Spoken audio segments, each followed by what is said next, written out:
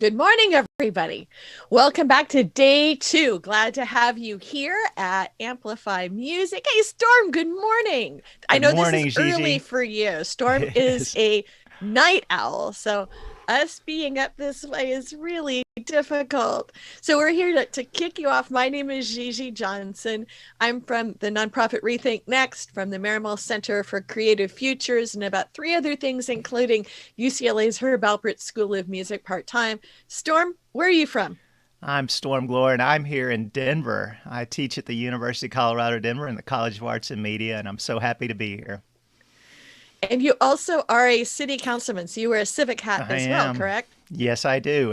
And to be specific, I am in Glendale, And I am Colorado. in Monrovia, California. We're in two different geographies, and we're going to be having people across the day in many different geographies. We enjoyed several different land acknowledgements across the day yesterday. Let me share. I am in the greater Pasadena area, but in Los Angeles County in Southern California. In the Los Angeles area, we acknowledge the Gabrielina Tongva peoples as the traditional land caretakers of Tovangar, the Los Angeles Basin, and the Southern Channel Islands. Storm, how about you guys? In Denver, we honor and acknowledge that we are on the traditional territories and ancestral homelands of the Cheyenne, Arapaho, and Ute nations, and indigenous nations, including the Lakota, Kiowa, Comanche, Apache, Shoshone, Paiute, and Hopi, among others. So we're really And glad. Oh, sorry, I go cut ahead. you off. No, go Go ahead. ahead. I wanted to mention, that last year, especially for those of you who attended Amplify last year, you might remember that we went well into the night, a 25-hour straight program to accommodate our international friends and so that we could have a lot of countries and cities and regions involved. This year, we're doing it different. We have a new program called Amplify Music Communities, and we will record those segments with leaders from those music ecosystems from various cities, states, regions, and countries separately. In fact, just after this program, our conference, these 3 days, will be presenting a segment on India and a segment on Colorado. So looking forward to that, and I wanted to be sure we mentioned that. And each of these are panels similar to our panels here that are 30 to 45 minutes with leaders talking about what's really happening in their environment. So these are all pre-recorded, so it's time zone efficient for everybody and effective. But we just recorded India just a couple days ago, right? Yes, yes, just recently. Looks great. And then we're here with many wonderful organizations. You can go to our collaborators page as well as go into the expo hall and on the global collaborators page on amplifymusic.org. You can see the 45 plus organizations who have collaborated on this event. You can also see a list of our featured sponsors. Let me share our four gold sponsors who've stepped up to the plate to really support us this year in terms of both financial support and community support. And that is Lyric Find. And you heard actually one of Lyric Find's sessions yesterday with Be Present Everywhere. Cash, which is the Creative Arkansas Community Hub and Exchange, cashcreate.org. Bandzoogle, who has been very helpful, and you heard them, or you heard one of their panels supported yesterday, and you'll be hearing their CEO today. And Tully, and you heard Matthew yesterday from Tully, the Tully app, which works with many different artists to provide a phone-based tool set for them to create and market. So all sorts of great folks. This is just a small set. We'll share some of our other sponsors as the day goes on. Let me just welcome you. You may be listening and watching us on amplifymusic.org's homepage, where we have a live stream running all day. The live stream from yesterday is already on that off the webpage. You can get a link to see all of the day one videos. It's broken out into two videos. Otherwise, you're enjoying us in the Hopin app. So in Hopin, you can find us today on the main stage for most of our sessions. You can go to sessions later in the day, toward the end of the day, I think 2 something Pacific time. I know everyone's got their own time zones they're dealing with. We have mixer tables where you can come in and talk with people, panelists, guests, other attendees from around the world, as well as we'll have networking one-to-one sessions where you can go in and Storm. You met several different people on a one-to-one basis yesterday, right? I sure did. It was really fun. Really fun. I encourage everyone to participate. And in the expo hall, we have a help desk, which I think happily sat there very quiet yesterday with no one banging on their doors for help. If you do need help, go in there, as well as in the expo. We have various other places and essentially exhibits of our various hosts, including, I think we have a few swag bag items there as well. So we're going to swing into session 2 in 2 minutes. So we're going to hang up our hats for a minute, and then I'll come back and introduce session 2.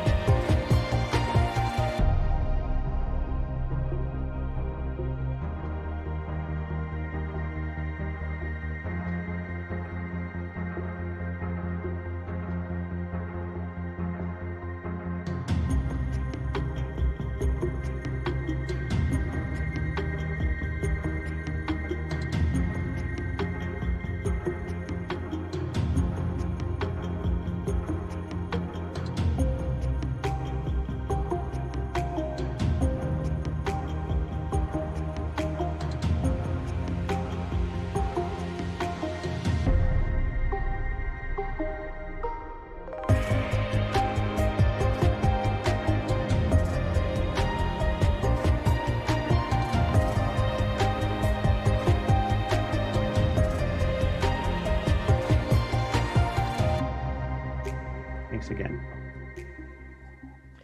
Welcome back. Glad to have everybody be here. We are rocking and rolling today. Again, if you're in Hopin, you're finding us on the main stage. If you need to go astray out of Hopin, go find us at amplifymusic.org at the live stream. So I am excited. This is one of our best supporters, especially that Majestic Collaborations was hip deep with us this time last year when we put this program together. I welcome you to session 9, which is Rebuilding Arts Organizations in 2021. And Matthew Cole, can you take us away? Thanks for having us. And I hear somebody's Slack going off. Is that mine? Let me silence that. We're the first session. We're really appreciative of that. And we've learned from our friends in Canada about acknowledging the land that we're calling in from. So my friends Molly and Kate are coming from different places, but we think it's good to acknowledge where that is, even though we're in a digital spread out way. We're still coming from places, and those places have a history.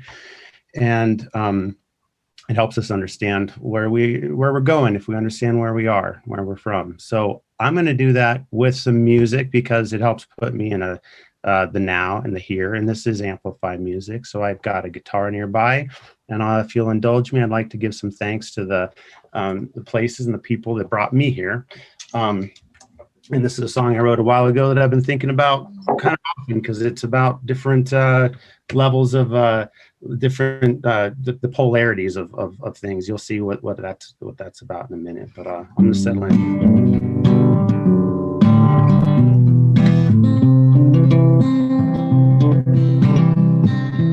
Coming to you from Denver, Colorado, the home of the Cheyenne, Ute, and Arapaho tribes, giving the acknowledgement to elders, past, present, and future.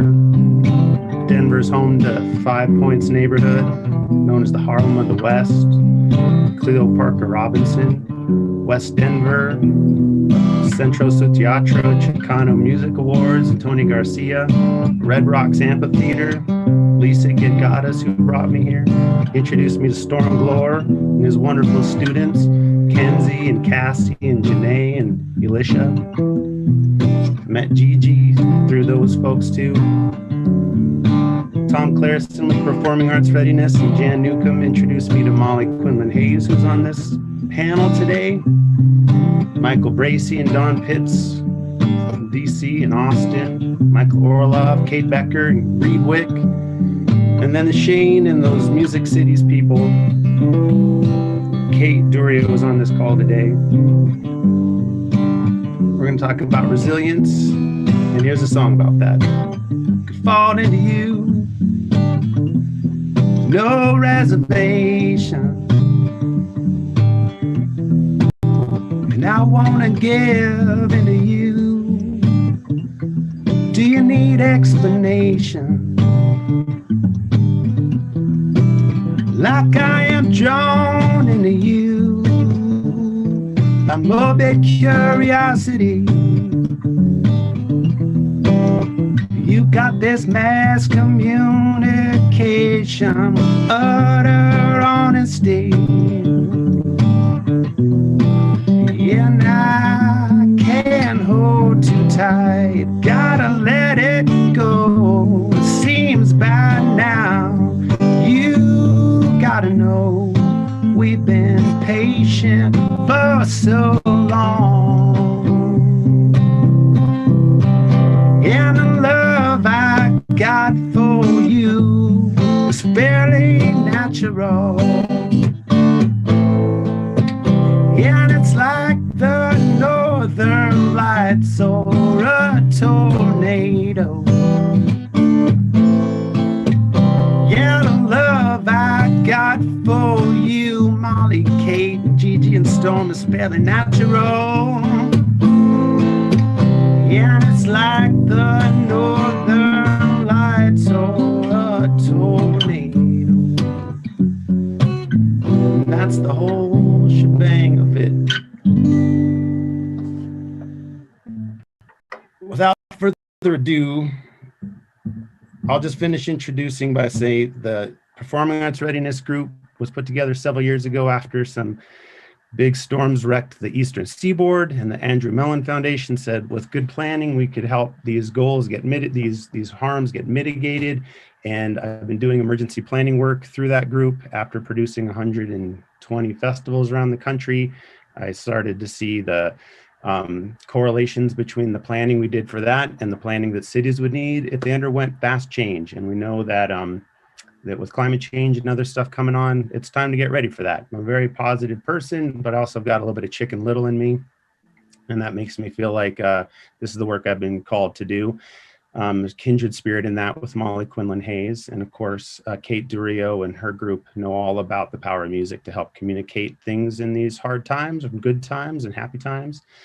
So we're going to talk about this in arts organizations from a couple of perspectives today. And in fact, they're sort of polar in some ways, like a northern lights and a tornado.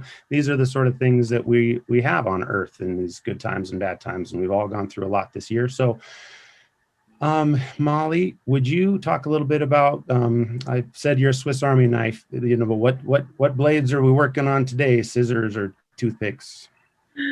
Sure. Thank you. Good morning, everyone. I'm Molly Quinlan Hayes, and as Matthew mentioned, I'm kind of representing a triumvirate of arts service organizations today, the Performing Arts Readiness Project, the National Coalition for Arts Preparedness and Emergency Response, known to its friends as NCAPER, and Arts Ready, a national initiative out of South Arts. And all of us are trying to help the arts community, artists, individual artists, as well as organizations become more resilient and create a better national safety net for whatever kind of crisis folks experience. And I'm speaking to you from North Georgia, the ancestral lands of the Eastern Cherokee and the Lower Muskogee Creek people. And thank you, Matthew, for starting us off with a reminder that as much as we're going to yabber and talk for 30 minutes, it's all about the music. So thank you for starting us there. We, as we kind of prepare for this session, talked about the last year has really been a time of arts organizations doing a lot of resetting and in a lot of different ways. And as we talk today, I'd like to explore some of the ways that we've seen that happen in ways that are productive and healthy. And I would say so much of that has been about looking outside of the organization and connecting with communities. And I know we're going to talk about that. And as Kate talks about how we can build back better, how we do those outside connections and collaborations. And I also hope we'll talk about the fact that this has been a time, hopefully, for a lot of self-reflection and really some existential conversations and reflections. And for some organizations, that's meant some rebirth. For others, it's meant a time to think about what that future might look like and how the life cycle might be in different places, up or regenerating, or even looking at some endings. And so we want to be able to have that conversation today in ways that we can help organizations wherever they are in that cycle to do those next steps in a way that's healthy and respectful and celebratory. I'll pause there and toss it to Matthew or to Kate. Yep, I'm really excited that Kate was able to join us. We first met in Lafayette, Louisiana, when Music Cities was there, and she worked for the city government and that's there. And I might even pull up a picture here in a minute of us hanging out in the crowd back when there was concerts. But they are so lucky to have her as their executive director now, and for North America, our CEO, some initials.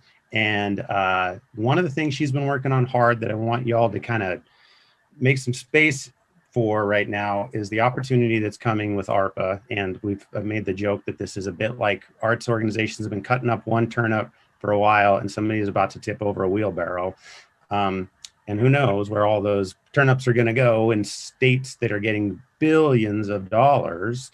But we think there's some great ways to plan that helps the things we all are close to us. Kate, please take as much time as you can. Just talk for a while, would you, about this moment we're in, what you're going to do about it? Sure. Yeah. Thank you for having me. Good morning, everyone. I still am in Lafayette, Louisiana. I'm from here, moved away and came home, and I'll follow Molly and Matt's lead and say that I'm in the home of Cajun and Creole culture here in Lafayette, as well as in Lafayette, the middle of the Takapa territory here. So we have been with Sound Diplomacy working so hard to celebrate music in a way that we all miss it. We know that this is something that we haven't been able to experience for so long. And, in Lafayette, we have a World Music Festival, if you don't know, this week, usually, with 450,000 people that come for Festival International. And we haven't had that last year or this year. And they've molded to the times, as many arts organizations have. And it's been really, inspiring to see how things have progressed and how really creative and innovative people have been. That was at Festival Acadien at Creole that happens every October. It's our second largest festival. Both of those are free, by the way, if you ever want to come to Lafayette. Happy to be your tour guide. But we really have seen, like Molly said, a reset of these arts organizations, which, we can face it. These arts organizations are always in react mode. They're always in struggle mode. They've never really had that forced reset. And there's really an opportunity that exists there from a framework perspective, from a refocus, from a strategic effort. But combined with the turnip cart overturned, as Matt put it, with the American Rescue Plan Act, or ARPA, there really is an opportunity to really put some investment in that we haven't seen in generations towards our arts and culture infrastructure, and really understanding and building back better in relation to this reset that we're talking about. So, this really afforded agencies to do better and to think about what they really should be doing and want to be doing that's going to be helpful in a way that we haven't had a chance to do that. It's sort of just built on these old policies, built on the old way of doing things, and we tweak a little bit, but this was really kind of like, okay, we're going to kind of throw this out and start from scratch. And I think that that helps them be more ready and more resilient too, as we've seen more factors from weather to worldwide pandemics, a lot of outside forces that really have forced our hand.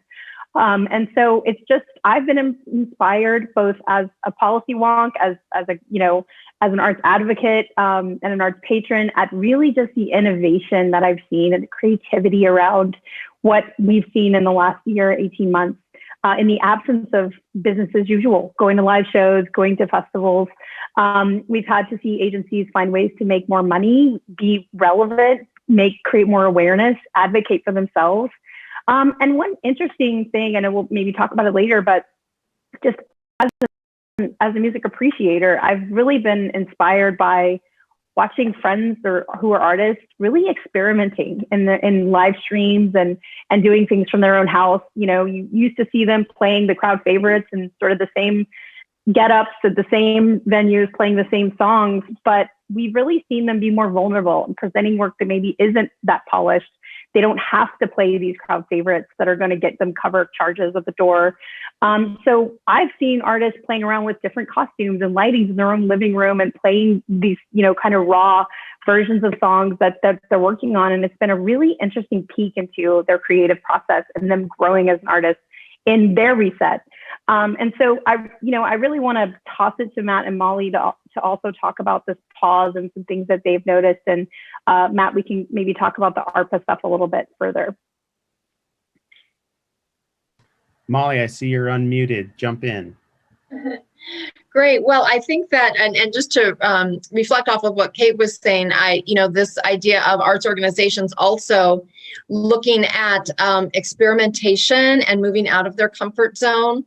And one of the things that I've seen is the need and the hunger in a lot of ways for arts organizations to have these really foundational conversations, and necessary ones, particularly between staff and board, about taking more risks, knowing that we're in an untried time and situation, and what is your tolerance for failure or for experimentation, because that's different for every organization.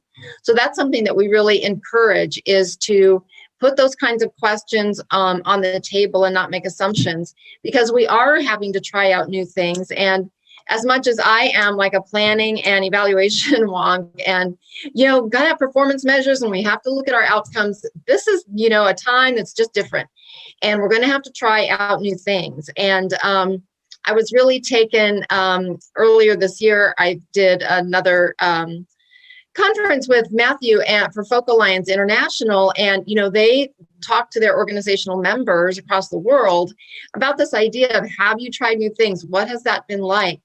And like half of them said, we tried something new. We didn't know what the outcome was going to be, but the effect it had on our people in terms of their morale and their satisfaction at just being able to step out there into the community and try something together was worth it. So many things that go beyond, revenue or measurements or anything like that. So that's something that we are seeing as a really healthy piece, I think, is to step into that unknown, not knowing exactly what you're going to get out of it. But also you need to have candid conversations about what your threshold is, especially if you're, risking financial assets or other kinds of things of value. So yes.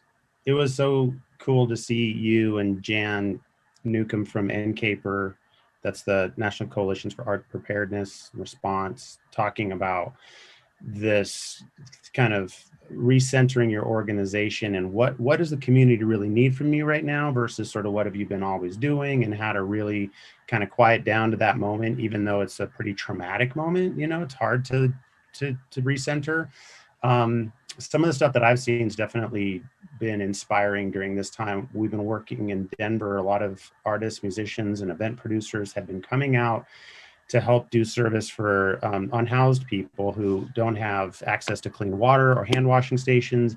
And we've had 25 volunteers every Sunday come out. We build water stations to drink and to wash. And and do art and to kind of be in that space, and mutual aid. I've learned a lot about that word this year, the difference between charity and solidarity. Boy, it's a big difference of who's got the power versus like who's going to share mutually with each other. And I've seen a lot of musicians engaging in human rights, civil rights, racial equity stuff this year in a way that was Civic Center Park in Denver was full for weeks and weeks and weeks, and there was music there every day, and that really helped to get centered. And the part I think I would encourage people to go back to that Folk Alliance, the recordings of that, if they are kind of wanting to understand what some of the organizations where NITO came from and what NEVA's doing, and some of these, organizations, if you're in that world, there's good resources in there. And then I will throw out that we are putting out a survey towards this community resilience. Let's see if you can check out this art. Here's the idea quickly, is that if you're an event producer or working in the kind of world of putting together large gatherings of people, you're making a temporary city. And so why not be available to your community on stormy days to help in disaster and sunny days to make ticketed events? This is the sort of curiosity we've got, is how many people want to be involved in this, because we think it could add a lot of resilience to your job if you have that other skill developed. And also we want to see arts. I think, Kate, I'll throw this to you about helping the industries in the sector, this music sector, get appreciated for something other than kind of making parties, and which is true. But what else are we good for? What else is music good for, Kate? Well, I mean, as we saw in 2020 with a lack of music, we really kind of lost a sense of community and gathering and shared experience. And in that way, music really provides an opportunity to be a recovery tool, not only in a financial and economic way, but also in a social and health way. So, music also is one of the fastest industries to get back to work. You don't have to wait for businesses to rescale up, to get their books right so they can bring people back on. But we're talking about, gigs that are relatively affordable. And to be quite honest, restaurants and bars and venues are anxious to get people back in their places. And one way to do that, one draw of that, is music. Another thing that music is really good for is it's a quality of life, point system, right? And music is very high in the points. And so what 2020 also showed us is that we're a completely migrant workforce now. We can work from anywhere. And so music becomes the economic development tool, along with the rest of the cultural sector, in providing a place that workers want to be, and with them come their own jobs. And that's also a really big shift in how we do things. And so all these economic development offices that have put so many resources towards ready sites, development ready sites, and working with land and businesses, now have a totally new arena to be focusing and adding those resources toward. And again, really could not be more opportunistic about the American Rescue Plan Act. ARPA can really funnel some money into these efforts in a way that we really haven't seen before. So just for reference, some like in Wisconsin, for instance, they went from having like a $35 million annual budget to having like hundreds of millions of dollars with ARPA. So there's just a really big opportunity to put some of this money to work. So with our work with sound diplomacy and measuring and doing mapping work and regulatory assessments, there's really a lot of tools in this kit to build back better. And ARPA provides an opportunity for places that could never afford to do these kinds of things to actually equip themselves with this information and metrics in a way that we've never been able to experience and benefit from. And music is one of the easiest things to do. It's one of the easiest infrastructures to support. It's one of the easiest regulations to start putting in to be more friendly. It's really just that we don't have those tools readily at our disposal. So again, ARPA is a really good opportunity if we can direct those funds, because it's immediately relevant to what the act lays out to. We're so excited to be working on that. And Alicia and Jenny with Majestic have been hard at work with you, and we're excited to help bring stuff to the mapping of areas to kind of understand what the creative sector's resilience vulnerabilities are, like especially where do venues fit into shelter in place or other ways to make venues enhanced to host people. NCAPER's been working on that for a long time with stuff like the Cultural Placekeeping Guide, certainly worth checking out. This is about how to make a network in your area. This is the kind of stuff that when we're looking for these types of federal dollars that are now a lot more available, if we say, hey, we want to build in equity and equality and accessibility from the start. These are very difficult things to add later on, but if we do them in the beginning, it can be much better. And Molly, in the minute we got left here, why is something like a midwife has a doula, and then doulas also work in coming into life and going out of life, right? And so some people are amazingly talented and have figured out ways to enter into that space when venues are closing down. And how many have we lost, Kate? Like a bazillion, right? There's a lot of organizations, nonprofits, and rock and roll, sticky PBR on the floor, lots of places closing. Molly, your group with has been working on helping to make those transitions to shutting down less catastrophic. A little bit about that. And I think a good time to add links in the chat, please, Kenzie. Yes, thank you. We'll put some links for particularly the NCAPER toolkit that we are building, the arts organizations at a crossroads. And this is really recognizing the fact that, yes, some organizations have had to go into hibernation mode. Some have had to reconsider, whether they're actually going to continue either at all or in a different phase, such as merging or being absorbed by another organization. And what we're really committed to at NCAPER is wanting, regardless of what that existential or life shift looks like, that we don't lose these incredible assets. In the recession, so many organizations just had to suddenly close up shop, and their records, their archives, their founders, everything just was behind closed doors. And so these resources that we are now offering free to the community are about that idea of let's not lose that, whether you just want to collect it, transfer it, record it, or just consolidate it because before you get back up and running 100%, you have the time now to do some of that, that collection and that celebration to make your lives easier as you move into your next phase of development. So those are all available at ncaper.org. And I also just want to take 30 seconds to channel Malcolm White, this incredible former director of the Mississippi Arts Commission, who after Katrina was so a driver at a state level and a national level, and saying, our communities can't come back until the arts and the culture and the music and the story comes back. And so as Kate was saying about ARPA, this is a chance to be at that table, these larger conversations, and just really communicating the fact that without the arts and culture and story at the table and being part of building communities back, we aren't going to be as resilient as we need to be for whatever happens next, good or bad. So I just want to advocate for Malcolm's wonderful points. Thank you both so much. Thanks, Storm, and your wonderful cadre, and Gigi and your folks who put this together. It's a heavy lift, and we'll have some links for you if you're interested in doing any of these classes through Performing Arts Readiness. Head on over there. NCAPER's group is good. And then also we are launching programs with Artemis Gatherings for trainings for folks who want to be cultural community resilience responders. And so this is experiential learning opportunities at the Artemis Gatherings, and we have funding to do that thanks to the Mellon Foundation. Thanks very much. And Gigi, tag, you're it. Excellent. Well, thank you. That was a great panel to get us started for the day. We will move from here into what's happening in music education in 2 minutes. See you shortly. Thanks.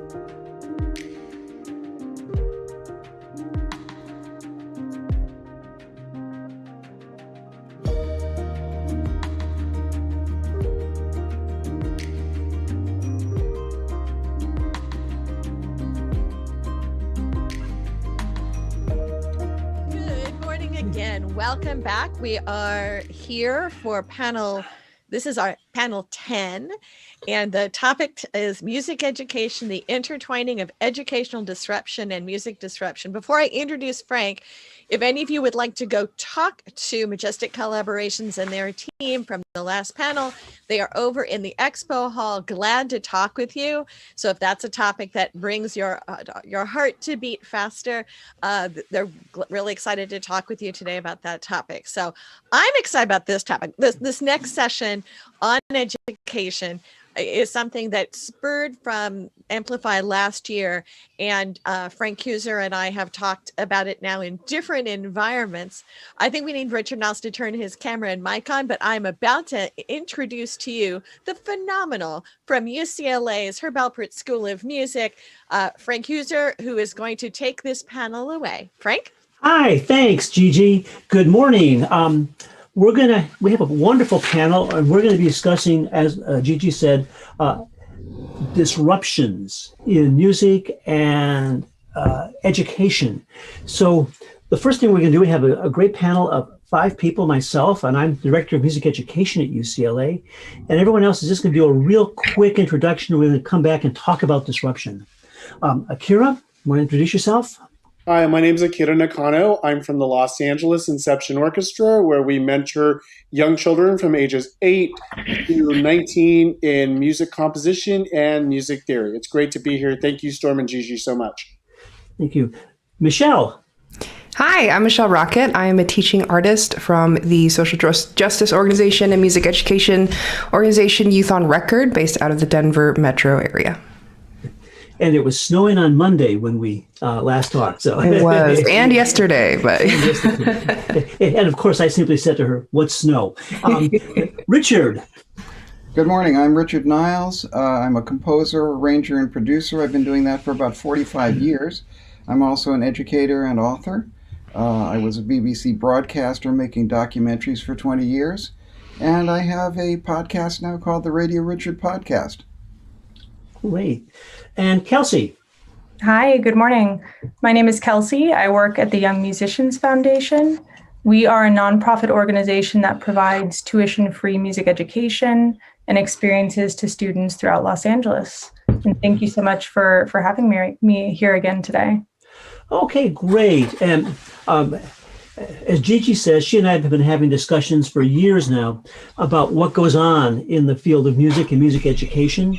And the word disruption keeps coming up because a lot of things in music education tend to be static, or all education tends to be static.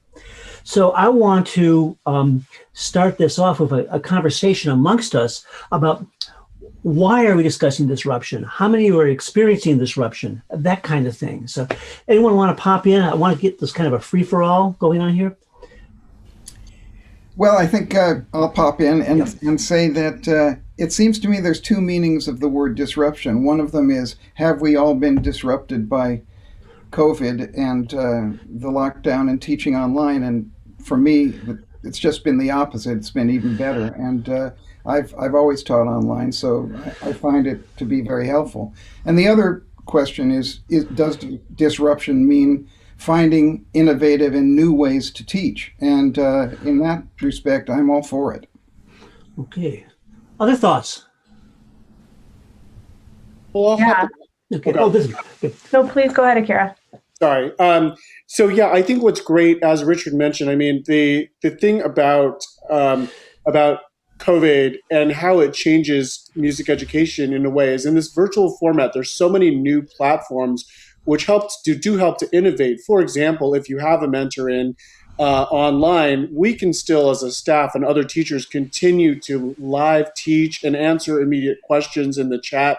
So there's this new interactive way of actually expanding and paying more attention to kids. So it's a new method. And I think how we figure out how that can continue when we go back to hybrid format will be great. Kelsey, sorry. No, I mean, I completely agree.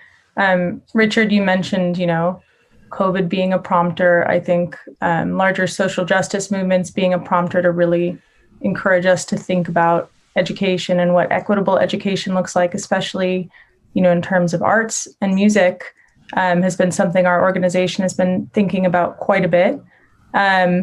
And I do think that there are opportunities through, some of the challenges to maybe think about this remote structure as a continuing opportunity for equitable access. But that being said, I do think that, kind of going again off of what Richard said, we may have needed this disruption to kind of really prompt us to start making some changes in education. And Frank, you mentioned it's stagnant, and I would agree with that pretty wholly. Yeah. Formal education tends to be stagnant and only responds to prompts from the outside. Nothing in a university would change in any department unless there were reviews every 5 to 10 years. And that prompts at least some examination. Michelle, do you have some comments on this topic? Yeah, I will wholeheartedly and humbly admit that when I first heard about this panel, I immediately thought about the disruption of COVID, and that was it, because of how much interruption has happened in the music industry, how much interruption has happened in education. And so learning about the additional context and concept of disruption was wonderful. But I will say that in this time, we have been able to reimagine what we are capable of doing. And I think that reimagination is a very important part of the process in order to get to innovation and in order to get into more equitable access, as Kelsey was saying, was because we also saw at the very beginning, I work with public schools as a community partnership. And in that time where we first went remote, between access to technology and to those things became larger. So it's having to address not only how to adapt music education and online learning to that format, but also what do we do about this increasing gap for students and for people that we are trying to reach. So I think to reimagine is going to be a very important and probably critical stage right now as we go into another school year, as we end this one and we take what we learned and what was valuable. But I think we're at a very critical breaking point, because I know a lot of teachers are looking forward to going back to an in-person model. I had a hard time figuring out how to pace things, on an online format. But it's all to say that we can take this weird year of having no distractions almost and being able to reflect on how we can apply that to the upcoming year. Yeah, a weird year. One of the things that, just responding to what Michelle said, I was amazed as when I had issues with teaching, I thought it wasn't working, the students wound up being very helpful. They were more than happy to jump in and be part of this process of figuring it out. So this was a valuable part of the experience, and is something we need to take into our teaching in the future. The other thing with me, this is an opportunity to actually re-examine what actually takes place during music learning, okay? And how it's compartmentalized. What is music learning? What are the emergent properties, the social equity issues and so on that come out of teaching in certain ways, and how we can improve that. Any other thoughts on this? Well, I think it's quite interesting what some of the people have said about this, because it seems to me that there is a problem, in my opinion, about music education in general, and that is that it's very technically based. It's very mechanical almost. Everybody has to hit the same goals, and I must say it's gotten, what I see in students is technique above expression. In other words, we're producing a lot of musicians with phenomenal tools and many skills, but with not much to say, not much of a personal story to tell. And what I've always done in my teaching is try to find out what that personal story is for each student. And really, I think if you have 23 students, you can get 23 attitudes if you ask them. And those attitudes are after all, we're expressing something with music. Music isn't, the techniques of music are just tools. They're like a fork. Mm-hmm. The food is important, not the fork. So the music is important, and what you have to say with the music, and not the technique. And I find there's way too much emphasis on technique. Not that I am against it, because I think technical skills are really important, but I do think that we should be encouraging students to tell personal stories and find their own attitude about what music they want to make. And that's one thing that I think that teaching online has done, because it kind of concentrates your mind on the screen, and you're now talking to somebody and they feel, especially with private teaching online, they feel very free to talk about their attitudes and their own personal view. So I think this is all a very interesting area. My take on what you just said is very important, what you're saying. I've been in contact with my graduates this year a lot because of the online thing. And I've just watched some of them as they create virtual choirs or virtual bands and orchestras work with the individuals. And these individuals are becoming more musical because they have this interaction one-on-one with someone who's concerned with this issue of musicality. And they wouldn't be able to do that in the ensemble. They'd be worried about the 60, 70, 80 kids in the class. Akira, you've talked about the need for developing technical skills emerging from what they want to say. Could you elaborate on that? Well, sure, yeah. So I really believe, I had a background at the Colburn School of Performing Arts here in LA. So it was a very curriculum approach to music. And so when we formed our organization, we wanted to go at it backwards. We wanted to say, let's do creativity first and let kids develop their personality, just like what Richard said. What do they want to create? And then back in the music theory, because of course music theory is important because you need all of that stuff. But if you don't have anything to relate it to that excites you, how are you going to be interested in it and how are you going to learn it? And I think we're finding that this is a much better way to teach. And then one other note, what also dovetailing on Richard, is in our curriculum model, not only do we do group classes, but we do private instruction for each individual kid as well. And that is how you truthfully develop, I think, develop the needs of each individual student. Michelle, have you?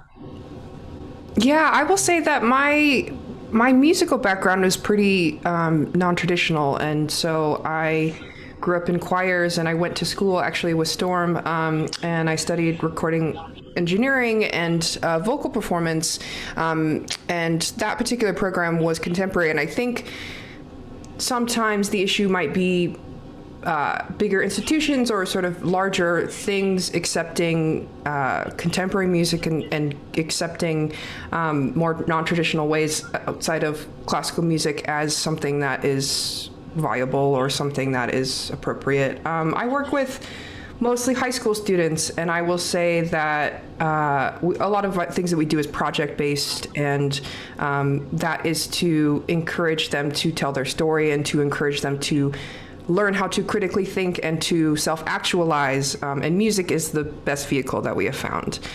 So that I think is what, as everyone is saying, is that we can have the tools, but we need to encourage the stories and encourage the expression above all else. And so, yeah, I think it's been a very interesting time because I do think that students are more likely to share more about their lives, more personal things, and also just being unobserved when school is such a place to always constantly be monitored or constantly observed. They're willing to share more. However, I'm struggling to find ways to create a classroom culture between the students. So I have a connection between them as a teacher, as an educator, but I'm still trying to figure that part out. And I don't know if y'all have had luck with that, but I need to incentivize them, right, to come to class, to be social, and a lot of that is the social aspect. Yeah. Really quickly, I just wanted to follow up, Michelle. I mean, what you're saying about the connection resonates so deeply, but I also think about for myself, like how connected, do we as adults feel to people through Zoom? And I think it's definitely more challenged. So I know for our students, it's been the same, and our teachers, our teaching artists have mentioned similar challenges. I do think, something that's kind of encapsulated by what we're talking about here is this idea of, and Michelle, you essentially said it, we've all said it in a different way, but music being this vehicle or this space for social emotional learning and development. And, this is obviously blowing up in music education as a theme this year. There's incredible work coming out of the New Jersey Department of Education. They've developed this incredible matrix that shows social emotional learning intersections with the visual and performing arts standards. And there's something about this year that feels like, as trying as it has been and as incredibly difficult and as challenging as it has been, I'm having different conversations with our administrators and our partners than I was in the past about the function of our programming in their schools and in their community centers. And those conversations, are less about, for lack of a better way to say this, kind of checking the box of having an arts program, and more about the depth of that arts program and what it does for students as whole young people. And not just young people, because our organization works with adults, and we work with, workforce development programs through Homeboy Industries.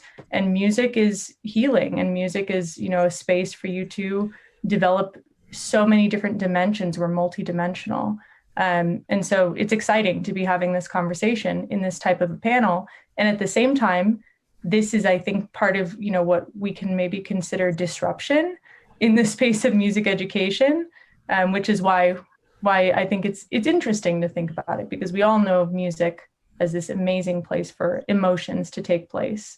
But it is disruption when we think about traditional Western Eurocentric music education. Yeah, I'm going to pop in. I had the amazing experience for a couple of quarters of teaching a songwriting class based around songs of the COVID pandemic. And we small groups of non-music majors at UCLA. They're called Fiat Lux classes, 20 students only. And very few of them were familiar with any kind of production software. They all embraced this.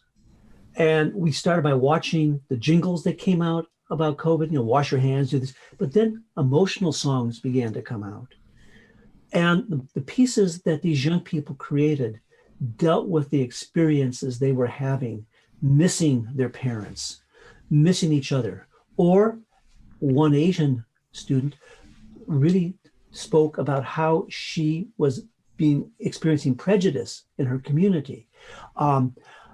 The neat thing about this, we used the little breakout rooms function, and small groups, the young people who were all over the world for this classes were able to connect with each other and support each other. And they learned that they could really positively critique each other's work and grow by talking with each other. And the final concert they gave of their songs, everybody was so excited to be there. The young lady who was living in Bombay at the time woke up at whatever ungodly hour that was to come to class, that kind of thing. So there are some real possibilities here for human connection, and that we need to learn from and realize that may be one of the most important things we do.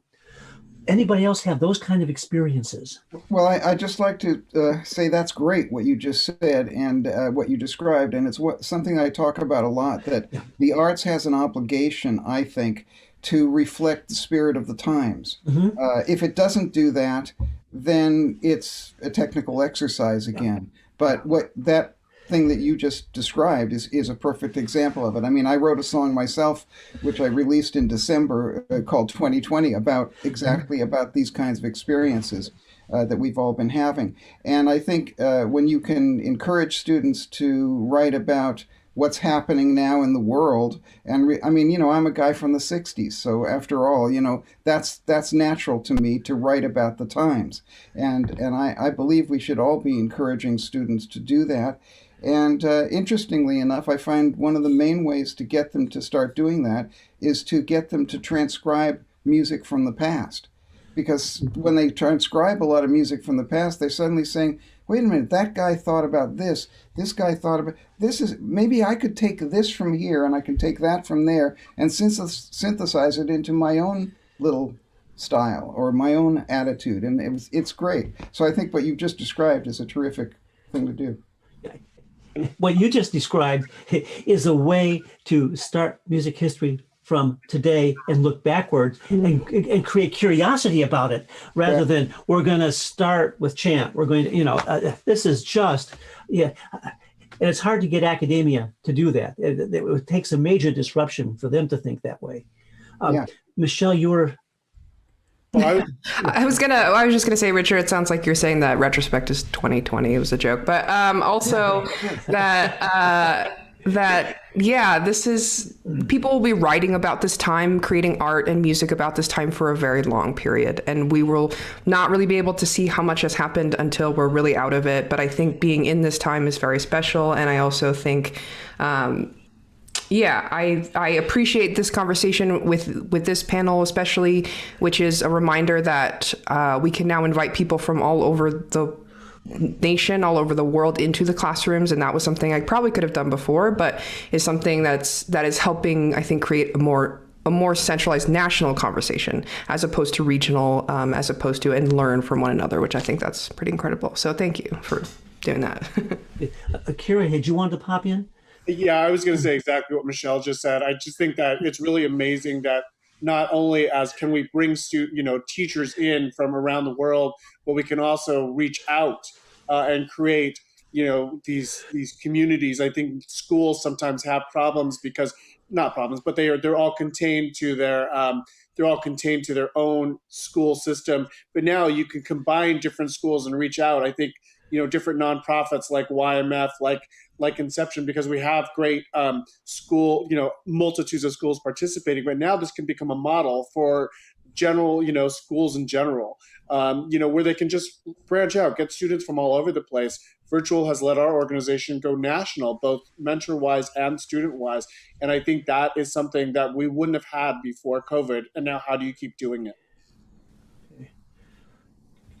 Kelsey, did you have any thoughts on this? I mean, I think everyone captured it. We're all in agreement. The idea of, globalized access is incredibly exciting. And I think it also helps us consider some of the challenges that, we think about when we talk about potentially the need to disrupt music education a little bit, which is the traditional model, at let's say like an adequately funded school, is you might have a band program, you might have a choral music program, and is that all that music is? And we know, of course, that it's not, but we also know the challenges, that come with asking an individual band teacher to take on an entire program and teach music, in all its different facets. And so the idea that you could bring in a music technology expert and video them in and have them support and mentor your students and bring in different disciplines and capture and engage your students in different ways through music is something that I hope we're going to hold on to as like one of the positive takeaways, I think, of this really challenging time. This brings me to the issue of how can those who are in the K-12 settings access the kinds of activities, expertise, and educational knowledge your organizations have? I mean, how can we break the wall down that tends to be there? I mean, I suspect that when we go back to in-person teaching, everyone's going to want to regroup around what they've always been doing. But people eventually are going to go, wait a minute, there were some neat things there. How can we cooperate with? How can we partner with? How can we create bigger communities than just ourselves? Any ideas on how that might be possible? I mean, very quickly, our organization pivoted like so many incredible arts nonprofits did. And we had a turnaround where we launched a pilot for an online music academy within, I want to say, 3 to 5 days. And what that taught us is that we actually, it helped kind of synthesize and really think deeply about what it is that YMF does. And what we realized is it's filling a space that's not always being met in music education. And one of the key pieces of that is the idea of a culturally affirming and culturally responsive music education. Our teaching artists do this exceptionally well. They're incredibly passionate about this. And so that's something we're going to continue. So that's something you can be on the lookout for from YMF, I would say, in this next 6 to 12 months, we'll be developing it. And we see that as an opportunity to help provide resources to music educators throughout the country and perhaps beyond, if they want to, go to culture bearers and get a sense of, how to bring different cultures of music into their classroom authentically. And so that's on the horizon for us. That's fantastic, Kelsey. Other thoughts? Well, for us as well, for us as well, we're also bringing in world music now, and I think that ability to like have people literally dial in from like Japan and Australia to teach koto and to teach, the didgeridoo. I mean, I think those are things that are really, really great for our students, and so I think that is what we need to continue. And these organizations outside just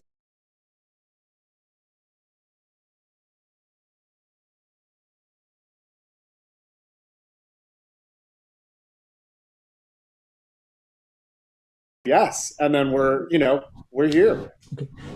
Michelle, you're involved with schools right now, aren't you? I am, yeah. A couple approaches that we use in our pedagogy is trauma-informed practices, which I think in some shape or forms we have all experienced trauma in this time, which all means is like something bigger, an event or something is bigger than we're able to comprehend, right? So our students will be experiencing this, and by acknowledging that, we are then creating safer places to learn, safer places to be, and to invite their whole selves into the environment of school. And that's what we want as music educators, is want them to bring them whole selves to express and to be able to bring. So that's part of that, and I think that will continue, especially, and we have to take into account that this last year will be the same. So that will be something that will be into heavy consideration as we approach the next year or so. So that and connecting to music industry, that's something that started before and will continue also, and it'll look different. And we're all kind of here in the conversation to figure out what that looks like. Great. We have less than a minute left. Anyone have a quick word they want to throw in? Okay. Everyone. Oh, yes, Richard. Are you just? Well, he just wants to say he's wanted to say thank you to everybody for all their great points, and these are the kinds of discussions we should keep having. Yes. And nice teeth. Yeah, I brushed his teeth earlier. I want to thank everyone for going along with this conversation format rather than kind of like just you talk. This has worked out in a much more exciting fashion than we could have planned it. So thank you very much. I've enjoyed working with each of you today. Gigi, thank you for bringing us all together. This has been great. And thank you for moderating, and thank you everybody for being in this conversation. We will come back to the next panel in 2 minutes. Okay, great. Take care. Thank you. Bye. Thank you. Farewell. Good morning. Good evening. Yes.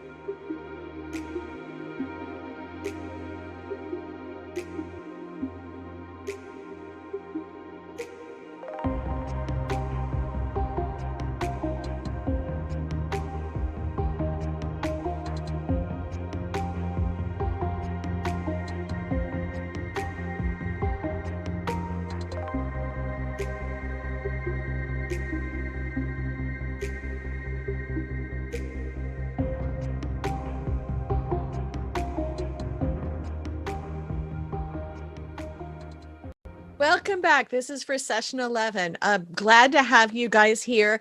There's so many great issues that come out of this next session. I want to just mention quickly, though, that there's research under a lot of this, and some of these fine folks are researchers and key people in the social geography and cultural geography and many other ways you might frame this space. We have two research sponsors now for this conference. One is UCLA's Herb Alpert School of Music, who is supporting both this conference as well as the follow-on community research, and MIA, I'm always messing this up, Music and Entertainment Industry Educators Association, who's also helping support the community efforts. But we have a fabulous panel here. It is moderator-less because there are 5 fabulous leaders on this panel, and so we'll let them share their conversations. The topic is relocation, transformations of city centers and suburbs. And I will hand you first to one of my favorite people, Quenda Kefense. Hey, everybody. Nice to be here. Thank you for the introduction, Gigi. My name is Quenda Kefense, as noted. I'm now talking to you from the city of Ottawa, which is in Canada, in the province of Ontario, on the unceded Anishinaabe people. And I'm very happy to be on this panel speaking about this very interesting issue that connects to a lot of my research. In particular, this whole question of centrality. So my background, I am, as my background may indicate, I'm a DJ and performer. I've been doing something called Time Code here in Ottawa for about 15 years, which has been an underground and independent club night. And in addition to that, I've been working in cultural policy for the last 10 years, focused on, in particular, cultural industries and the development of the music industry here, developing music research and a music strategy.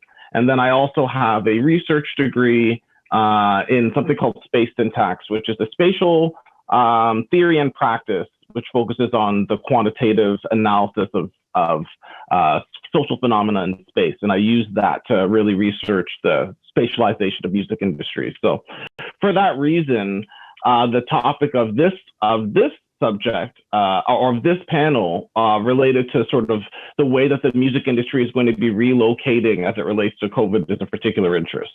And though it is moderator-less somewhat, I will be doing a little bit of moderating and just sort of keeping things flowing. And to that end, I'm going to pass it over to my right on my Zoom screen to Alex.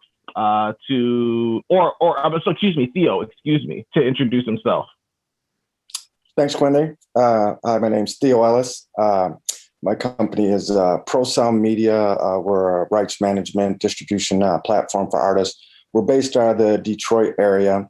I'm also vice president of Digital Currency, which is a blockchain distribution platform for musical artists as well. I'm also a student at the U of M, as you can see from background, in the School of Management. And as part of my curriculum there, I'll be heading up a research project this summer under the Economic Development Authority to study the effects of COVID-19 on the live music sector in Genesee County, which is where the city of Flint is located. Some people may be familiar with Flint from it being in the headlines of their water crisis they had. So that's kind of why I'm here to, lend my voice from the Midwest here. So glad to be here. Let's pass to Adam. Yeah, let's pass over to Adam, and then after Adam, we're going to hear from Elizabeth. Okay, thanks both. So my name's Adam Bear. I am a senior lecturer in contemporary and popular music at Newcastle University. Although I'm currently located, I'm talking to you from Edinburgh. I work at Newcastle University, and due to the relocations and complications of COVID, I have not actually been able to be on the campus for about a year now. So I am one of those people whose working practices have changed considerably due to the pandemic. My research is around cultural policy and the music industries, particularly live. I've conducted live music censuses of Edinburgh and was involved with colleagues at other universities in a UK live music census. and currently just wrapping up some mapping work with colleagues in Birmingham, which is looking at the sense, at the sort of changes and challenges of live music and live music ecosystems post 2019, which we started before the pandemic, but obviously that's hugely impacted that project. And I'm very much looking forward to hearing about the contexts from other places as well. Okay, there's lots of points of crossover already between our first two panelists, and next we have two Elizabeth C's. So this is going to be somewhat confusing. And the first Elizabeth C told me how to pronounce her name before I realized that I would be moderating. And now I'm afraid I'm going to get it wrong, but I'm going to try. Elizabeth Cowine? K-Wine. K-Wine. Okay. Oh. I was going to just jump in and save you, but. Okay, no, I did it to myself. Go ahead.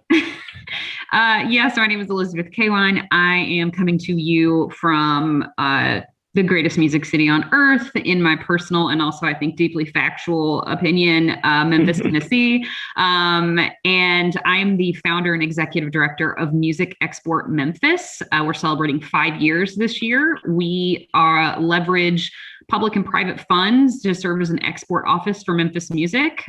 So everything we do is about creating opportunity for the artists and musicians who live here in Memphis to do what they do outside of our city, to get on the road, to tour, to showcase at festivals, and in all of that to represent our city and drive our reputation forward as a contemporary hub of culture.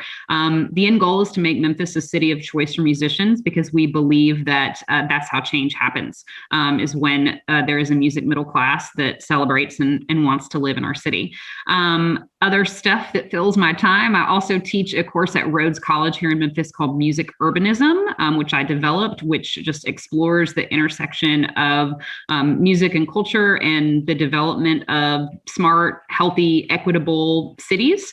And I spend a little bit of time every week at our community radio station, WYXR, where I host a show dedicated to contemporary Memphis music, and am an aspiring, very amateur DJ, like live event DJ as well. So one day, mad respect, but that's me.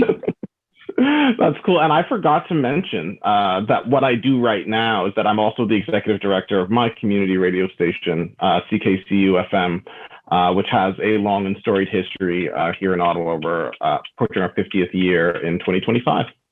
But anyway, next we have Elizabeth Currid, who now I'm realizing I've totally cited your work several times. Now that I'm reading your name, I'm like, wait, is this the same Elizabeth Currid who, and maybe you are, I think you are. Continue. I'm going to let you introduce yourself. Well, I think there's unlikely to be two Elizabeth Currid out there studying cultural industries without me knowing who the other one is. We'd be fast friends. So my name's Elizabeth Currid Halkett. I am the James Irvine Chair in Urban and Regional Planning at the University of Southern California, where I'm also a professor of public policy. Today's topic is really near and dear to me because I study urban planning, so I'm very interested in place. But my research is in the cultural industry. So my first book was The Warhol Economy, which might be the one that you're talking about, because in particular there I looked at the importance of place and in situ interactions for people who worked in the cultural industries. I've also studied the role of place, how it relates to celebrity and winner-take-all markets within the cultural industries. And more recently, I've worked on a book called The Sum of Small Things, where I actually looked at how we consume culture and how our consumption of particular kinds of culture indicates social position and impacts social and economic mobility. So I think actually a lot of this is very much wrapped up in geography. And I think COVID has really allowed us to think a lot about the role of place, because we, 20 years ago, people were talking about the end of place because of information technology. And COVID has reintroduced this idea of, can we work anywhere? And I will posit that we can't. It's more complicated than that. But I'll leave it at that and just say I'm thrilled to be here. So thank you for I mean, don't leave it at that. That's a good place to start it. in terms of where you're positioning your thinking about the role of space in the industry and the vital role of it in the industry in terms of the complexity of trying to remove it. Because I agree with you that part of what my academic practice with respect to space syntax and looking at space from a qualitative way and social phenomena in space in terms of configuration and the ability to measure that configuration is that we use space is a material that we use to make society. And so it's not that the two things can't be separated because we use one to make the other. And our configuration and our relations to each other spatially really are critical in defining the relationships of interaction that really drive our economy and drive our music industries. And so speaking to that, and maybe I'll jump over to Adam and just ask you in terms of, because you mentioned again the 2019 iteration of the survey that you were in the process of doing versus what happened in 2020. Obviously, in 2019, we were using space as an industry in a normative way. We used it to gather, we used it to make relationships, make connections, to drive the industry through relationships and co-presence. What do you think the effect of this COVID is going to be now when you're looking at it in 2020? And then how do you think we have how do you think it will reflect the way we've either mitigated or found new ways to use space?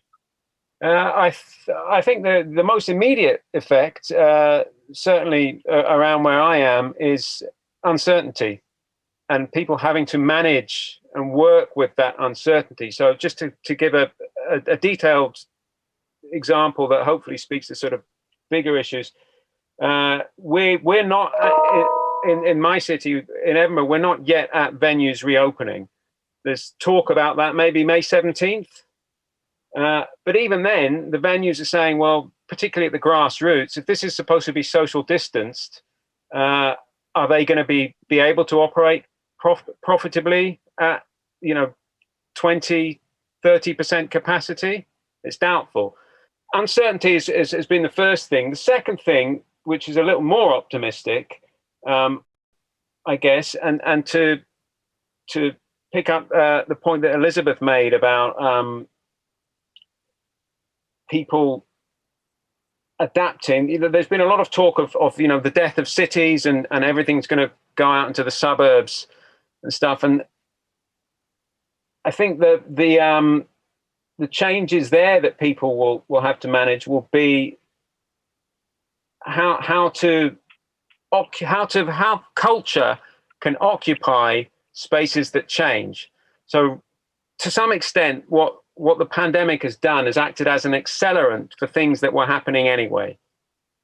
Yeah. So retail moving online, for example. Yeah, for sure. And a lot of city center spaces, to that extent, will struggle, may close, but that doesn't necessarily mean that has to be these kind of dystopian boarded up former shops. If local authorities operate creatively, then there's space for culture to move in there and reconfigure city centers. Elizabeth, I feel like this connects what Adam was saying connects to your work. So I'm going to ask you to jump in and maybe follow up there. So I agree with sorry. Elizabeth, I'm sorry. Oh, other Elizabeth. Sorry about that. My apologies. Elizabeth, I'm sorry. I met Elizabeth. K. Wine. But we'll go back to you, Elizabeth Currid, after we hear from Elizabeth K. Wine. I'm sorry. I was ready to hear from other Elizabeth because I'm I don't know. No, I think that I think certainly the rumors of the death of cities have been largely exaggerated, but the idea of culture coming in to sort of change the literal streetscape or to fill in where we're seeing office buildings become vacant. It's interesting, right? I think that there is the question that floats in my mind is just the question of capitalism, and how we sort of continue to fund those efforts or bring investment into our city centers when that has largely been driven by, for-profit business. I mean, one thing that's happened here in Memphis, even during the pandemic, the one thing that didn't slow down was development, but it's been hotels largely. And we've actually had, there's been 2 hotels that have opened in our downtown center. And I think that, that is obviously deeply connected to the cultural space and the culture industry, particularly in a city like Memphis. That is the number one reason why people are coming to our city as tourists. They're coming to experience music, but also our culture more broadly. And so I think that, maybe even as we look at tourism as a piece of this conversation and the spaces and places that are relevant for that industry, I think there's an opportunity for that to be the sort of conduit to investment, and the way that this makes dollars and cents, I suppose, for culture to take in that role.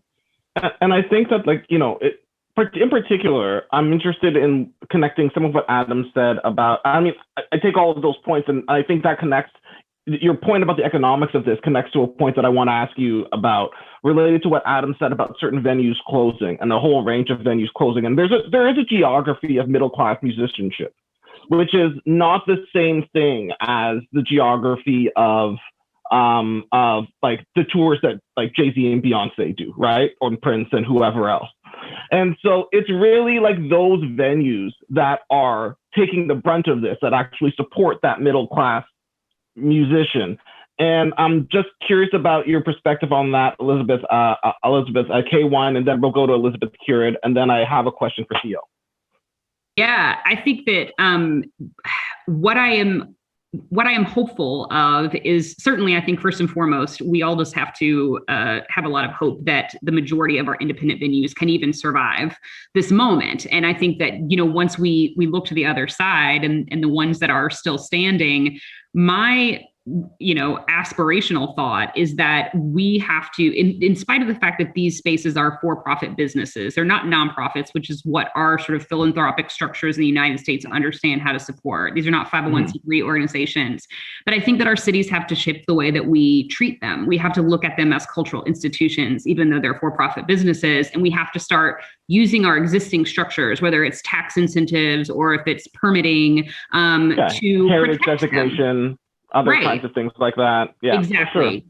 Because if we don't do that, they're going to go away. I mean, I wish I had a rosier thought on what the now looks like, but I think, we have to just sort of cross our fingers and toes that the majority of them even make it to the other side. No, I'm with you. You got to keep it real with that. Elizabeth Currid, you had some insights that we're all interested to hear.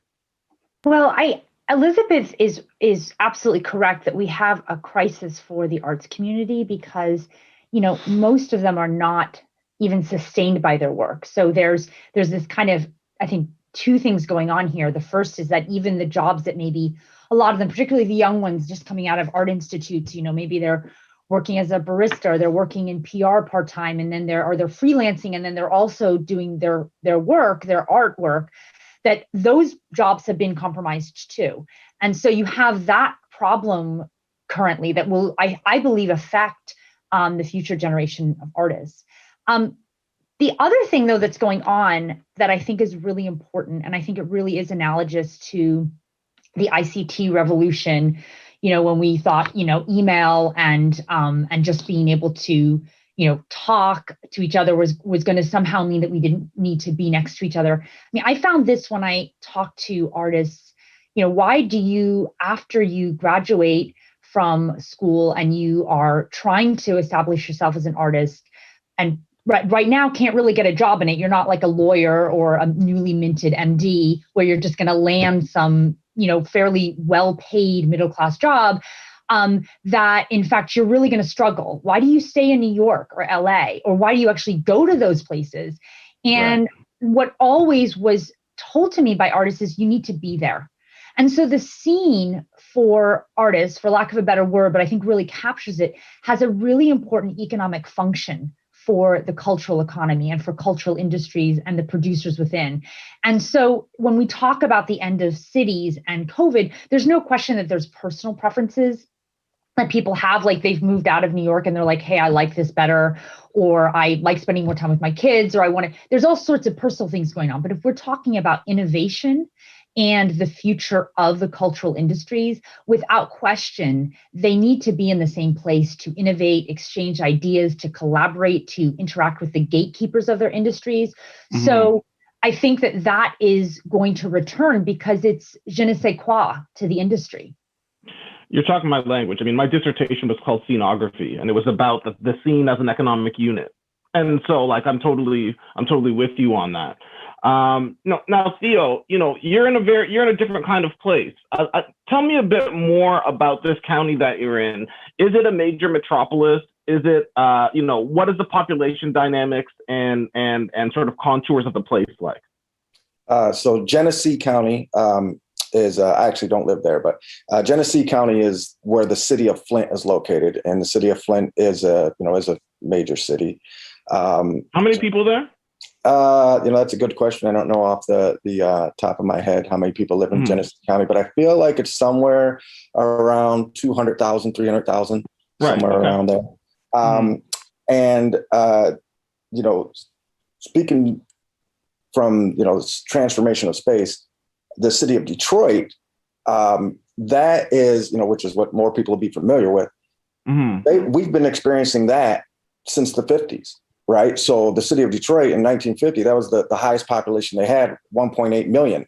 Every single year since then, it's declined. It's currently at around 600,000 people in the city of Detroit. They had years where they had 23,000 people on mass exodus for like 4 or 5 consecutive years. And what we've seen over the process of this is that there's kind of been an ebb and flow of it, because while people are relocating to the suburbs, the one thing that if they want to see a Tigers game, they still got to come back to the city of Detroit, right? And even their favorite venues, they may, they're saying, hey, I love to live out in the suburbs, but for all my entertainment, I still want to come down to the city for all my cultural events, right? And so we are seeing that. The other thing is it's also creating new opportunities, because while there may be some businesses that weren't sustainable and may have to shut their doors, when that happens, there's another one that says, hey, there's a great space that I want to hop in. And also some of the prices, of the leases have come down as well. There's been a great resurgence since I'd say about the 2000 era, where investors like Dan Gilbert have came in and bought up all this real estate and created all these amazing opportunities. And as a result of that, we've had companies like Microsoft, Amazon, and Google all relocate some of their headquarters and offices in Detroit. So, so it's not all bad, as I guess is what I'm getting at here. When we talk about, transformation of space. And I'm interested in a little bit more about that dynamic between sort of your county and Detroit. And do you feel as if any of that activity that was in Detroit is going to be moving out to the county? Or do you feel like there's still going to be this gravity that the city of Detroit retains because it's able to attract, more of this kind of investment and as you said, there's some sort of economic, there's an economic dynamism that's still going on there in the city, and a cultural dynamism with all of the clubs and the venues and so on that are still centralized. Yeah. So the city of Flint in Genesee County, it's kind of its own little hub. It's got its own thing going on. Yeah. And so, they have their own hockey team, the Flint Generals, their, OHL team. So they have their own entertainment hub there. They are notoriously known for gentlemen's clubs. It's a big hub there. So that, believe it or not, that's a big part of their economic, core. And so that's actually a big part of my research. I have to put that into my project. But what they have is that that's also a big spot for GM and Ford and Chrysler. And as those places have closed down plants and relocated, that's what's kind of driven the relocation for the residents in that area, because they have to just go out and seek new jobs. So it's not even a matter of them relocating because they don't want to live in the city. They're relocating out of necessity for survival. And of course, that then affects the economy within the city. So it's very interesting dynamic what's going on there. Adam, I'm curious. Elizabeth, we'll come. Elizabeth Keard, I saw your hand go up. We're gonna come over to you in a second. Oh, sorry, my bad. Okay, I'm just misreading Zoom like everybody else. That's fine. Adam, I'm curious in terms of your research about some of the factors that Theo just brought up. Large capital and sort of big business in the city, and the relationship between some of those sort of larger capital players and the music scene. Is there any of that, and how that affects and how that sort of, again, the buying up of land, this kind of thing, how it affects the way that the scene is centralized or diffused?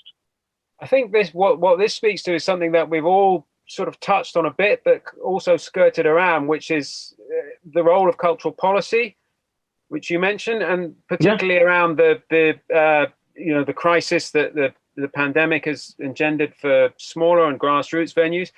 And to a certain extent, I mean, in Britain, the central government has put in an unprecedented amount of money into culture, which really is just kind of life support at the moment. But even at sort of city and town level, that is the kind of thing that government can help. They can have impact on. Or at least be aware of. They can have a significant impact on. Yeah, but just to consider music and culture in its strategy, so that you don't get the kind of situations where developments fly up and venues get priced out of the market. People can't, their operating costs get too high. I mean, that might be different now a little bit with if city centre prices go down, but historically that's been a problem in Britain and in other places. Issues about managing sound and whether sort of sound is seen as inherently a problem or a nuisance, or as part of culture that makes the city attractive. And that's where local authorities can kind of take a lead on that, have someone on their committees to oversee this, and just ensure that the grassroots are at least considered. Yeah, that actually was my job prior to me working at the radio station, and so I agree that it can have a positive effect. And I'd like to go over to Elizabeth Cowine to touch on that a little bit, just because we're getting into this conversation about the decisions that cities can make about right now, about the way that culture will flourish or not flourish in the future. And, you work for an agency that has that kind of future focus. And I'm just interested in sort of your perspective on some of what Adam just said. Yeah, I think that obviously COVID has really laid bare many of the problems with our arts ecosystem writ large, not just in music. And I think that cities have a great role to play, and particularly in recognizing the ways that we have built our brands and our tourism strategies and our talent attraction strategies for decades off the backs of artists, but we haven't taken the necessary steps to invest and to advocate for and protect them. So I think, looking for protections for venues and cultural districting is really critical, as I was talking about earlier.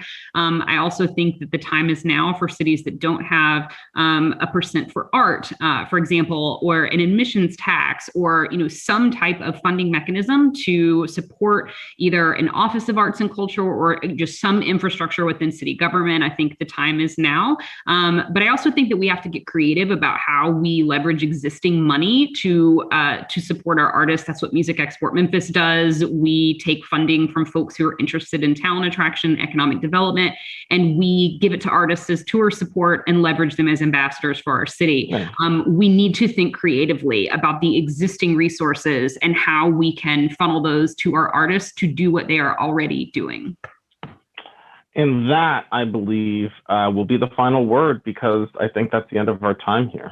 But this was really nice to connect with all of you. This is our first time meeting all of us.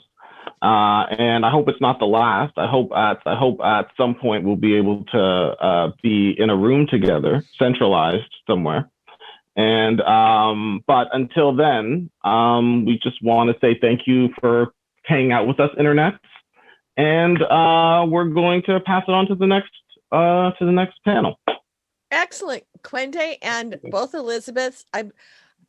As a Gigi, I don't tend to have other Gigis on panel, but I appreciate the complexity of having two Elizabeths. Thank you very much, Thea. Thank you very much, Adam. This is a great panel. As some of you know, my goal is to just get people to get in the same digital room. So I got small joy out of this panel and you guys talking to each other. For everyone else, we're taking a 10-minute break. We'll be back at 15 till the hour. You can continue to watch in amplifymusic.org. It's also live streaming on YouTube. In addition, we had about 75 people in the digital room in Hopin, and please continue the conversation with each other, and we will see everybody at 15 till the hour. Thanks. Thanks.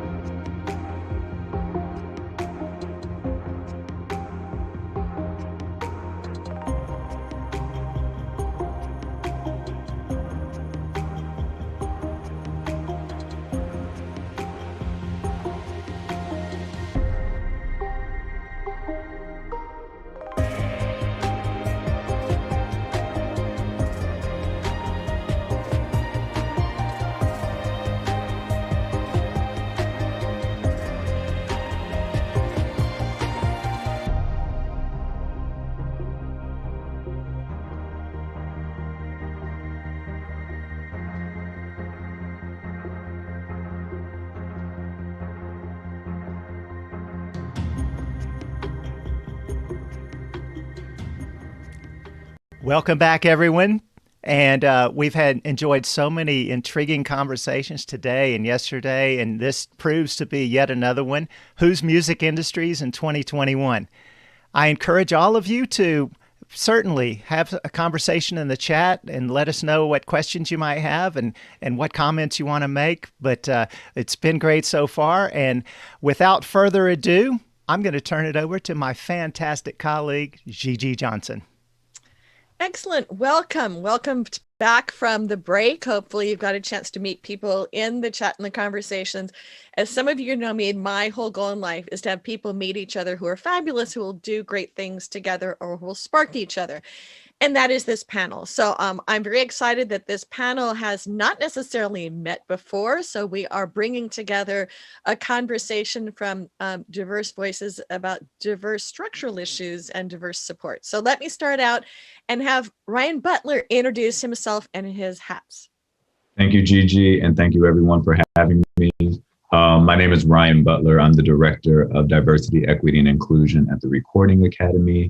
Before this position, I worked on our lobbying team in Washington, D.C., and was very active in our lobbying for the COVID relief bill that really did help creators. And before joining the Academy, I was in higher education for 10 years at Hampton University. So this issue is really, really kind of embedded in my DNA, and I'm very, very happy to be here to discuss it today with my colleagues. And Ryan, you're sitting in which city right now? Oh, I am in Los Angeles right now. Yes. Excellent. So we're doing a lot of geographic and time travel here. Karen, you want to introduce yourself? Karen Reese? Yeah. Hi, everyone. I'm Karen Reese. I'm the president of Urban Community Arts Network. We are a small nonprofit in Madison, Wisconsin, which is Midwest in the USA. And we've been around for about 10 years and focus on equity in our music and entertainment scene, specifically helping to get opportunities for hip hop artists and artists of color on local stages. That's a genre that's almost pretty systematically excluded in our area. And we're also working on a Greater Madison Music City project, which will focus on equity, but also work on building infrastructure in our local scene so that artists can get paid for what they do and what they love to do. And that's not something to take for granted, and actually getting paid. Right. That's a whole part of what we're going to talk about today. Andrea, do you want to introduce yourself and where you're sitting? Hi, everyone. My name is Andrea Magdalena.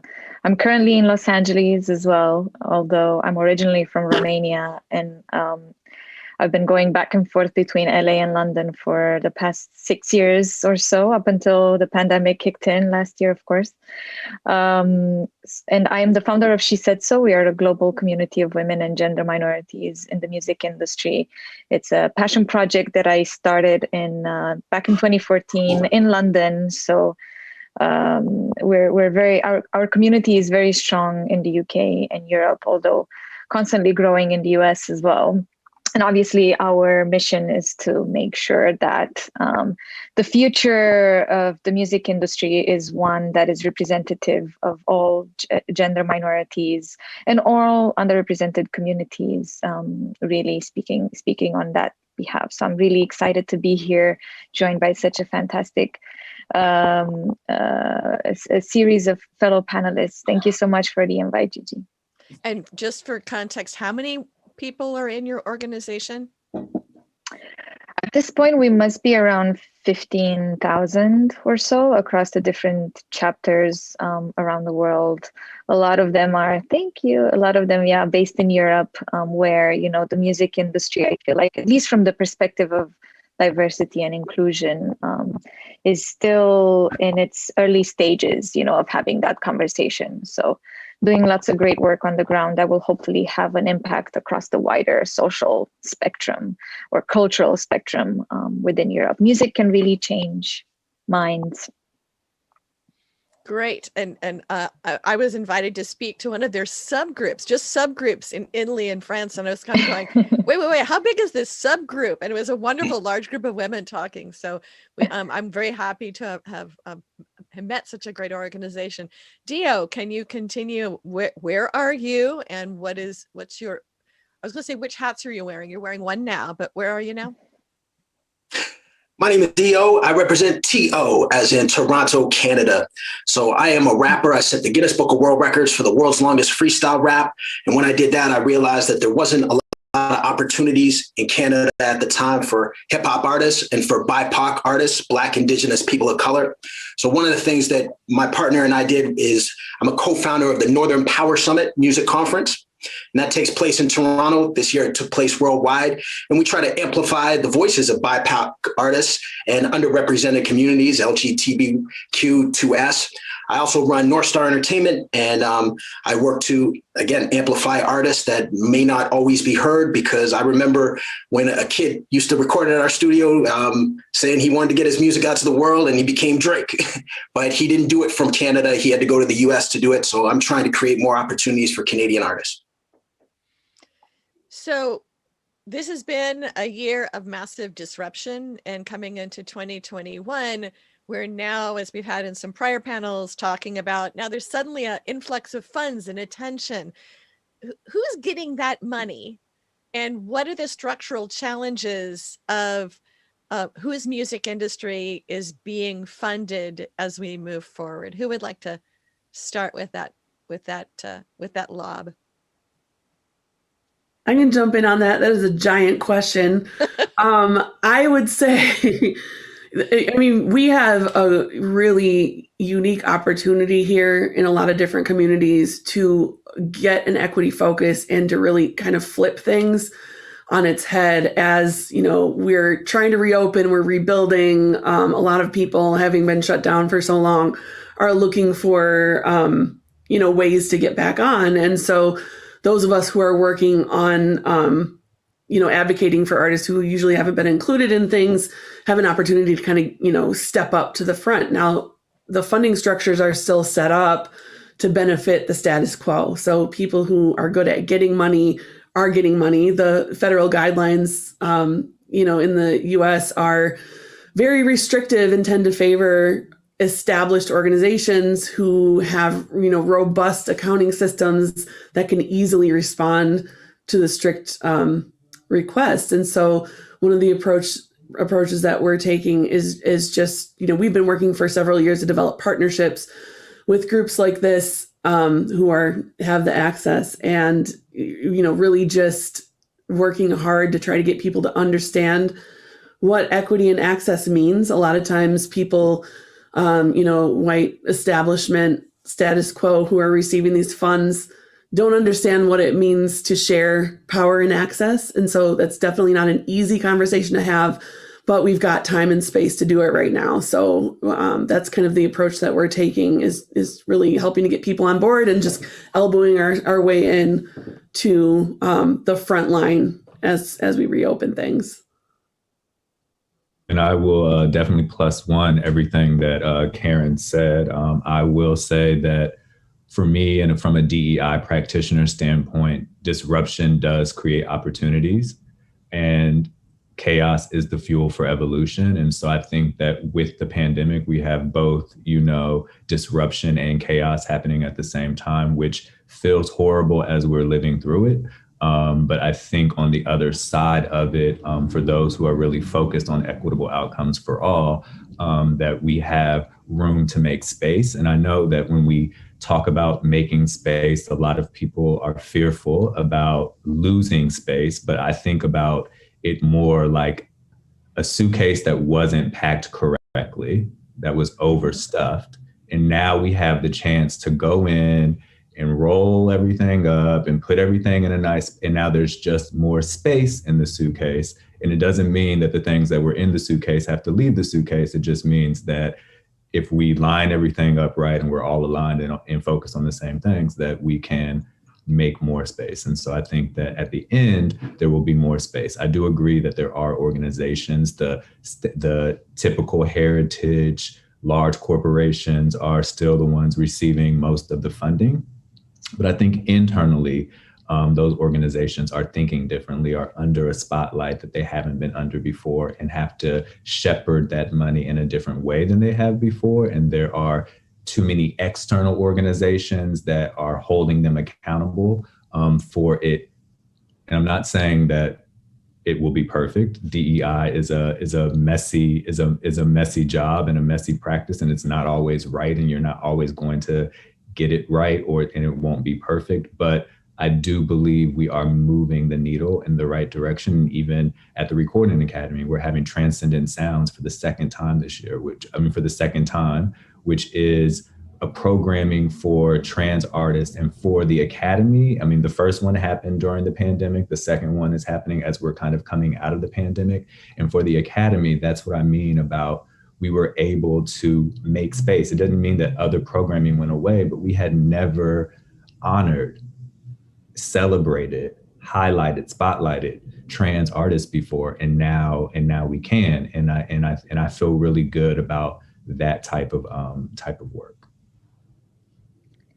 To add to what Ryan just said, and by the way, that's incredible to hear, Ryan, that there's this sort of accelerated initiative within the Recording Academy, which the way I see it, the pandemic has only accelerated or exposed trends that were already kind of bubbling up within the music ecosystem, but also beyond. And recognition of, or a reinterpretation of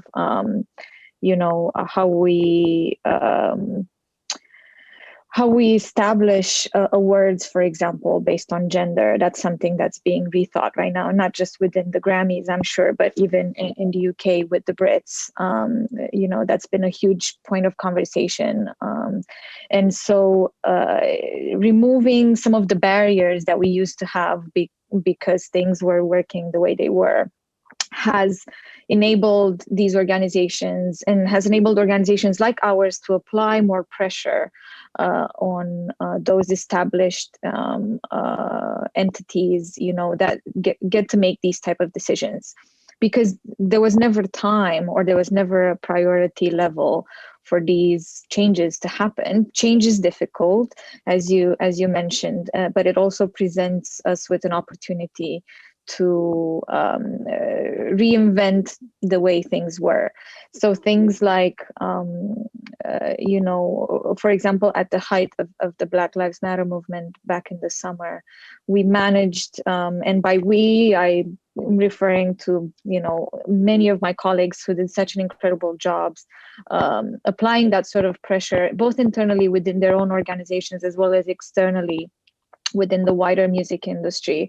And I believe Sony Music in the UK this week or last week just announced, where those funds that they promised a few months ago, where exactly are they going to go? And it looks like they're going to grassroots organizations, which is kind of closing loop on what Karen started with as well. The idea that those funds typically tend to go to the same people who have the access, who have the know-how in terms of how to apply for them. Now the gates are a lot more open. The information is spreading in a much more horizontal way, and hopefully this means that in the long run, 5 years, 10 years from now, we're really going to see a huge change because of the building blocks that we really established in 2020 as a result of the pandemic. Dio, you want to throw some thoughts on that? Yeah, I've just been enjoying listening. So to add on to that, I think it's really interesting how the pandemic hit at the same time as the Black Lives Matter movement and George Floyd and everything happened, because they really crisscrossed and they really intersected. And I look at things from a different lens coming from Canada. In Canada, for artists, for labels, even major labels, but especially independent, especially directly to the artist, a lot of our funding comes directly from grants, from a federal level, from a provincial level, from a local level. And that's what artists depend on. And I've been known as Grantmaster Flash over the years in helping artists to access that money. I've helped over 500, received over 500 grants for over 100 artists. And what I found was interesting is these organizations had their budgets, and all of a sudden they didn't know what to do with them, because a lot of their funding goes to touring, to help tour support and to do export. So for instance, if an artist has a showcase in Amsterdam at a music conference, at Amsterdam Dance Event, they will help subsidize that. And all of a sudden that ended. But with that said, they had those budgets. They still have those budgets. They want to create more business around the world. And I think it's really forced artists to pivot. And, this wall was empty 2 months ago. It was just a wall. And then I said, I got to start doing shows. And so over the last few months, I've done over 90 performances just from here and putting up things. And I think that's what artists have to do right now. I think that artists need to invest in their live space, invest in their live performance. It was great when the pandemic hit and more artists were doing Facebook Lives, but they have to realize that they can monetize this. In Canada, through SOCAN, our equivalent to ASCAP and BMI, as long as you have 100 people total watching your show, doesn't have to be from start to finish, you will get paid for it. You can get paid $200 for that performance. And I think that's a great thing, because while we're coming out of this pandemic, we're still in it. And while we'd like to see it end in the summer, we don't know. And the last thing I'll say is I'm really concerned about live music venues. Last week, I took a trip downtown Toronto. We're currently on lockdown, so we're not really going out anywhere, but you can go out to exercise. And it was just really disappointing to see legendary venues with for sale signs in the window. And the longer this continues, the more that will happen. So I think it's important for people that do have agency to continue to lobby, to continue to set things up, to continue, even we're going into concert venues here in Toronto, putting on concerts, live concerts, but streaming them. But at least that's giving a little bit of something to the venues, because when we get back, we need that live music venues to be there. We need artists performing, and we need to encourage people to go out and support, because artists are hurting when they're not making money off of streams, really. And we need to really come back with live music. So I'm always listening for kind of code under the hood. So, legendary venues also might mean not diversely owned venues. Could we be heading into an environment where we've got new venue owners, operators, festival owners who are not necessarily from traditional power structures? Because we're beginning to see that in some communities. Are you guys seeing additional ownership of assets and structures, or are you seeing more concentrations?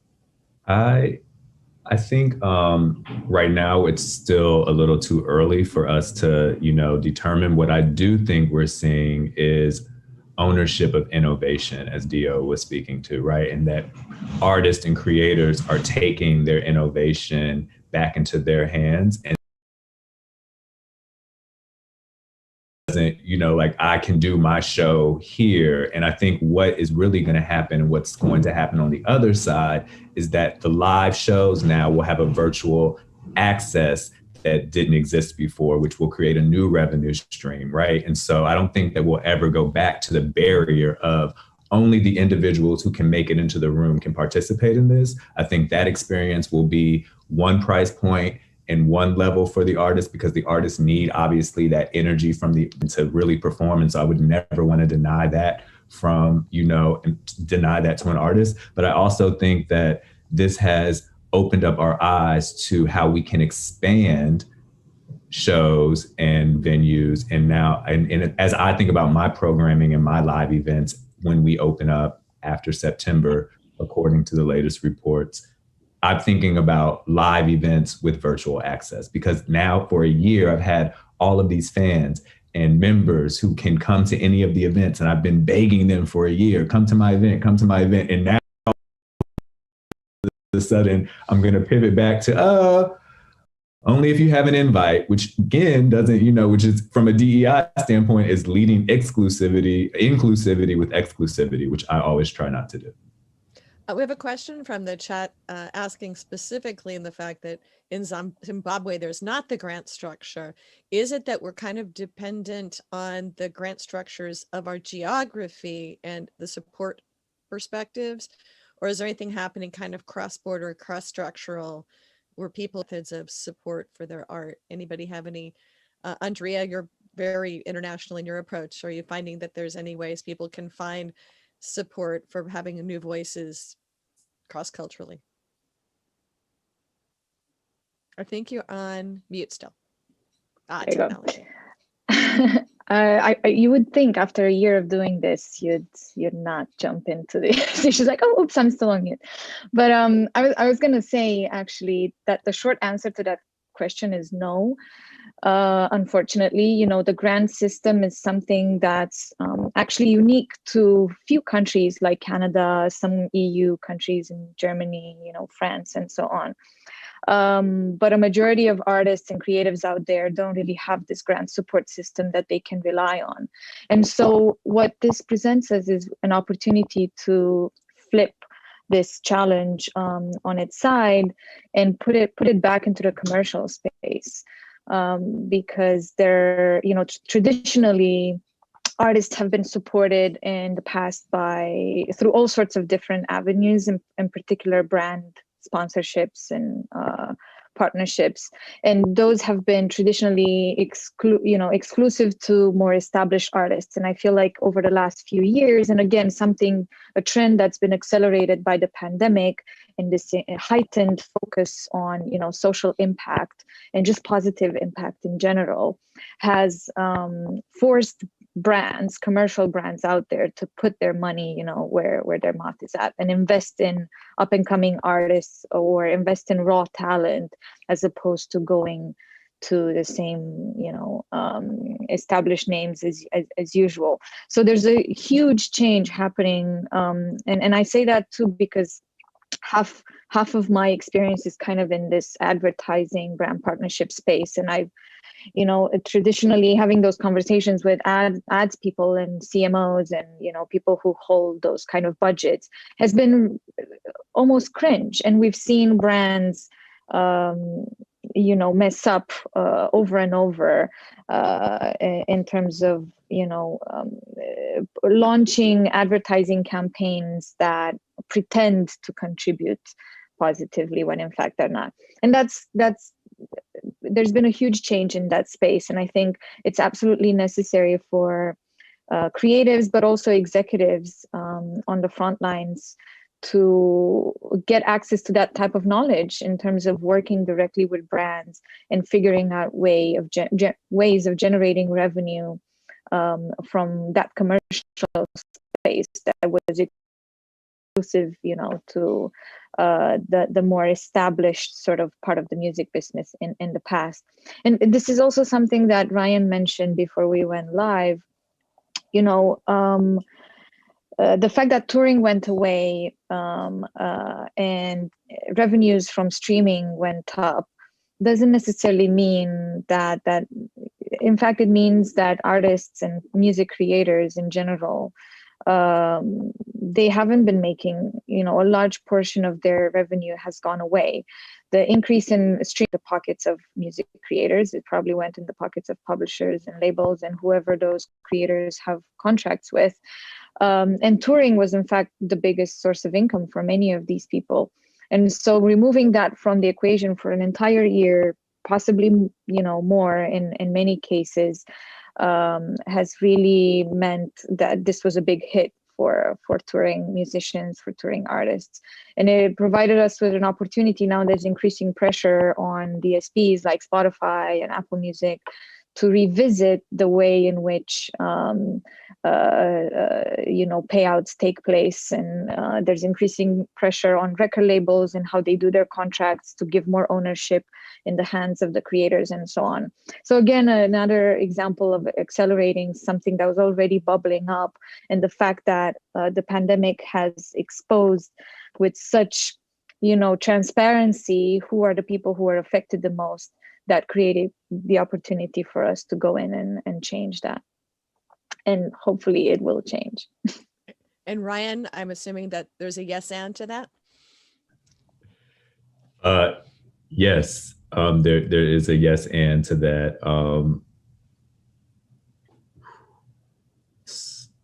Sorry. So ways that we can think about for DSPs, the artists being better supported in the economic streams of it. I know that's what the recording economy. That's our big lobby, and DSPs are, our frenemies. I will say that I'll say that as Ryan Butler and not as a director of diversity, equity, and inclusion at the Recording Academy.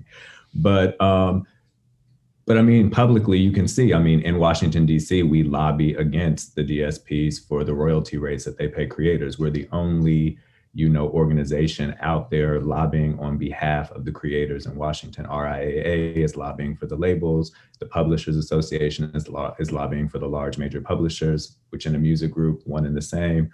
And so, we're out here on behalf of the creators. And so for us, pre-pandemic, post-pandemic, we're always about the best compensation and most fair compensation for creators. So Karen, any advice as we wrap up here on what people could do in their communities to be more vibrant, to be supporting different voices and all these different means we've been talking about in different economic power structures? Definitely be bold, step up. Don't be afraid to jump in front of those spaces that you normally haven't been allowed in. One thing that underrepresented groups thrive on is innovation and building something from nothing. And that's something that more established companies and venues especially have no clue how to do. So you have a skill set right now that people need. So use it and make sure they pay you for it. Dio, a closing thought? Yeah, if you're an artist, always value your work. I look to Kevin Kelly's 1,000 fans. Don't worry about the small streaming, but really value your art and connect with your fans directly. If you're not an artist, it's all about supporting and getting the music ecosystem going. And if you're part of the music business, in the words of Frederick Douglass, agitate, agitate, agitate. And that is a final closing comment. Storm, thank you for having us be with this panel. And thank you guys for joining us. It's been great conversing. Yeah, some great comments, great insights. Thank you so much. Thank you, everyone. All right. Well, we are going to prepare for our next panel.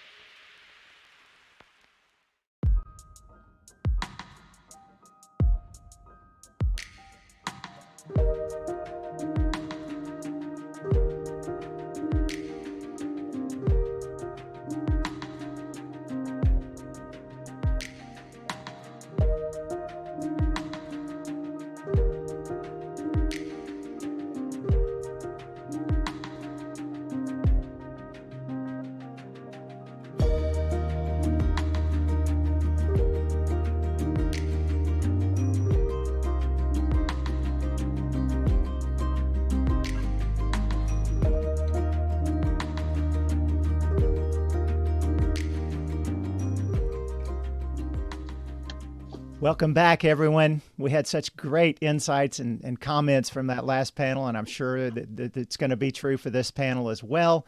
We're going to be talking about streaming, composing and creating into the social vacuum.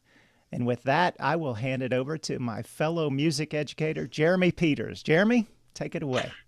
Hi, everybody. So my name is Jeremy Peters. I'm an assistant professor of music, business and entertainment at Wayne State University. In this panel, so I'll just quick read off the topic. So for anybody that's coming in, the 2020 was a year of virtual creation and community. We're wondering if this is going to stick as a permanent mode of creation and collaboration or not.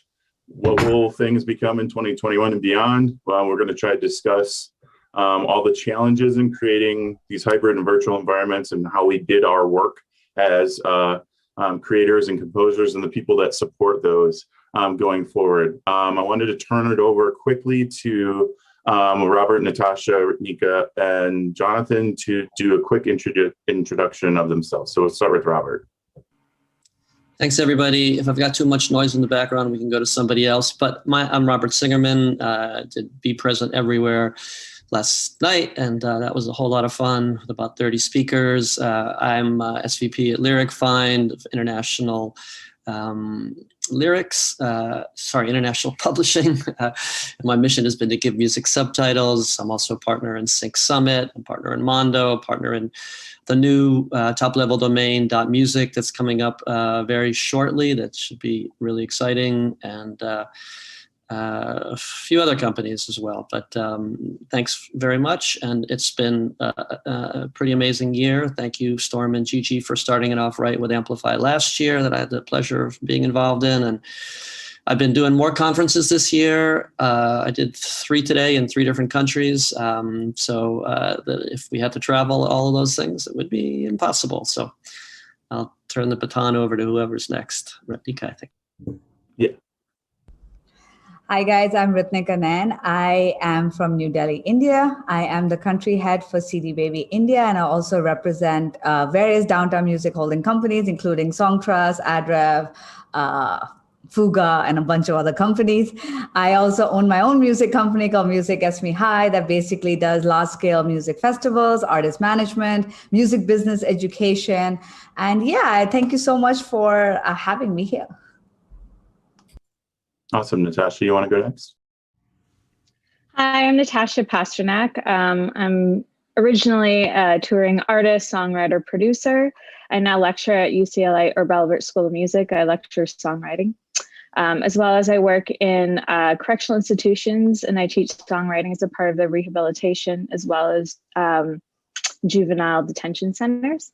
And I have my own company called Desert Dream Creative, where I do similar things. I bring songwriting to either communities that want something different and creative to bring to their communities, or to bring into corporations as a part of a team building exercise, or into educational institutions. So I do it all, many hats.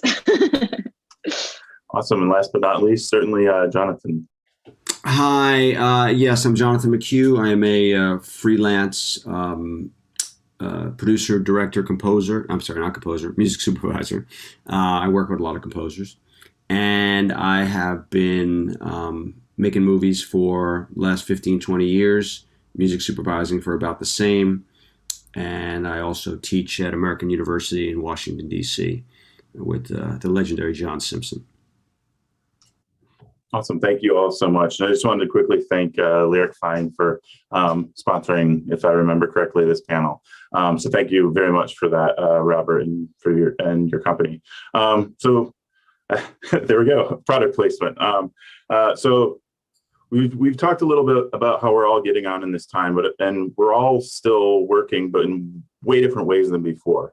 What sort of things have come about maybe for the better? Specifically, I'm kind of curious. I had a little bit of a talk with Jonathan about how the process of patching sessions, for example, as you're going into work with, or spotting sessions rather, as you're going into work and to put music to picture, perhaps with a composer and with a filmmaker, how has that sort of changed because of COVID? Do you think that there's going to be sort of an outcome that will exist in the future because of that? I mean, currently it's been, it's a blessing and a curse. A TV show that I'm on, we've been doing spotting sessions through a system called Pack Post, where we all get to see the content at the same time and comment on it, going over composer notes, going over music supervisor choices. So that's been okay. There's nothing like the in-person nature of it, and you feel slightly disconnected. To have a lot of pre-records on set where they're performing. Pre-records mean they're mouthing a song or creating a song on set on while they're shooting, and to not be there just incredibly weird and feels like a bit of a loss. And as we start our mix this week, actually, I was like, I wanted to go because I'm vaccinated, I'm ready to go. But they're like, no, it's going to be on, it's going to be on this Realcast thing or Evercast system, and they won't let more than 4 people in the room. So, after all this time, you'd like to connect with people and be there. And there's nothing like when you're doing a mix and you could say, yeah, turn that up. And can you really get the fidelity on your computer speakers that you really need to be in the room?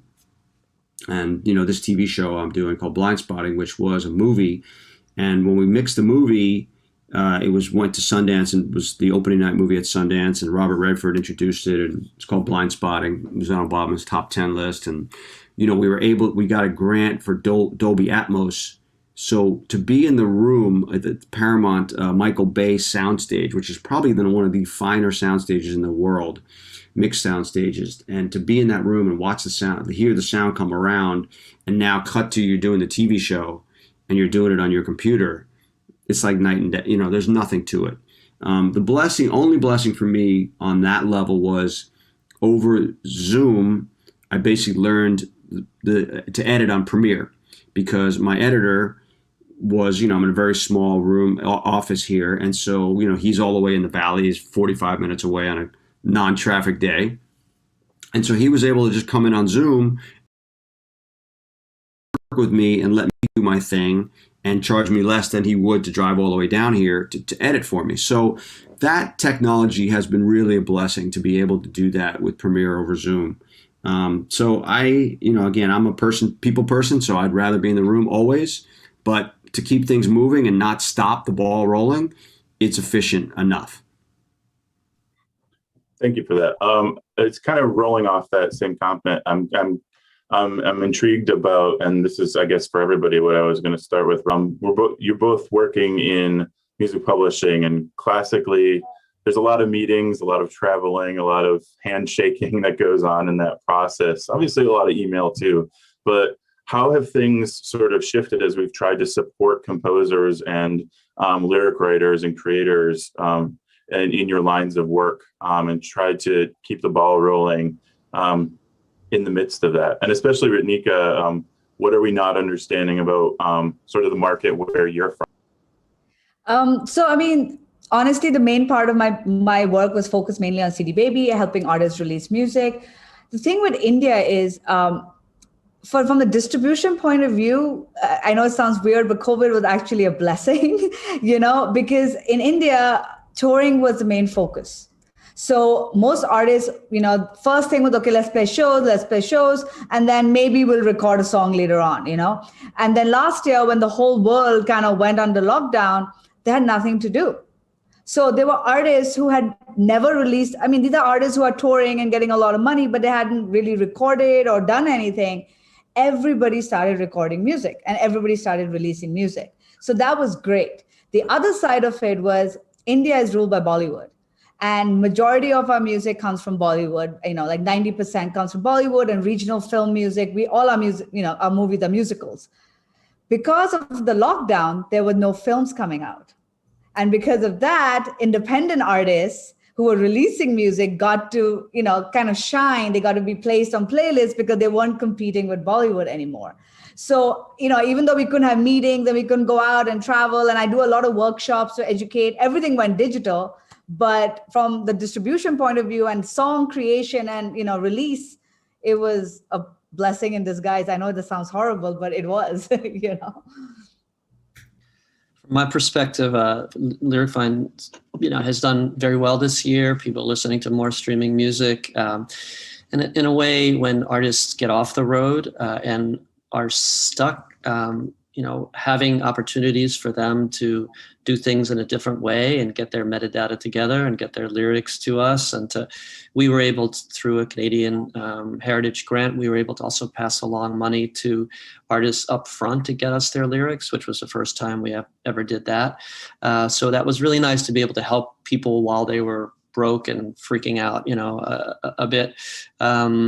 So, for us, it's been good. For me personally, sometimes the societies who I deal with a lot aren't really that accessible if they're not in their offices. So that's been a little bit more difficult, but the publishers are all working hard. They're at home, and if you have a good relationship with them and you can kind of move things forward on Zoom, because of, what I do in the kind of general community, these Be Present Everywheres and the whole CAB, Chile, Argentina, Brazil Music Trade Mission Tour, which I changed this year to Collective and Beneficent, same initials. So that was a tour of music conferences that I routed so that executives could kind of meet Latin America. So I've been able to do many more conferences than I could if I was just flying everywhere. This is the third country that I'm in today, supposedly, presumably. It's a third conference, and there's actually another one in China that I might go on later today. And with in the publisher world, we've had Anna Bond from Song Trust, we've had Noel Gambuti, we had Alex Gershwin, kind of connecting through this platform that I'm home, I'm working. It's always been 24/7, 365 for me, but it's 24/7, 365 in one place, which is a little bit different.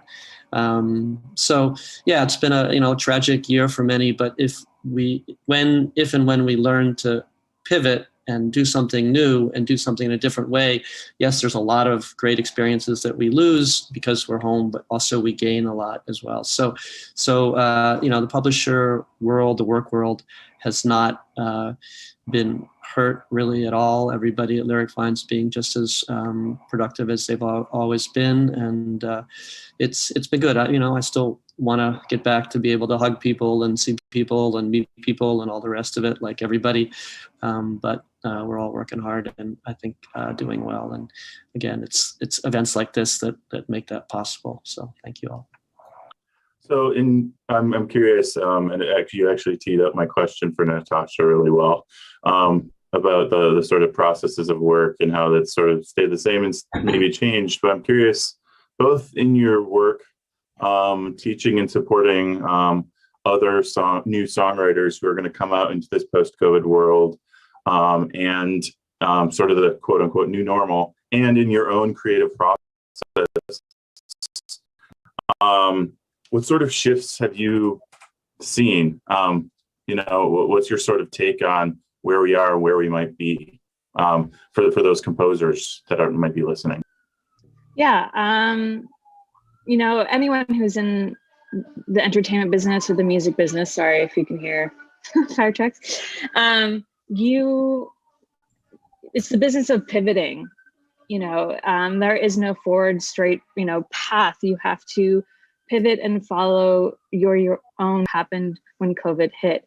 I tend to, after doing this I'm doing this since I was 15 years old professionally, so a long time, 25 years now.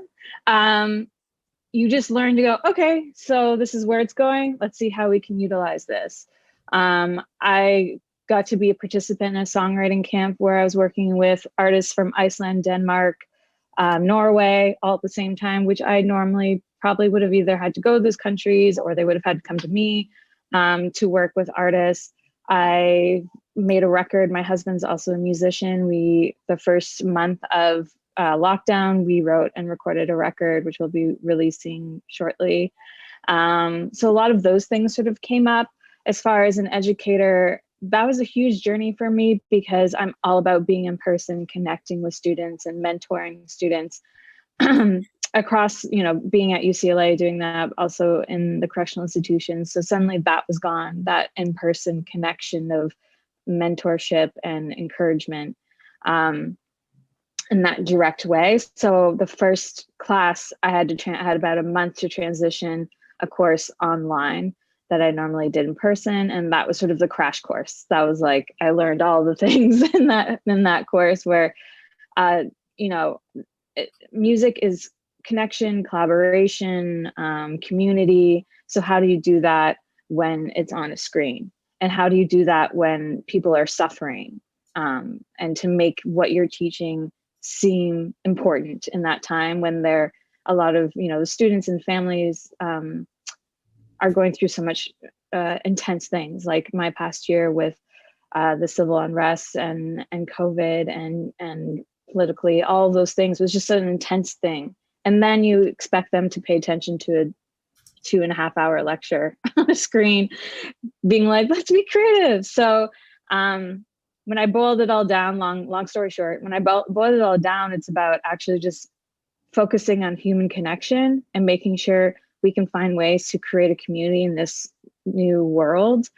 I'm really hopeful. I love it. I think so much can come out of this.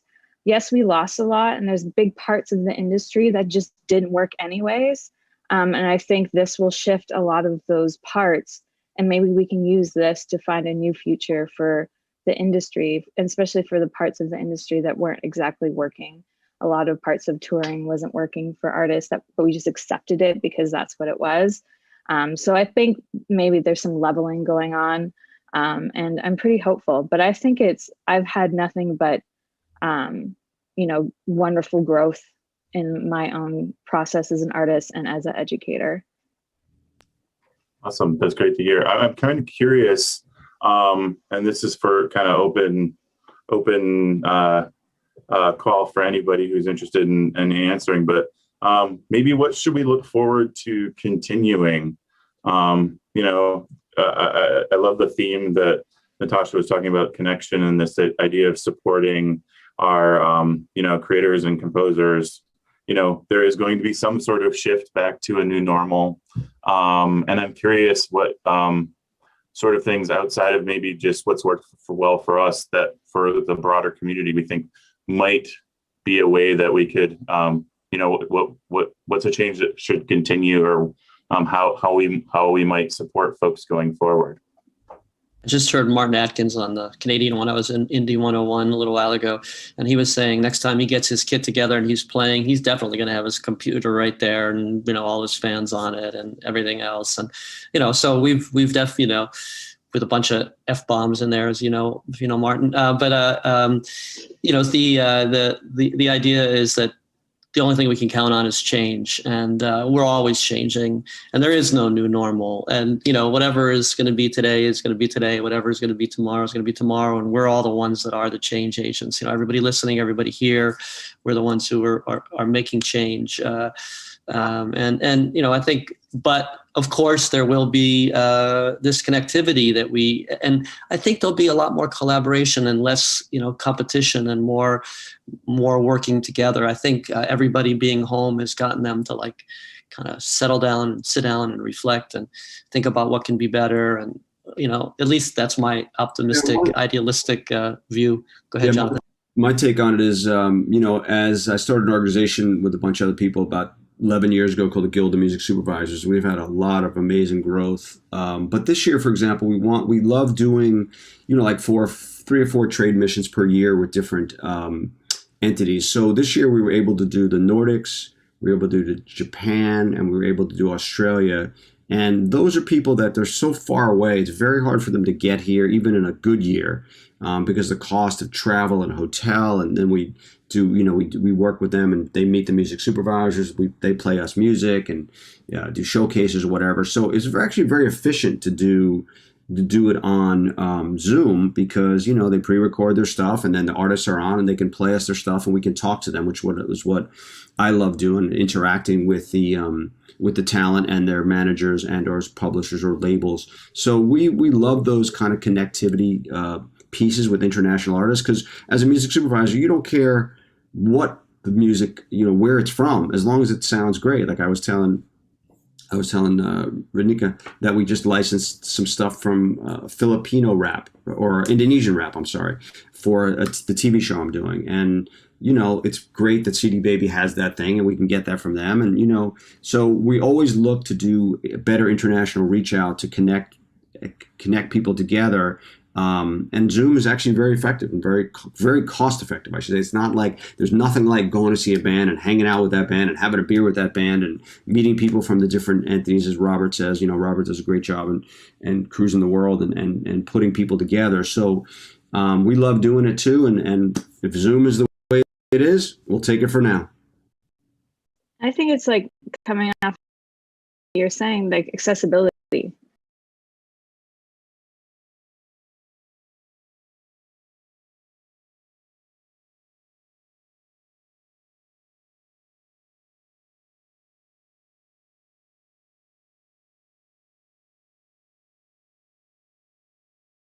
I grew up with artist parents that they didn't have the income for me to go and buy $100 ticket to see, you know, fill in the blank. So now I can live stream, I can pay the $10, $15. It's not the same experience, but it's an experience that I was missing out on.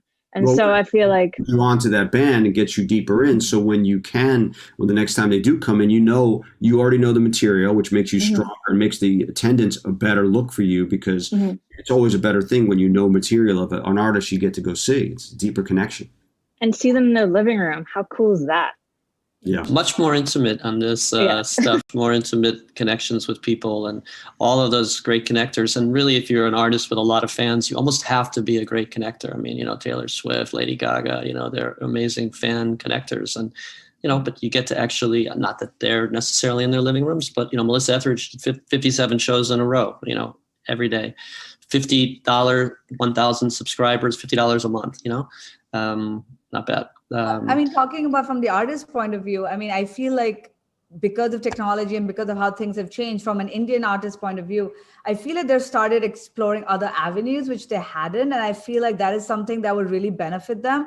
You know, our industry, even though is growing, is very, you know, it's still very, you know, live and Bollywood and whatever. But now they're like, okay, I can collaborate. Oh, I could release music. Oh, there's something called publishing. I had no idea, you know? So I'm hoping that trend of exploring different avenues where you can actually make money from different things kind of continues and not just keep them, you know, all the eggs in one basket kind of thing. Because that's what we need. Because like Robert said, things are always changing. We don't know what the future holds.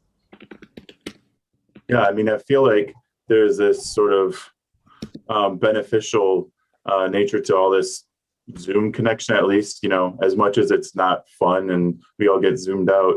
It sort of pre-warms the oven or pre-warms the connection that people can maybe take advantage of later on. The fact that we could even all be in the same place without having to fly a million miles. Like I'm in the middle of the US, people are all over the place. And that's so great. I guess I'm curious about because of the increase of people sitting at home and watching things on TV. You know, I sat and watched Iceland Airwaves Music Festival because I'd missed going and was willing to pay the money for the ticket. And there's been a million other examples of that. With the increase of streaming, both for, for everybody here, do you think there's more uses and more income actually coming out of it for songwriters? More opportunities maybe to be placed because there's so much streaming content happening or streaming festivals? Well, I mean, for the placement side, I mean, we're always, as music supervisors as a whole, are always on the lookout for great music that will serve their projects well. And, the more you can find, people can get you that music, whether it's a Spotify, whether it's the Bandcamps, whatever it is, but it's all about the knowledge. And there is too many of the live streams to keep up on. But for the ones that you target, it is a good way to deep dive and go, oh, that song actually may work in this scene. So the more people are out there doing it and performing and getting it to people like us, the more chances they have to be found out and to be licensed. And people are in communities more now. So there are these communities like the Music Supervisors, Guild of Music Supervisors, or like, you know, our common friend Mark Fraser's Sync Summit, Sync Chats, you know, and they actually really establish communities among people who are teaching each other what to do, how to do it better, and maybe relieving some of the pressure to go tour. Because remember, most touring artists don't make money. They're doing it to build a career, to build a fan base, whatever. It's only the mid-level and top tier artists who generally make money touring. So, in terms of family life, in terms of everything else, this is an opportunity to do things differently in a way that could actually be better for everybody and benefit everybody. And everybody can connect virtually, if not physically. So there's a question from Hopin that I was curious about. Are any of you seeing, both as writers or publishers or working in the industry, and it sort of riffs off of what Robert was maybe mentioning earlier, are you seeing a delay in getting songs registered with performing rights organizations or interactions with those due to the pandemic and maybe other technological issues? From my perspective, some organizations are much better than others. I'll just say that. Some organizations not trying to call anybody out, but some organizations have a ton of problems. I mean, Chuck, I think, mentioned BMI and ASCAP. I know that ASCAP pivoted really, really quickly. I know that Beth Matthews saw the pandemic coming back in January, because I have good friends at ASCAP, and totally got everything ready. And within a week, they were paying everybody and doing everything right. I'm not so sure about BMI, and I'm not so sure about the songs registry, but I'll pass it over to Ritnika because she can talk to that. I know IPRS is kind of a strange one, as they say. I don't think it's any better or any worse, if I can answer that question honestly, because I hope nobody from IPRS is watching this, but I don't. Shit. But honestly, they're trying. So I know they came up with the whole streaming policy and things like that. But honestly, right now, I don't really consider publishing in India really publishing, to be fair. IPRS has a lot of other problems, and I don't think the pandemic was really that much of a problem, So I think we need to get all our other ducks in the row before we can even deal with how COVID and the pandemic has affected us, In India, it's all the old way of how much money for MGs, which is like more India than any other country in the world right now. And because it's Bollywood, because it's built on a history of filmmaking. So it's a different animal than any other country in the world. Yep. So we only have about 2 minutes left. I'm wondering if there's any sort of final takeaways on this that you wanted to share with the audience. Sort of here. If you have a golden nugget of wisdom or a takeaway, feel free to go ahead. Don't give up. That's all I got to say. Hang in there. It's going to get better. Yeah, and it's up to you to make it get better. It's up to everybody to make it get better for themselves and figure things out and do things differently and try new things and connect to your communities and find new communities and just keep rocking. And, Martin also said an overnight sensation takes 7 years to get there. So be patient and be strong and do things new. I think the best advice I've ever been given is use your limitations as the best thing about you, or the most unique thing about you. So the limitations that we have now, use those to create something interesting, something out of the box. And for me, I would just say, for the creators out there, just keep creating and keep figuring out how to market yourself. It's not enough, unfortunately, in today's world to just create. You have to figure out how, in this vacuum of just so much product and information out there, you have to figure out how to get your music to people. And tools like IMDb, where if you have a show that you watch, find out who the music supervisor is, see if that music is appropriate that you're making for those shows. Never reach out to supervisors blindly without knowing what they're working on, knowing that your music is appropriate. Make sure that you're really on point on your research. This goes a good one for sync supervisors, right, Jonathan? Thank you so much for everyone. Yes. I think we're pretty much done. I see Storm nodding at me. So I think we may be done. I want to wave goodbye to everybody. Yes, thank you so much. Great panel. You all generated a lot of conversation, and a lot of people want to connect to you. So obviously your words of wisdom are shining through here, and we really appreciate it. We are going to take a 10-minute break and come back at 5 minutes to the hour and talk about financial bets for 2021. Stay with us, and we'll see you on the other end of the break. everybody can network in the networking rooms. There you go. That too. Thank you, Robert.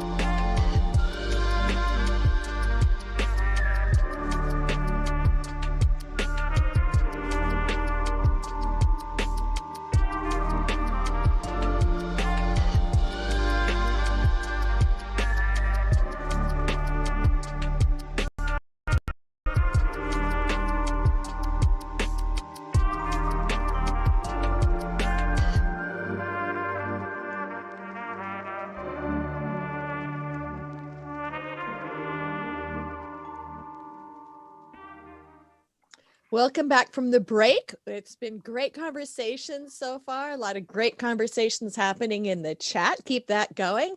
And of course, you can put things in the Q&A or even head over to the networking session, but I suggest strongly you stay in this room. This is one of my favorite topics, but I was a banker for 10 years, so I tend to think about how this stuff is all paid for and all the changes happening now on the finance side of the table. So I welcome you. This is session 15. No, 14. I'm backwards and my brain is not happening here. Financial Bets 2021, Investing and Trading in Music, session 14. And our wonderful moderator is Amy Baker from Winston Baker. Amy, please take us away. Thank you so much, Gigi. And thank you everyone for letting us spend some time with you this afternoon. I am very excited to introduce my esteemed panelists and give you, I'll let them give you a little bit of information about themselves and what they're up to, what they're doing. First, we have Vicki Nauman. She's the deal maker and connector, the founder and CEO of Cross Border Works. And then we have Anthony Martini, the former artist and a good disruptor. And he is the CEO of Royalty Exchange. So Vicki, I'll let you tell us about yourself first, and then we'll go over to Anthony. Great. Thank you so much, Amy. I'm really happy to be here, Gigi. Thanks for inviting us. So I run my own consulting and advisory business called Cross Border Works, and I've been doing this since 2014. I focus on all of the industries that are just adjacent to music, and this includes, app developers, technology companies, people who want to engage more substantially with music and either bring that into products and deploy those, or just want business relationships. And so the finance industry is now one of these sectors that I work with. And a lot of what I do is help people make sense of the music industry, because it's very counterintuitive, and the things that you would logically think would be amenable to both sides oftentimes isn't. But this topic is near and dear to my heart, because I feel like this is yet another boost of confidence that the industry is growing and robust, and I'm happy to be here to talk about it. Thanks. Thanks, Amy. Thanks, Gigi. Happy to be here. Yeah, so I am CEO of Royalty Exchange, but I got my start in the music business long time ago as an artist, but then transitioned into artist management, where I managed Tyga, most notably for about 10 years, but until I started my own record label called Commission. And from there, I signed artists like Little Dicky and Made in Tokyo, and built an independent label from the ground up and sold it to some investors about a year and a half, 2 years ago. And my career has always been about trying to figure out ways to empower artists. And, when I found Royalty Exchange, the platform was so disruptive in a good way, like you mentioned early on, that, it just took away all the pain points that artists have, which mostly is financing. And, that's the reason why they usually get into bad deals. And Royalty Exchange seeks to empower artists by getting them funding, allowing them to leverage their IP, their creative IP, and turning it into a real asset class, which, being on the artist side for a long time, working with artists, like it's hard for them to get bank loans, do anything to leverage their career, because it's not looked at in the same way as like a traditional asset, where Royalty Exchange is looking to change that. That's great. We're going to definitely get back to that asset class conversation, because I think that's very interesting, and a lot of people will find a new perspective on that once we get into that. But let's get into let's just start out with what's driving the demand and what's driving the supply right now. And we could start that off with you again, Vicki, and the next time I'll start off with Anthony. But right now, ladies first. What do you think? What are your thoughts on what is driving this demand and supply right now, especially in our current environment, right? Right. No, exactly. It's I think I have to acknowledge Royalty Exchange, because they were really the first company that I met that was able to identify music in a financial construct. And this is something that I think a lot of industries that are out, even 1 degree outside of music, they look at it and they just say, this doesn't make sense to me. You know, there's labels and artists who sign to labels and publishers and writers and splits and rights and management companies and, you know, recorded and live, all of these different things. It's really, really difficult for anyone to understand all the different aspects and all of the different revenue streams.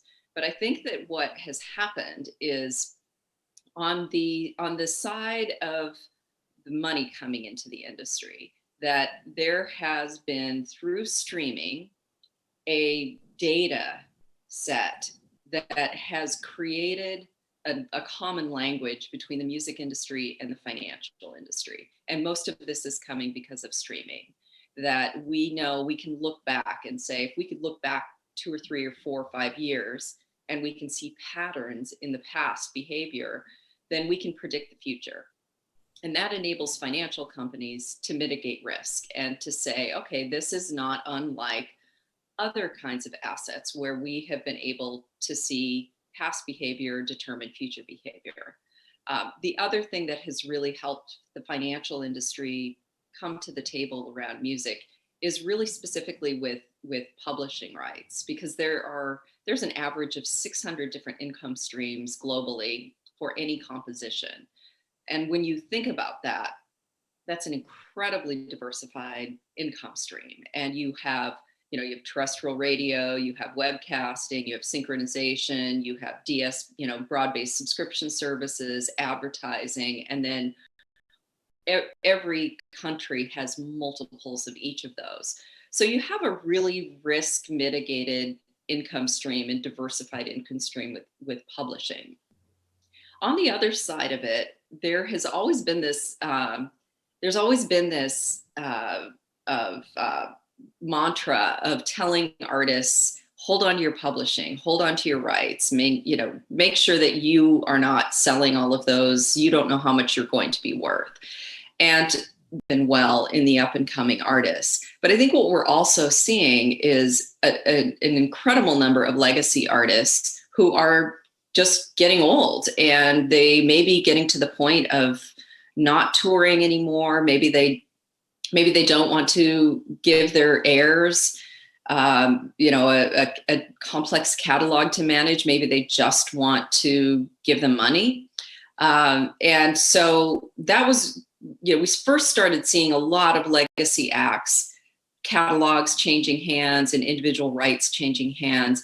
We're now seeing a pretty robust market even for established current artists, but we've got a really good perfect storm in the positive sense of there's money available to buy, there's a diversified income stream around music, and there's willingness to buy. And right now, the multiples of what especially writers and publishers can get for their catalogs are really significant. And I think that that's something we should talk about, which is, strategic investors, meaning labels or publishers, are probably much more likely to be a bit more conservative on the multiples, whereas financial investors sometimes are coming at this and just saying, yeah, we can manage our risk and we can look at the future, and we believe that we can make our money back. So I think there is a slightly different lens, whether you're a pure financial investor or you're someone who's thinking, am I going to integrate this and work this as a part of my catalog? But both sides are at the table, and there's a lot of money flowing around on this, and it's having huge impacts on the industry. Yeah, I absolutely agree. But now it's this turn. It's Anthony's turn to agree, disagree. What do you have to say there? I agree. She took everything I was going to say. So, no, I mean, to get to your, one of your first points of, the business being so confusing in the past. I mean, that's done on purpose. All the music companies want it to be confusing so that artists don't know how much money they're owed, how much, it's actually built to be confusing. But I think because of the digitization of everything and, streaming being, leading that, but then just everything becoming more digitized, it's become a little easier to make sense of all the data. And, also with streaming, it's made it easier to predict out into the future, what the earnings will be. So it's become a pretty safe and attractive asset for investors because it's not correlated to any of the markets either. So no matter what's happening in the stock market or in whatever, volatile environments they may be out there, it doesn't really affect, music royalties in any way adversely. I think Marty Bandier had a quote that said, music and booze are both are great businesses when people are happy and when they're sad. So that's kind of what it is. Music has always been an attractive asset for people in the music business, but because of streaming now, it's become more of a safe investment for non-music people. So can you delve a little bit more into, Anthony, about how this is the idea that music rights are an asset class? Can you get more into that? Yeah, I mean, well, so, you're creating, as a creative, your value is in ideas. And a lot of people, it's not a tangible thing often where people don't know how to assign a value to it. But because of, all these mechanisms now and the data that we have to collect, we can look at historical earnings, project into the future. So now it is a true asset where it's almost like a bond, and investors look at these catalogs as a way to get yield. They park their money in it. It's kind of like a bond, except at the end of the term, you could actually, with a bond, you can't just resell it now, where a music catalog, you actually can. So that's the way a lot of institutional investors look at music rights, is more like a bond type market. But then, you're starting to see now the emergence of more speculative investors that want to invest in futures and sort of, there's going to be different instruments, I think, coming out over the next year, 2 years, couple of years of different ways to invest in music that aren't just music catalogs. Very interesting. Vicki, you brought up a couple times about the multiples. Maybe you can break it down a little bit for the audience, like how to understand the multiples and how catalogs are being valued, because there is that difference between the legacy and the current artist. Can you give a breakdown for the audience on that? Yeah, at a really high level, what investors do is they look at least the last 3 years, if not 5 years of data. And so you look at that and you figure out, what are the trends? Is the catalog going up? Is it going down? If there's a sync, like in a movie or something really high profile, an ad, that oftentimes has a dynamic where it lifts the rest of the catalog, or at least it will lift that song. And we've seen this with some of the Netflix series and docuseries on artists, where their catalogs resurface in streaming services. So they look at patterns, and then it comes out to be an average of revenue per year. And then there is every financial company has a slightly different way of looking at this, but they look at and then you pay a multiple of that. So I've seen, some companies have changed hands where it may be 4 times the annual revenues for the entire company. It may be, we've seen some publishing catalogs to be 20, 25, 30x. And so if you then take that one step further and you think, okay, well, if that income continues consistently, then that's how many years it's going to take to recoup the money. So if you paid 10 times the average annual for a catalog, then theoretically, if it continues to perform, you will pay off your investment in 10 years. So I think sometimes those multiples are paid because an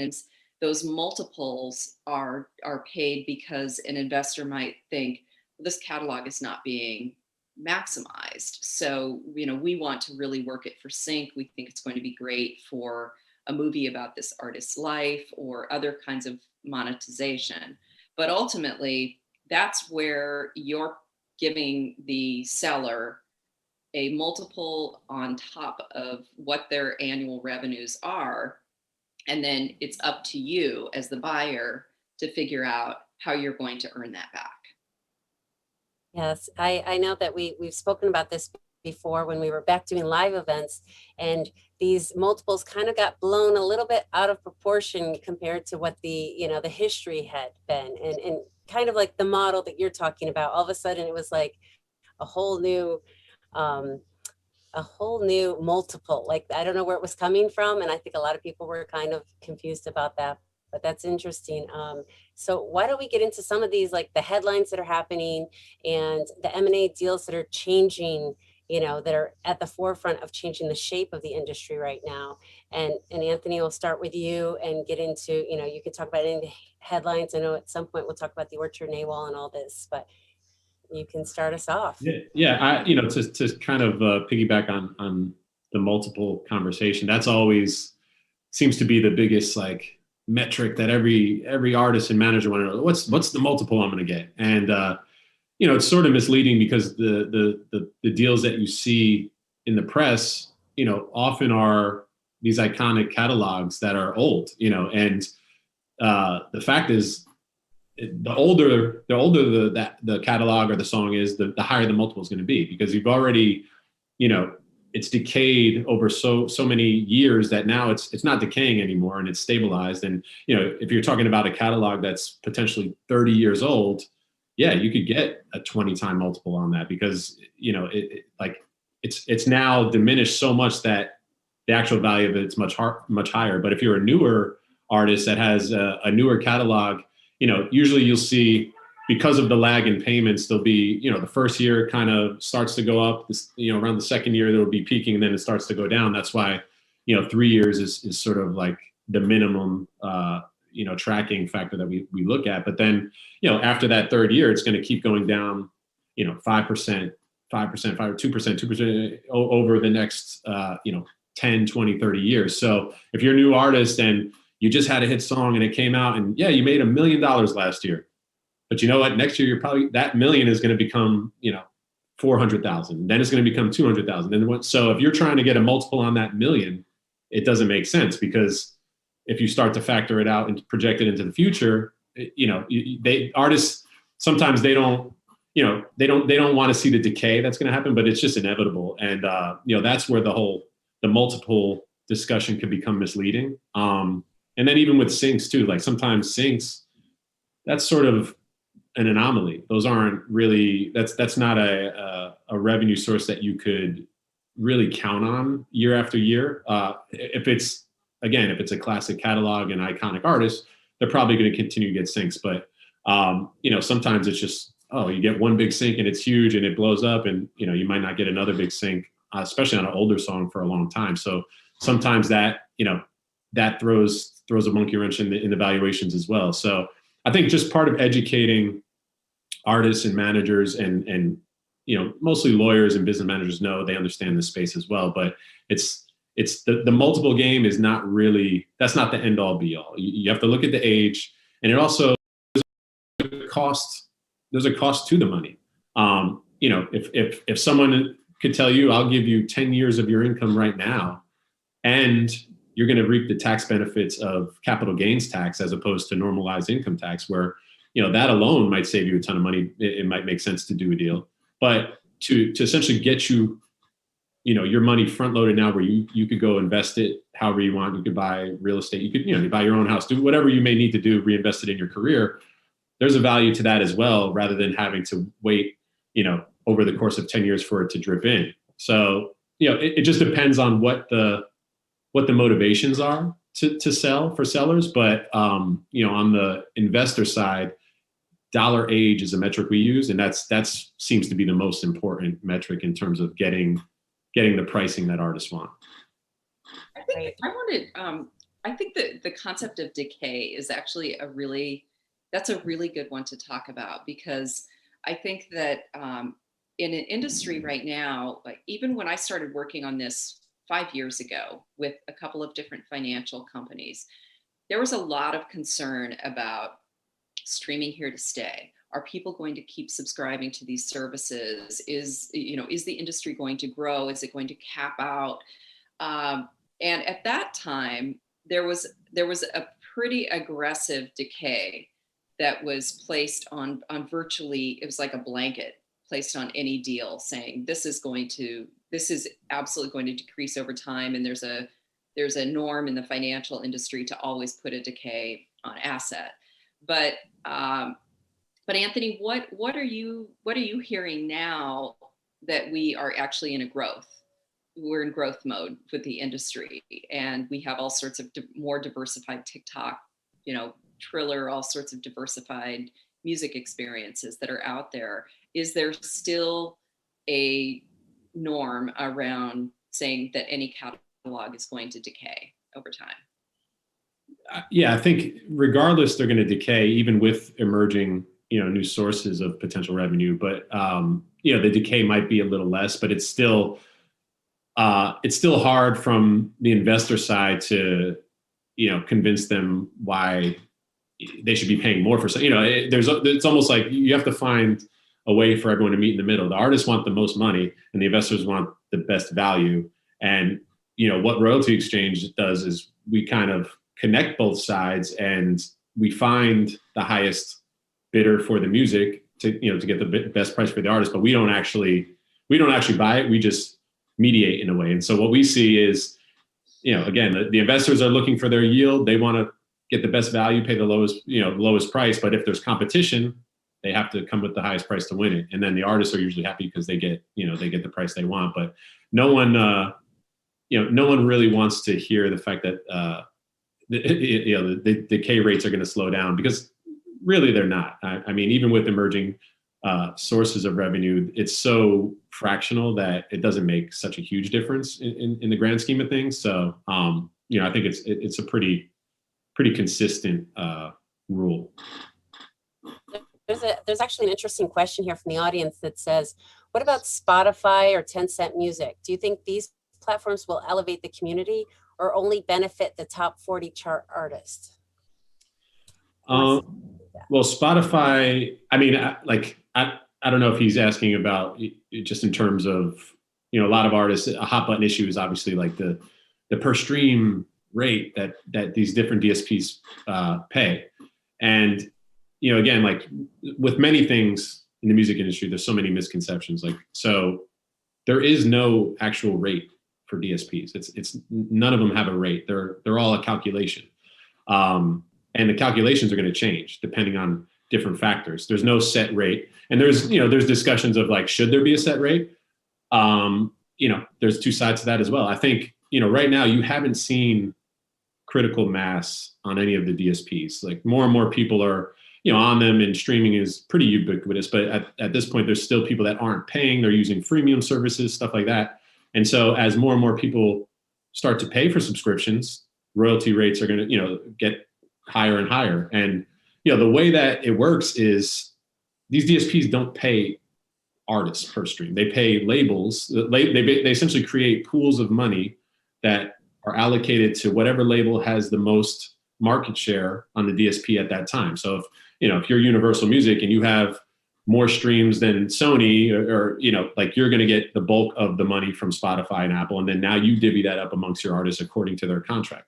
So the funny thing is, it's the artists that I see a lot of, legacy artists, established artists, and young artists. Everyone seems to be pissed off at the DSPs about what they're paying. Really, you should be pissed off at your label of what they're paying, because the labels are making money. That's what I try to tell people. Labels are making money off streaming. Publishers are making money off streaming. The artists might not be making money off streaming because they're in shitty deals, And so what we always say at Royalty Exchange is, we believe in ownership and empowering the artist. The more you own and control your IP, the more you're going to be able to benefit from it. The more you're going to be able to leverage it by doing a catalog deal, selling your catalog. There's other ways to make money off this now. And, if you bet on yourself early and put in the work, you could build a really valuable asset. But yeah, and I think that, in terms of the 0.5% of the top artists at the very, very top of the pyramid versus the long tail, we've had every perspective on that over the last 20 years as we have built this digital market for music. And, at the outset, there was always this dream that there was a democratization and that there was going to be a really strong long tail of music. Then we saw that kind of put to rest and say, no, it's only a hits driven business. It's only the, major labels, and it's only the few artists at the top. And I think we're going to settle into something kind of in between that, because what we're already seeing, especially in places like Spotify, where they have a lot of playlists and users can create playlists, that it has flattened things out a bit.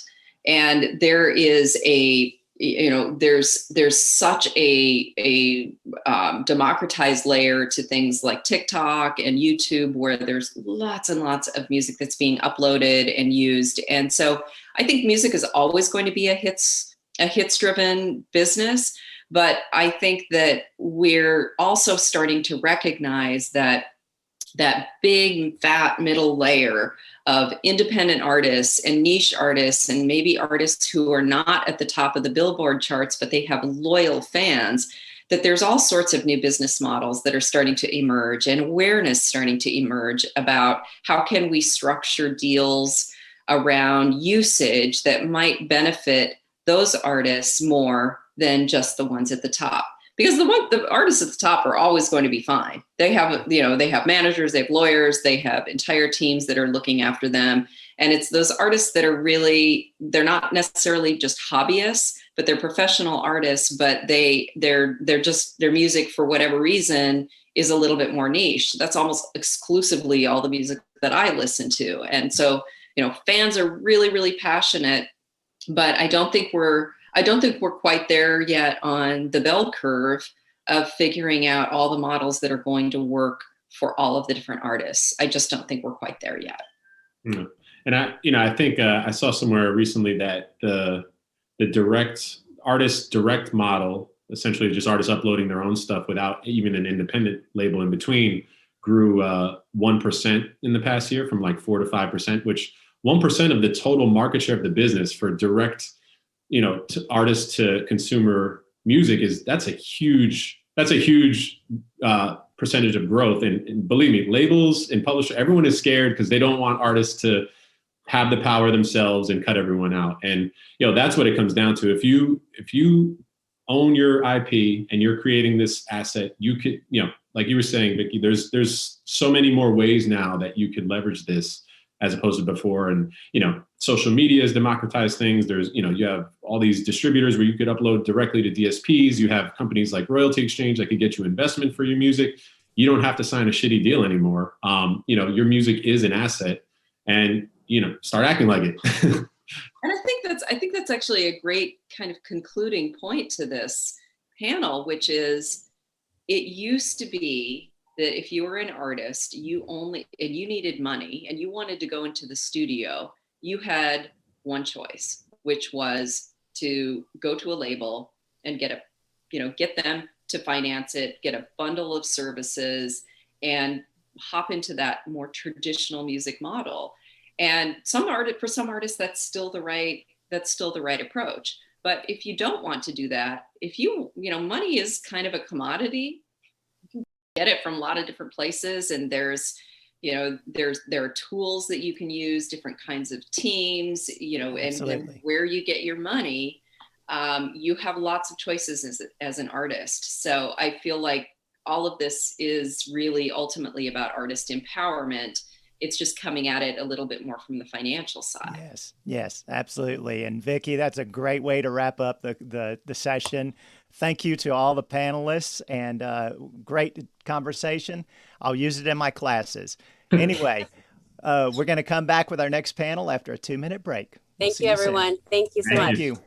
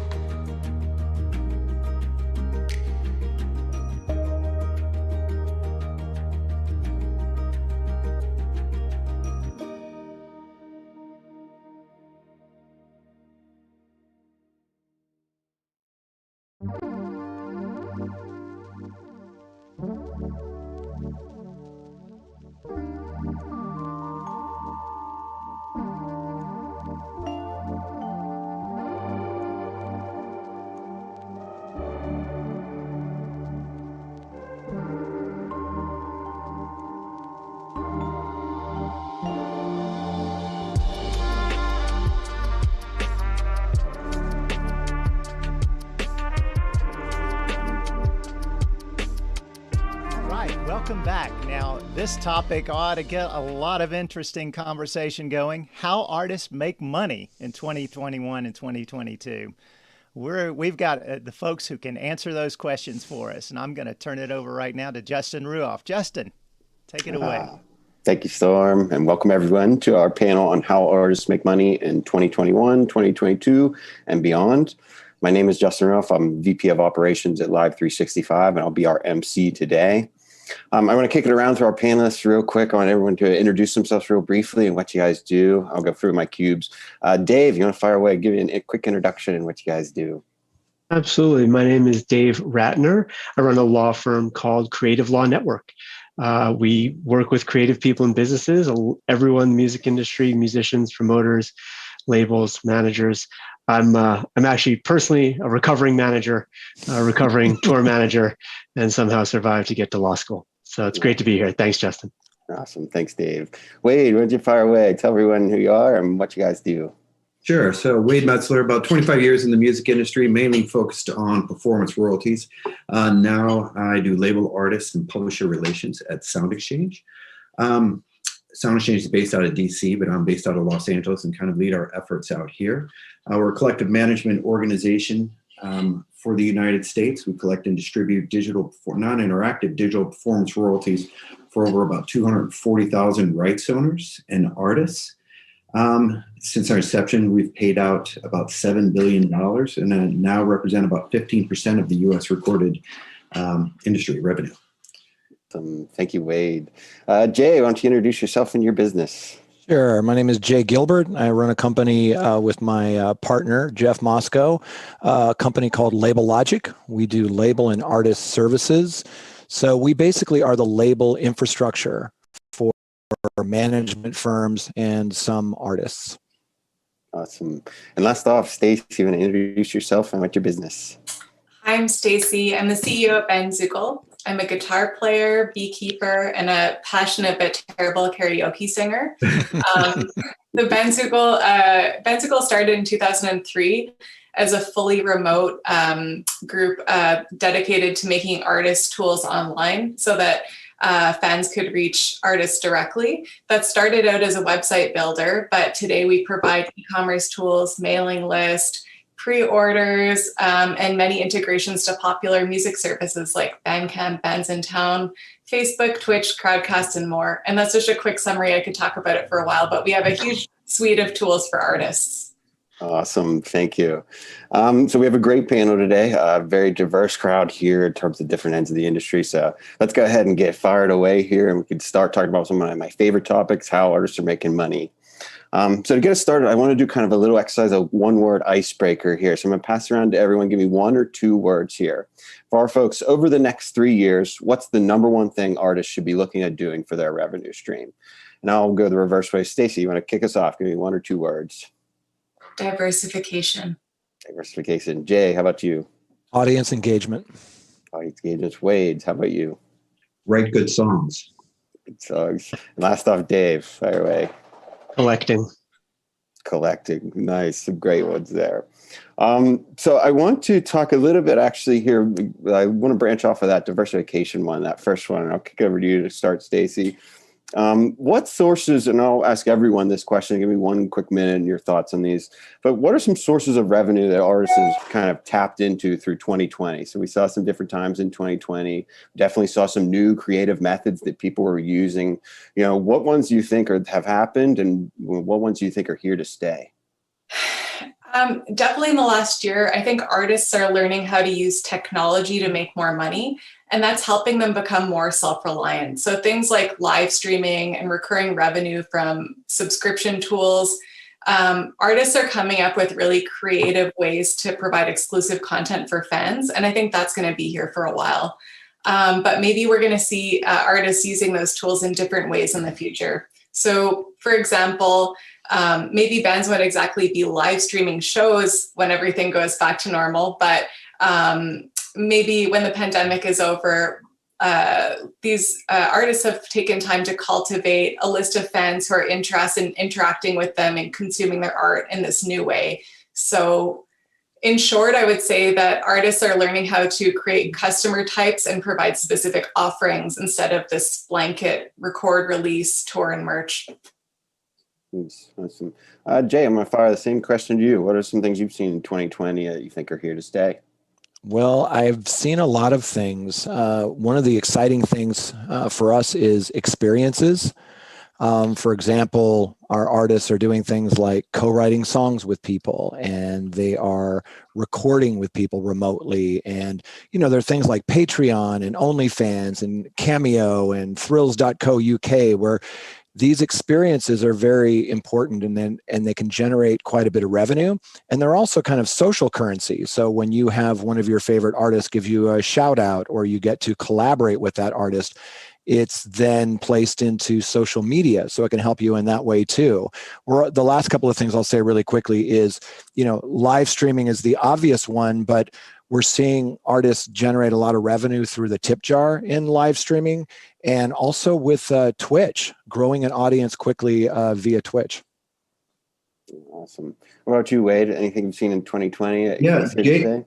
Jay touched on a couple points that I thought as well too. I mean, I think live streaming will be around. I don't think it's going to be the same way that we've seen it over the past year, but I think we're looking at live streaming at places like, if with bands going to be playing at the Troubadour, and being able to live stream that performance and be able to sell tickets around the globe. I think we're probably a little tired of the in-house performances and the bedroom performances, but I think taking it to the next level, I think it's something that will probably stick around and a great revenue generator for them. I also think that on the gaming side, I think some of these performances that we've seen through the gaming platforms that have happened over the past year have been amazing revenue generators. And this is bringing artists to people, gamers and other players that just have not known their music before. And it's really opening a huge door. Mm-hmm. And last off, Dave, what have you seen in 2020 here that you think might be here to stay? I mean, a lot of what everyone else here has said. I think people are going to go back to touring hard. So we're going to have a reversion. I don't think we're just going to make a full switch over, but I think a lot of these revenue streams will continue. I think it is really dependent on the artist and the genre. And so each artist is going to kind of figure out what's going to be their best fit. I do also think that I saw artists collecting from streams that were there before, but they weren't paying as much attention to. Everyone was very used to getting a lot of revenue from touring and from live, so they weren't paying attention maybe to publishing as much, and maybe not Wade to Sound Exchange as much. I don't know if your signups have gone up a lot, but I know a lot of artists have said, oh, where should I be signing up? And I would hope and expect that they'll be paying more attention to that now they know those streams are there. Awesome. I actually do want to branch off of that, and thank you all. Live events, you guys are all hitting that. Live events changed drastically over the last 2 years, right? And so if you're an artist who was heavily dependent on those live events, your world was very much changed. I'm going to throw this over to Jay. So if I'm an artist who's focused on those live events in the past, what should be my plan? Should I plan on depending on performing and doing live performances again as a main focus? Should I shift entirely? Should I keep it on the back burner? What do you suggest to folks? Well, I think that live performances is going to come back probably a little later than most people think. It's going to be a while before people feel safe doing that, and it's going to be this slow process. But in the meantime, we have so many different arrows in our quiver now. We have, to Stacy's point, we've kind of gotten better at technology. A lot of these artists, managers, labels, distribution, they can now live stream, and they can do it with good sound quality. They can collaborate. I've seen some of these great collaborations with artists where they do kind of a bass swapping situation, right? Where they have like maybe 4 windows and 4 artists will play, and one will play, then the other 3 will applaud and talk and interact. And the next one will play, and kind of go around the horn.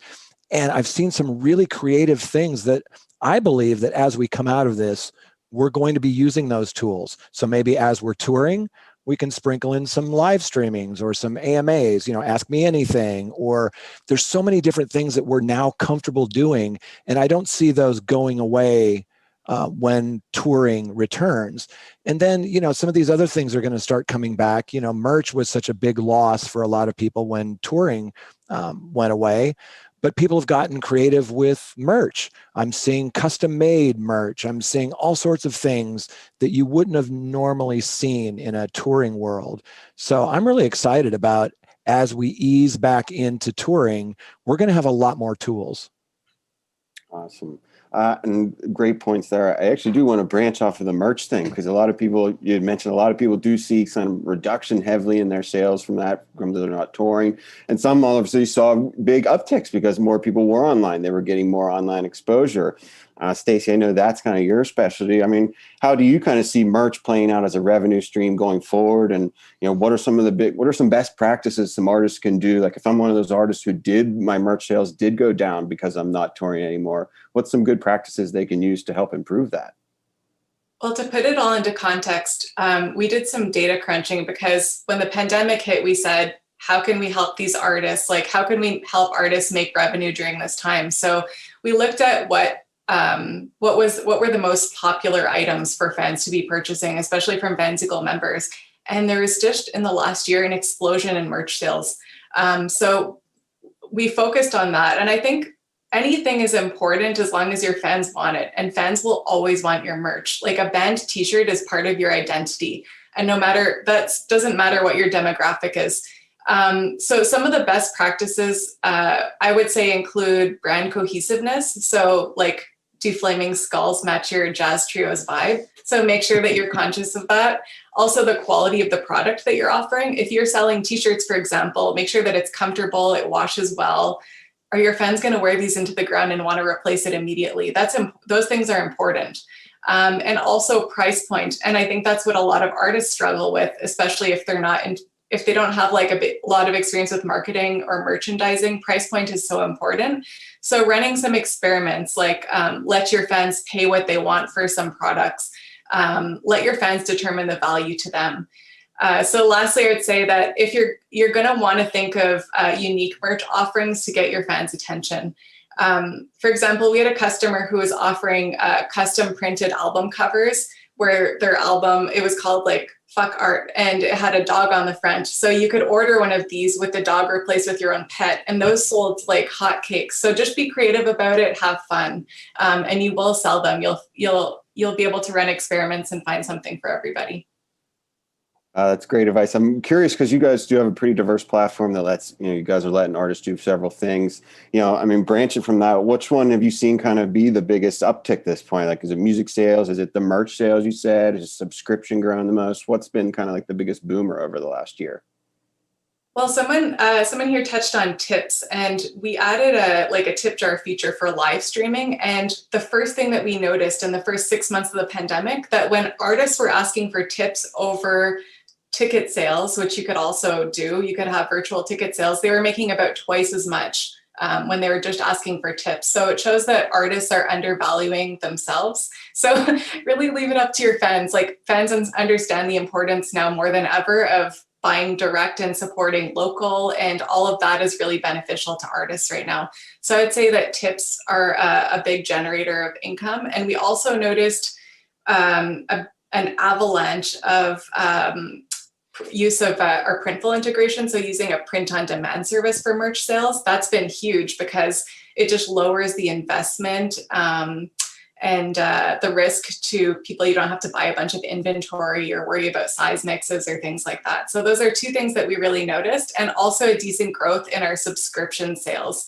So fans are just getting creative. And even if you're only selling like $100 a month in subscriptions, that's recurring revenue. That's $1,200 a year. That adds up over time. So I would say that those are the biggest changes that we've noticed over the last year. Interesting. Yeah, I could kind of expected that. I think kind of the community feel is a big aspect that takes place now, where people want to be a part of that community and support everyone as part of that.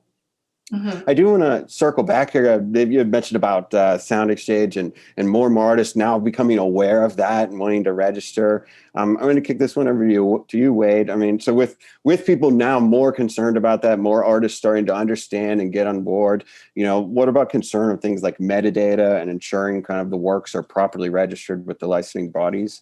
What are some of the best practices that you could tell artists to kind of ensure that they are maximizing those royalty payments they can get? Well, Dave was exactly correct. I mean, what we saw over the past year was a lot of managers and artists and rights owners really just cleaning house. So it's really, as Stacey was saying, an avalanche of people coming in and asking for these, what they can do to make sure everything's right. So what we did was our team set up kind of these management meetings where we would go to Red Light at 7S, wherever, and do something like this where we would walk them through our Sound Exchange Direct portal and a lot of new features that we have on this portal. So one of them is like, how to register your songs correctly, your rights owner, your artist, et cetera, how to make sure that those are all in correctly. How to register as a member to make sure that you're collecting international royalties. Using our search and claim function to be able to, which is the search and claim function is everything that's not directly mapped into your account from how it is reported to us from, over 3,000 different services, is in here, and you're able to go in and make sure that you can make the correct claim on that song to make sure that it's linked to your account, as well as look at overlaps and disputes that could be happening in your account. And talking to producers to make sure that their LODs their letters of direction are filed correctly, et cetera, and make sure that they're doing it right. Awesome. I want to add, so tons of resources that you guys make available to everyone, and definitely encourage everyone to kind of take advantage of those resources as they're working through that. Yeah, for sure. To branch off of that a little bit, Dave, actually. So, I mean, how do copyrights and trademarks come into play with everything even more digital now? Well, I mean, the intellectual property is really the basis for how artists are making money. So what we've seen is registering that in a lot of different ways is becoming increasingly important, whether that's because you need to be on Amazon's brand registry to protect your name and prevent people from selling knockoff merch, or doing your copyright registrations. There's also been changes, not necessarily pandemic related, but the MLC, the Mechanical Licensing Collective, just went online January 1st. And so for any artist that's a songwriter that can be collecting mechanicals, especially if you're not with a publishing company, signing up with the MLC is really important. Another revenue stream that you can make sure you're collecting on. And so I think it's kind of this, I don't mean to make a theme out of it here, but identifying what rights you have and then making sure to act on them and register them. It also, though, does require, it requires extra work, certainly, and requires extra attention to detail. So whether that is more going to be in the manager's camp or some the artist can handle, but knowing if you're not with a publishing company, but you can get an admin, have some sort of admin, even if it's just through a song trust or something like that, making sure that you can be out there and ensuring that the stuff that the rights that you've created are rights that you're actually acting on. It's confusing. I think one of the hardest things that we've dealt with for decades is that so much of the especially publishing world, but just the rights world in general, can be really a bit of a maze. And so I have found a lot of folks who had the downtime over the past year to kind of do the research and learn up on these things. And that's a great thing that'll serve people for a long, long time, understanding the writer share versus publisher share, understanding that ASCAP and BMI are not they're not collecting everything. They're just collecting performing rights, and you still need to go for collecting for mechanicals. So really having that education, understanding where your rights are and where the money is coming from is something that everyone can benefit from for the long term.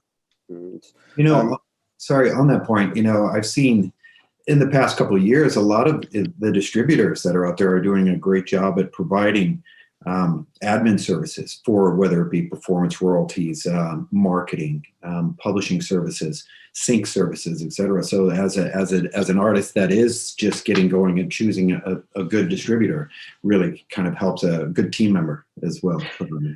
I completely agree. I've also seen some bad ones.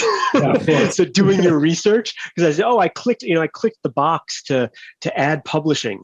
And it's like, and have you seen a check? Like, make sure that you know who you're dealing with. Talk to your friends and see who they're dealing with. If your friends say, oh, this great service, they send me all this money, these are people to work with. Nice. Curious, actually branch off of that. What are some red flags that folks might look forward when they're looking at services like that? Say they don't have a friend that they can ask, so they're looking at that and they're trying to assess services. What's some quick red flags you'd offer some folks? I mean, I think it's tough because you have to read those terms and conditions. The stuff we all just click to agree, you actually have to read it. And it's legalese and it's mind numbing, but you have to read it to understand it because you don't want to give up those rights. And the tough thing is you don't have a lot of these click to agrees. There's no negotiating. It's a yes or a no. So read through it and say, if this says it's perpetual and you can never get out of it, or it's a 10-year term versus, oh, I can terminate on 30 days notice. Read through the details, make sure you understand them. And that's for any contract you ever sign, but especially for these type of things. Awesome. Yeah, it totally makes sense and great advice there. Okay, so I want to open it up, actually, a few kind of fringe questions and a little off the wall ones, talk about some advanced stuff that's happening right now. I want to talk a little bit about something that kind of took over the craze this last year, and that's TikTok and how it's kind of affected the artist industry that's happening right now. You know, in 2020, we saw TikTok kind of explode and really kind of solidify itself as influential in the music industry. Yeah, I'm curious, and I'll open the floor up for anybody. How have you seen this impact artist revenue opportunities? Well, I know on my side, it's I've seen the influence it's had on my 14-year-old daughter and vinyl sales. So things that she's finding on there and then wanting to go out and actually buy the actual vinyl, the songs that she's hearing on there. So, I mean, she's turning me on to some like post-punk stuff from Russia, you know, so it's like some of the discovery that has gone through that has been fantastic on that side. I think that when we think about social media, we have to be really careful to think about how social media is done in the past. So TikTok is really hot right now, and it might be really hot for the next 5 or 10 years, but it's not going to be forever. And I might not be the best person to answer the question, but it does make sense to remonetize your old content and spend time where your fans are and give your fans a taste of what you have to offer where they're spending time and drive them back to your website where you can collect their email and foster a better relationship. So that's all I would have to say about TikTok. Yeah, I would agree with that. And also just add that it's one of the easiest platforms to gain an audience quickly. So we encourage artists to go to where the party is, whether that's Twitch, whether it's TikTok, whatever it is, you need to go where the people are. And to Stacy's point, that may be for the next 2 years, could be for the next 20 years. We don't know, but we do know that this is all evolving and changing. So you need to stay up on what these platforms are and make sure that you're participating. Awesome. And staying up on what the rules for that platform are and how you make, how you collect and how you register and all those things. Yeah, absolutely. I'll branch off the reason from the attorney on the panel, right? That's right. We have to have somebody be the voice of reason. Sure. Branch off that TikTok thing there. I mean, do we see, has this kind of unlocked and untapped revenue potential in the catalog? For instance, like song revivals on TikTok? Is there licensing opportunities with those old catalogs? Does anybody have any opinions on those?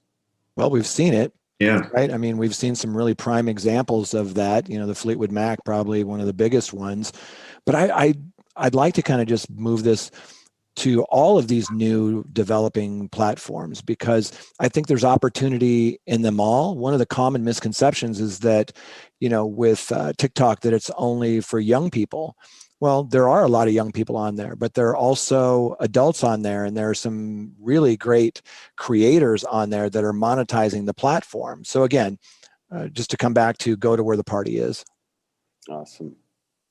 Okay, so I know I am running shorter on time here, so I do want to do a rapid fire segment. I kind of call it looking into the future here. I have 5 different questions here. I'm going to fire it around the horn here. Everyone give me a simple yes or no question, and we can power through these. So I'll start off with Dave, and we'll go around the horn here. So I have artist direct subscriptions and crowdfunding. Will this trend continue? Go ahead, start us off, Dave. Yes. Wade? Yes. Jay? Absolutely. And Stacy? Yeah. Awesome. Number 2, will live events ever return to levels we saw before COVID-19? I'll do the reverse. Start us off, Stacy. In a while. In a while. Go ahead, Jay. Later. Wade. Eventually. Dave. They will. I'm super curious here. When does everyone think that timing? Do we think it's a year? Is it 2 years? Well, when you say It's back being to recorded. normal, you're talking about pre-COVID, right? I'm thinking 2 to 3 years to that point. That's the thing. All right, cool. Let me power through these last ones. I mean, so will TikTok be a larger source for revenue for artists? Get it, fire away, Dave. Larger than it is now? Mm-hmm. Yep. Yeah. Wade? Yeah, I think so as well. Jay? Maybe. Stacy? For a while. For a while. All right, I'm going to get to a quick popular one. So will blockchain and NFT technologies be a part of an artist revenue stream going forward? Dave, kick us off. For some. Wade? Yeah, I have the same hesitation. I'm a definite maybe on that. Yeah. Jay? The technology will be around. I think the NFT bubble is going to burst. Stacy? I just want to frown at this question. So noted. All right, so my last one, finish this off here. Will gaming, things like licensing works, in-game purchases, are those going to be a bigger, a larger part of an artist revenue stream? And Stacy, go ahead, start us off. It's more than one word, but I think for some artists, it's going to be a huge part of their revenue stream. Some. Jay? Agreed. For some, it'll be huge. Wade? Again, absolutely, but I think it is a small portion. Yeah, And it's a niche. Yeah. Awesome. So that concludes our rapid fire section. I think I'm in just enough time. Have I not, Storm? Absolutely. Perfect. Awesome. Thank you guys very much. Thank you to this panel. We really appreciate it. And I'll kick it over to you, Storm. Thank you, Justin. Someone said in the chat this could go on for another hour, and I agree. This is a great conversation, and also a lot of great ideas thrown out. So appreciate you. Thank you so much. Great panel. Thank you, guys. Thanks, guys. Thanks, man. Have a great one. We'll take a couple of minutes to move on to the next one soon. See you.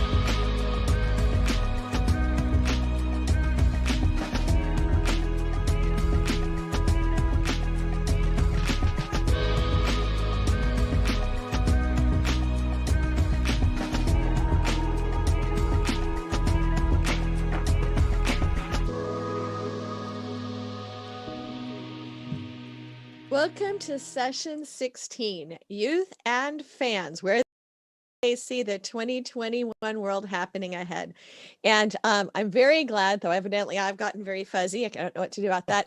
Oh, there I go. I'm very glad to be introducing this panel led by Storm Glore with a group of creative entrepreneurs, heavy-duty fans, heavy-duty creators, heavy-duty entrepreneurs. Storm, take it away. Thank you, Gigi.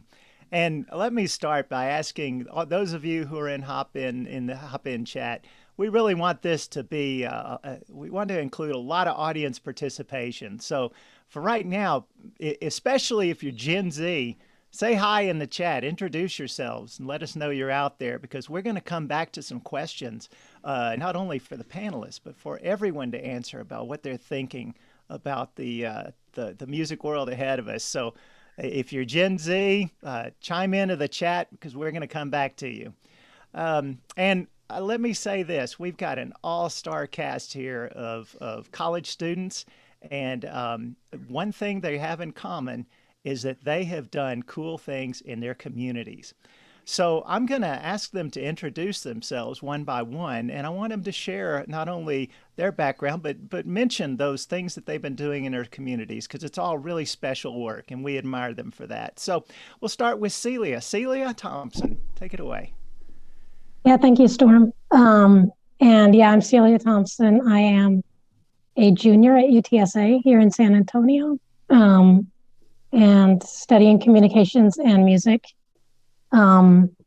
And then I also work as a part-time at a music nonprofit here in San Antonio called Musical Bridges around the world. So basically what Musical Bridges does is we get artists from around the world, especially from countries that might be like underrepresented or misunderstood, and try to, create these connections through music and culture and, show that side of them to the community here in San Antonio. So, yeah, I love working with them. I interned with them before, and super excited to be a student and a worker at a nonprofit and try to, create connections there. So thank you.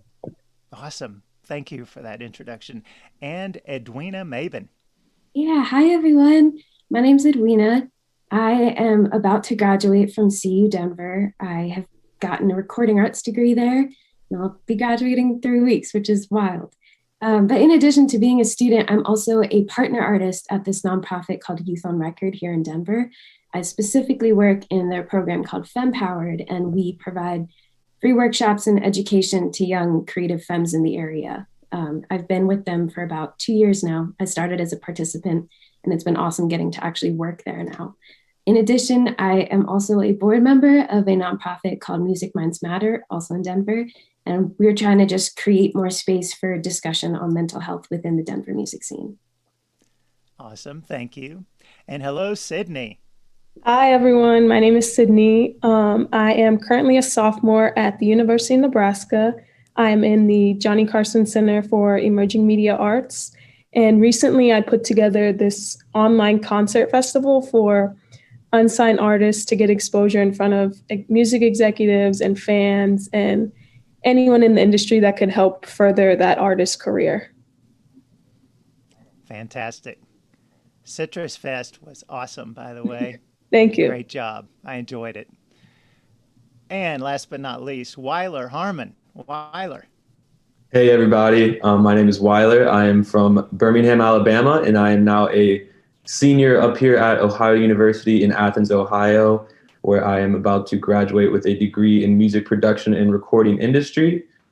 Here at OU, I am the A&R director at our on-campus record label.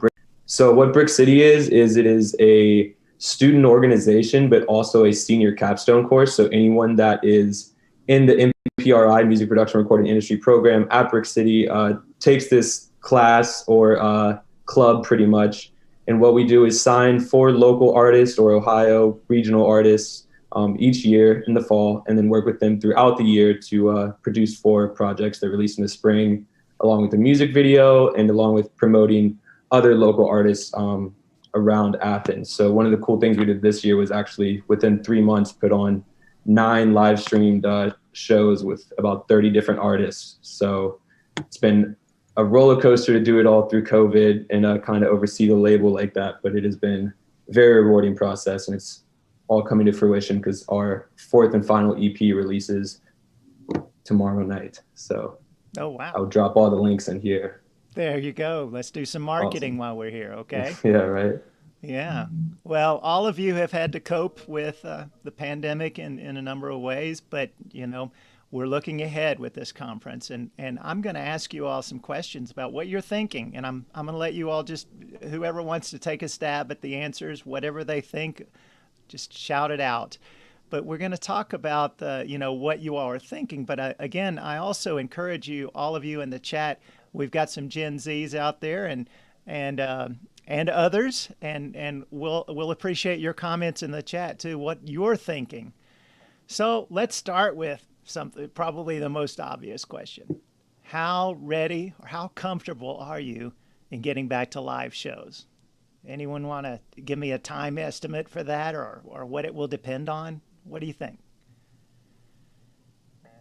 I think for me personally, it would probably take maybe the CDC announcing that it's safe or safer to go to concerts. I know that there's a few upcoming concerts like Rolling Loud that are big that a lot of people are going to go to, but I don't know if I necessarily would feel that safe going to them yet. Mm-hmm. Okay. All right. Yeah, to add to that, I feel like there is a lot of like excitement within me, and even just starting to like slowly go back to some of those spaces.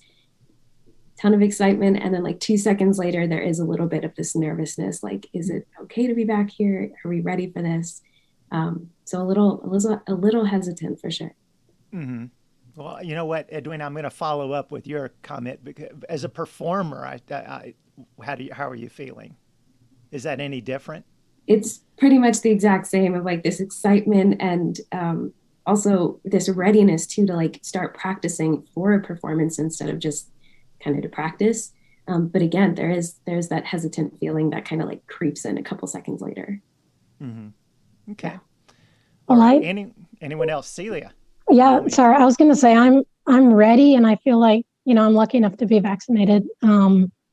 So I think if artists are ready to perform, I'm ready to go out and hear them, because it has been such a tough year for artists, and, to provide them with that audience and the connection that they need, as well as, for me to stimulate my soul through music. As soon as they're ready to go out and perform, I'm ready to hear them. So. Mm-hmm. Great. Weiler, you want to jump in, or you good? Yeah, sure. So last night we actually just had our end of the year show for Brick City Records, where all of our artists played a 40-minute set about, and we did not live stream this one. We just filmed it, and we're going to release it soon. But the concept is that we kind of just use whatever capacity the state will allow us and the school will allow us. And we are lucky enough to have some really great large facilities in Athens. So we had about 20 people in a 300-person theater last night that were spread out.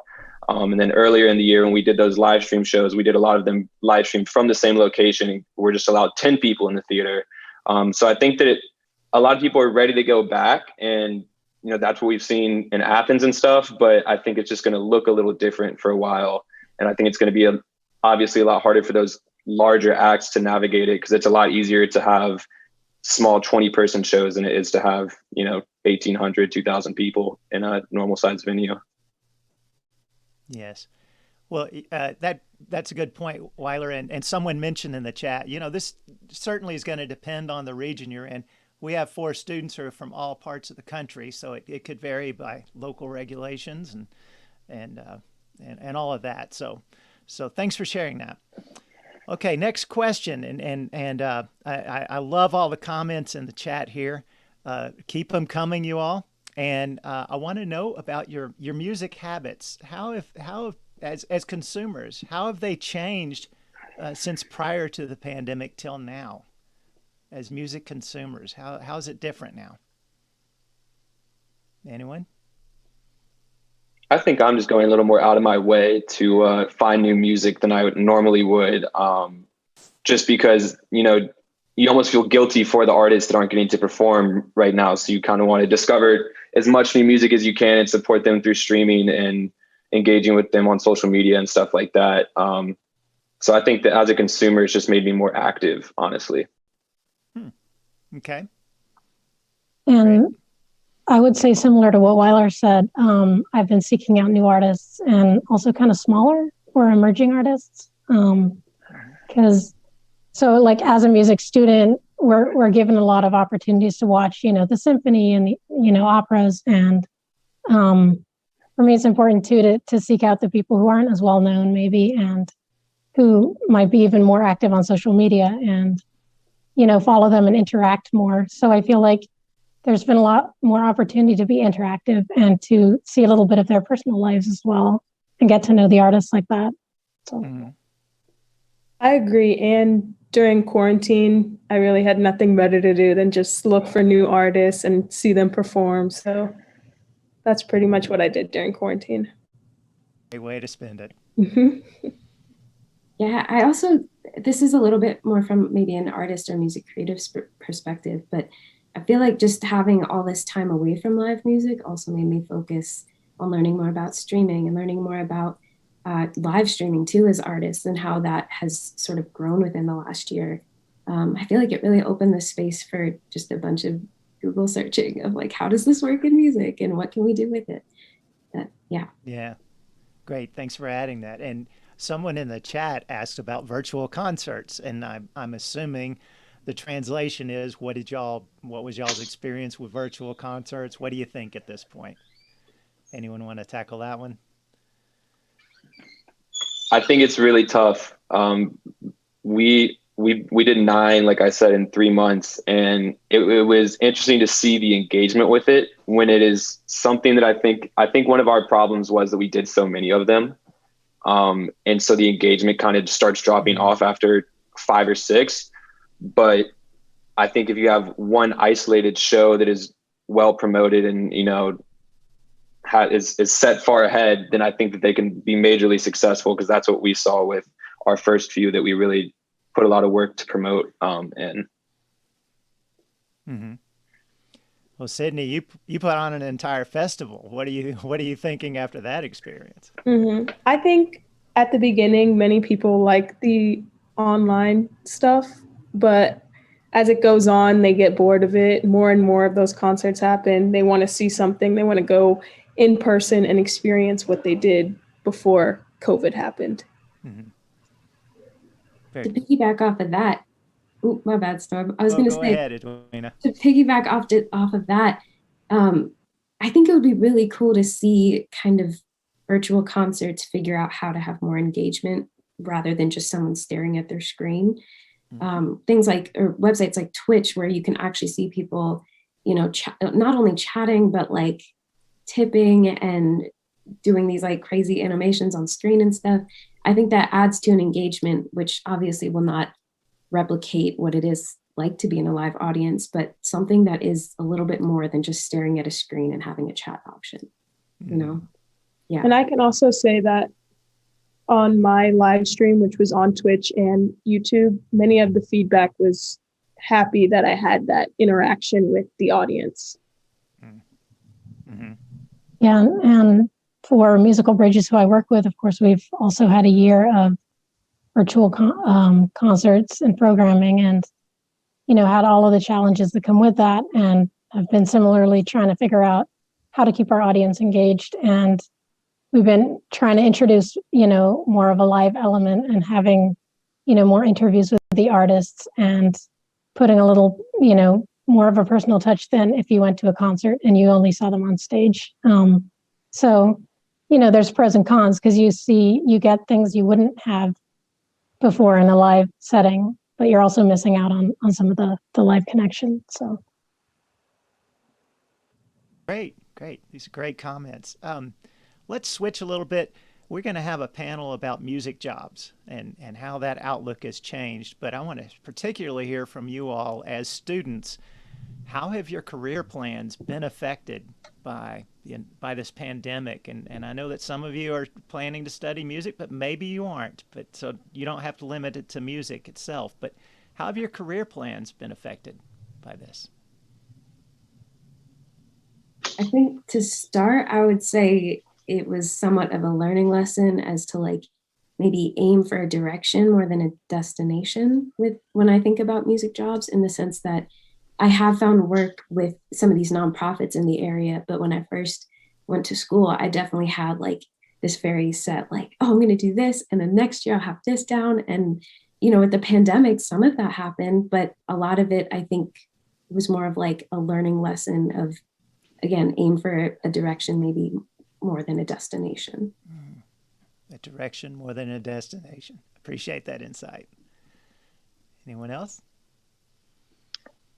Yeah, and I think as Edwina said, as people who are involved in music and the arts, you know, a huge part of that is being creative and being flexible and being ready to pivot at any time. Because if we can't stay current, then, you know, what's the point? And so for me, my career path hasn't really, you know, I haven't had one exact narrow path that I'm hoping to go down, but I've always wanted to be involved in music in some way. You know, I think possibly it's changed more to, instead of a performer, to be more of an advocate. And this last year has taught me a lot about the value of networking. And I've met a lot of cool new people who I wouldn't have met pre-pandemic, you know, without this virtual element.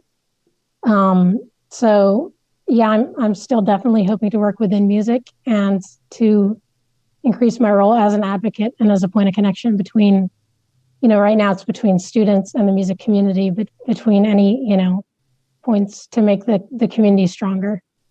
Mm-hmm. Very good. Very good. Anyone else on that one? I don't think my career path has changed much, but for me personally, I started getting into music recently, and during COVID, it was kind of hard to get more of that experience that you want.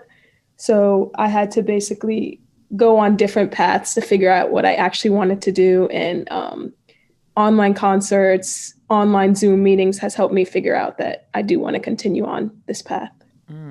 Oh, thank you for sharing that, Sydney. That's great. Well, I think similar to, I'm sorry. I just think similar to what Celia said, that it just kind of made me more open-minded to, and more adaptable is the biggest word, I think, is just that with everything ever changing in the industry and in the world right now, honestly, it's just, I think that my willingness to do a lot of random jobs in the industry has grown. I think that I'm more open-minded as to what kind of career path I would take in the music industry. I just know that I want to be involved in some capacity. Mm-hmm. Awesome. Well, a few minutes ago, I asked you how your consumer choices and preferences with music have changed during the pandemic. But what do you think's ahead? What do you think you will be like as a music consumer in, you know, the rest of 2021 and into 22? Maybe even assuming that you're going to be back at shows. What do you think you'll be like as a music consumer? More streaming, less streaming, podcasts, whatever. You can go any direction with this.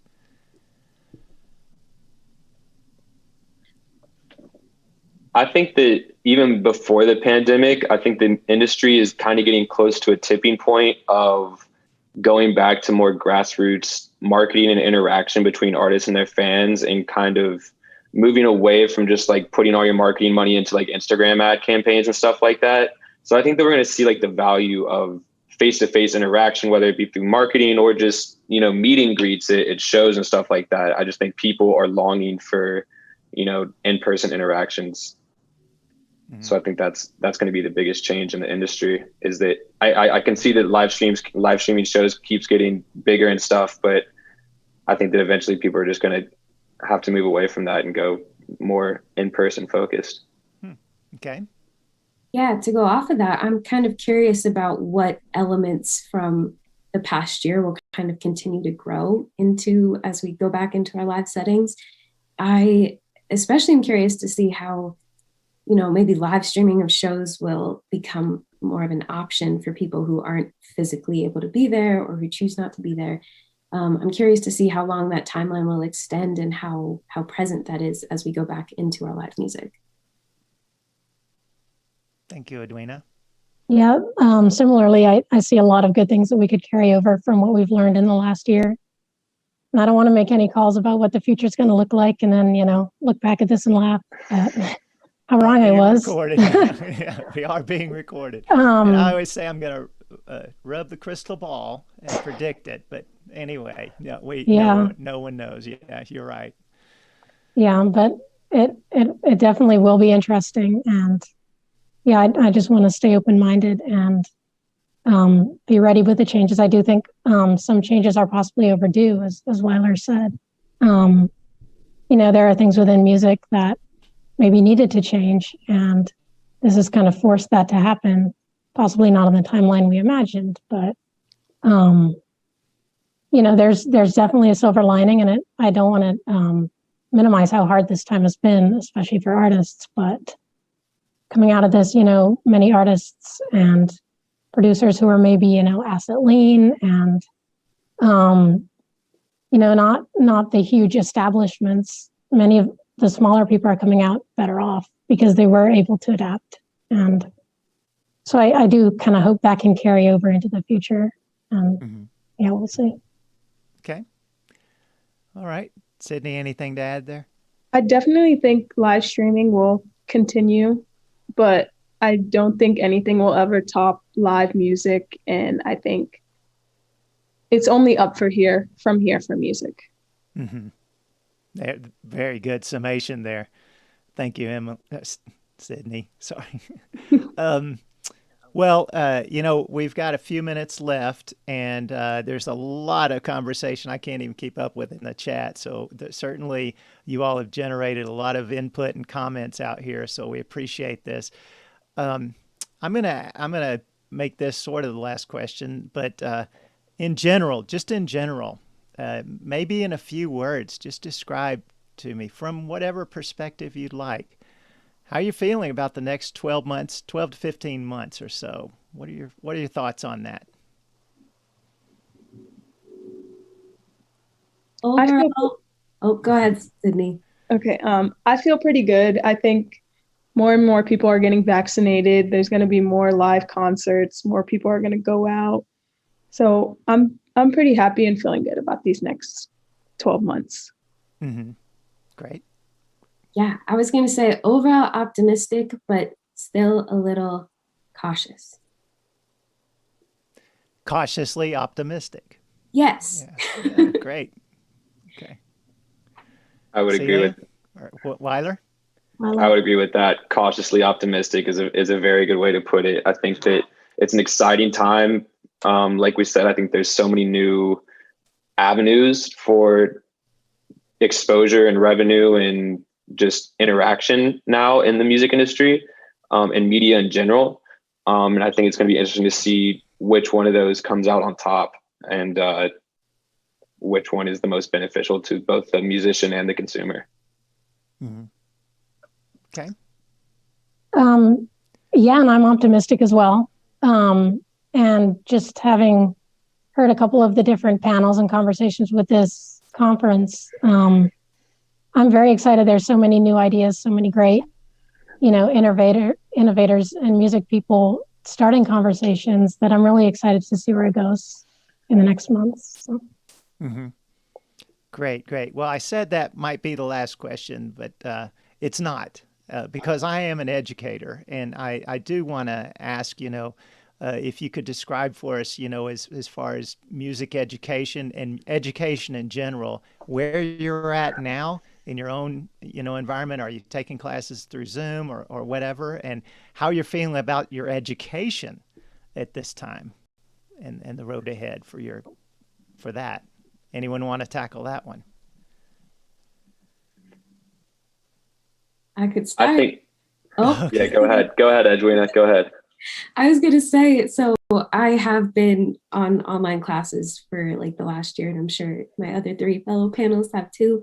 But it's been interesting in the sense that I've noticed a lot more of like independent study, at least for my classes, in the sense that we're not really having tests as much because you can just Google everything with tests online.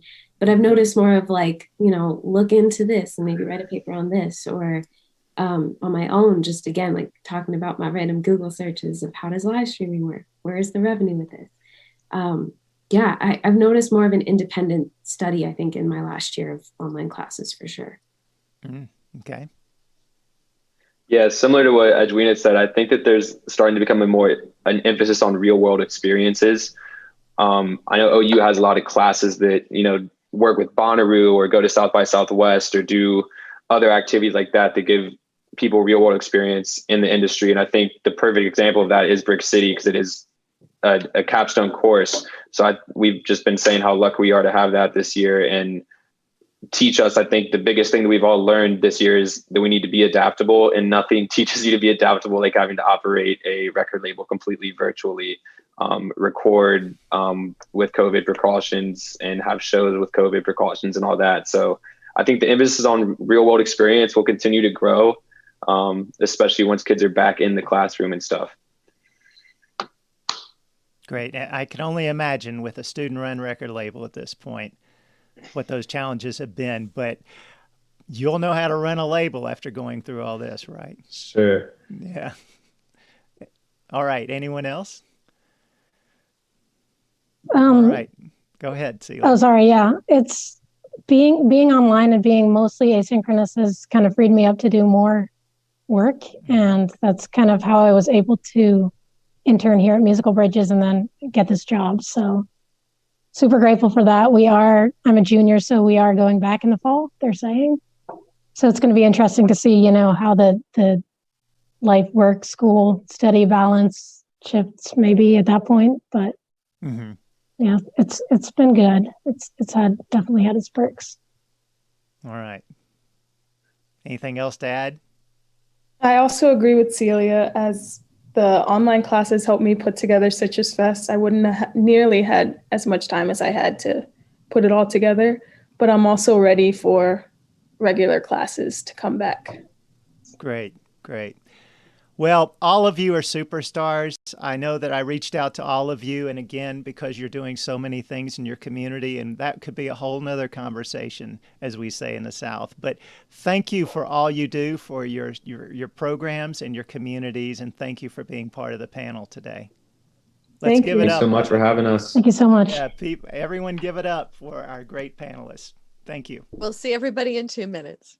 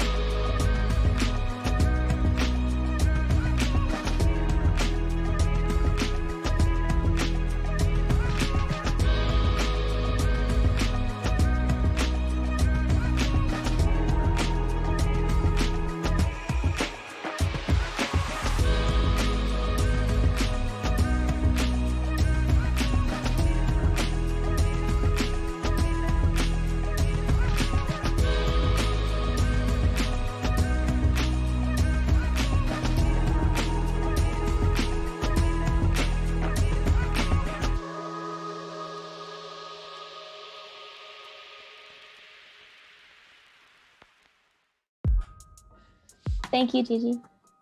Welcome back from the break. Welcome, welcome. I'm really excited about the next three of our panels that we've been talking a lot about how people can make money, how they can finance their career, etc. And now we're going to be really looking at three metrics of health that we're going to be after this panel talking about music in civic recovery as emotional health. And then we're going to have one on rebuilding our communities. But the panel we're walking into right now is panel 17, looking at the mental health of the music industry. So I'm really excited about this conversation because it's something that we really broached last year a lot. And then some of the folks here actually from that conversation to then move into where we're going as the pandemic continues, as it shifts and as it morphs. Ace Piva, will you introduce yourself and get us kicked off? Yeah, welcome everybody to today's panel. I am your moderator, Ace Piva. I'm a tour manager, sound engineer, addictions recovery coach, peer support group facilitator, co-founder, executive director of Over the Bridge, and mental health first aid trained. Before we get started, I want to remind everyone that during today's conversation, we will be discussing mental health and it may be triggering for some of you. If you have been triggered by today's discussion and need support, please feel free to contact me. Support is completely free and confidential. Mental health is a huge and complex area that runs from well-being to emotional distress to very challenging and often unknown psychological disorders and illnesses. Mental health includes emotional, psychological, and social well-being. It affects how we think, feel, and act. It also helps determine how we handle stress related to others and make choices. Mental health is important at every stage of our life, from childhood to adolescent through adulthood. The good news, though, is that mental health is expanding both in terms of scientific research, different approaches to treatment, and how the public views it, and in the media. Just like our taste in music, what approach we take and works for our mental well-being is personal and unique. And there is no one-size-fits-all treatment. Expressing how we feel and talking about our emotional lives is actually a relatively new cultural phenomenon in Europe and North America. So in many aspects, it is unsurprising that many people are struggling. The pandemic has certainly amplified issues that relate negatively to well-being and emotional distress. And in the music world, where research has shown how entangled one's professional and personal identities are, the strain of the current situation is sadly clearly visible. In terms of solutions, we need a multifaceted approach that does not leave the individuals feeling wholly responsible for their situation and well-being. We need a systematic change that improves knowledge and awareness of mental health and support for the music workers from the ground up. And today, we are creating change by continuing the conversation. So let's get the conversation started. I would like to invite my fellow panelists to do a quick introduction before we get on to the topic. Sally, let's start off with you today. Hello. Well, I'll immediately struggle with trying to unmute myself, but thank you so much. It's really exciting for me to be here, even virtually. Even it's lovely to be here. So my name's Sally Ann Gross, and I am the co-author of the largest ever study into music and mental health, which was called "Can Music Make You Sick?" And I started with my fellow researcher, George Musgrave, supported by Help Musicians, which is the biggest music charity in the world and based in the UK. And in 2016, we started the work of asking musicians how they felt about their work, which is, I think, really very much what was very important to us and very central to all the work that we've done ever since, which culminated in the book that we brought out last year, was really to hear from musicians and also music workers from the ground up. What is it really like? What does it really feel like to be a musician in the digital era? And how is this new model of working? Because I think actually it's not only a new model of working, it's a new relationship that we have with music and new practices that we have with technology and social media. How are all these things converging together to impact the well-being of the people involved in the music production change and also the music community? So it's really complicated. It was a long study, which has not finished now, because now we're on our third part of our research, and now we're working with neuroscientists and we're wiring up musicians to hear how they're doing. But of course, that was all brought to a sudden halt because of the pandemic. So anyway, that's also I run a master's program music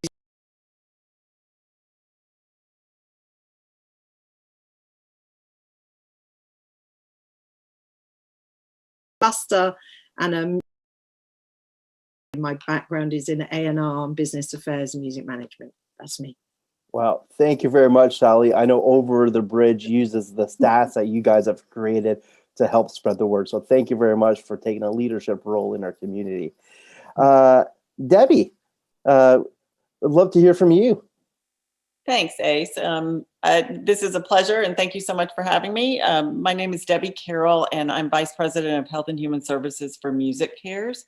I'm also a licensed clinical social worker that was in private Music Cares. And Music Cares, we are a safety net for the music industry. So if a music person hits a bump in the road and they need financial assistance or support to get them through that, we can provide that support. So in addition to providing funding for mental health issues, we also help with addiction, basic living needs. If somebody, particularly during the pandemic, which has somewhat decimated the music industry as a whole, we provided general support for folks to help get them through the pandemic.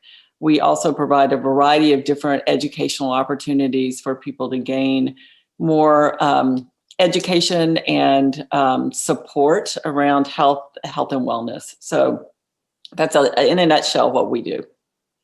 Well, beautiful. And thank you for everything you've done. I know many people who have been supported by Music Care. So thank you very much.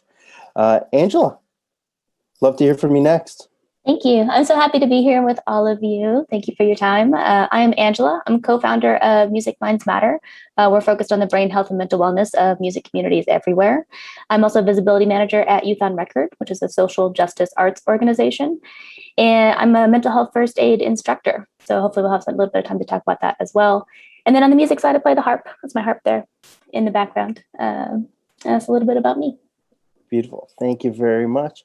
Last but not least, Aline, I'd love to hear from you. Hey, thank you, Ace. Hey, everybody. It's really so lovely to be here. Thank you for having me.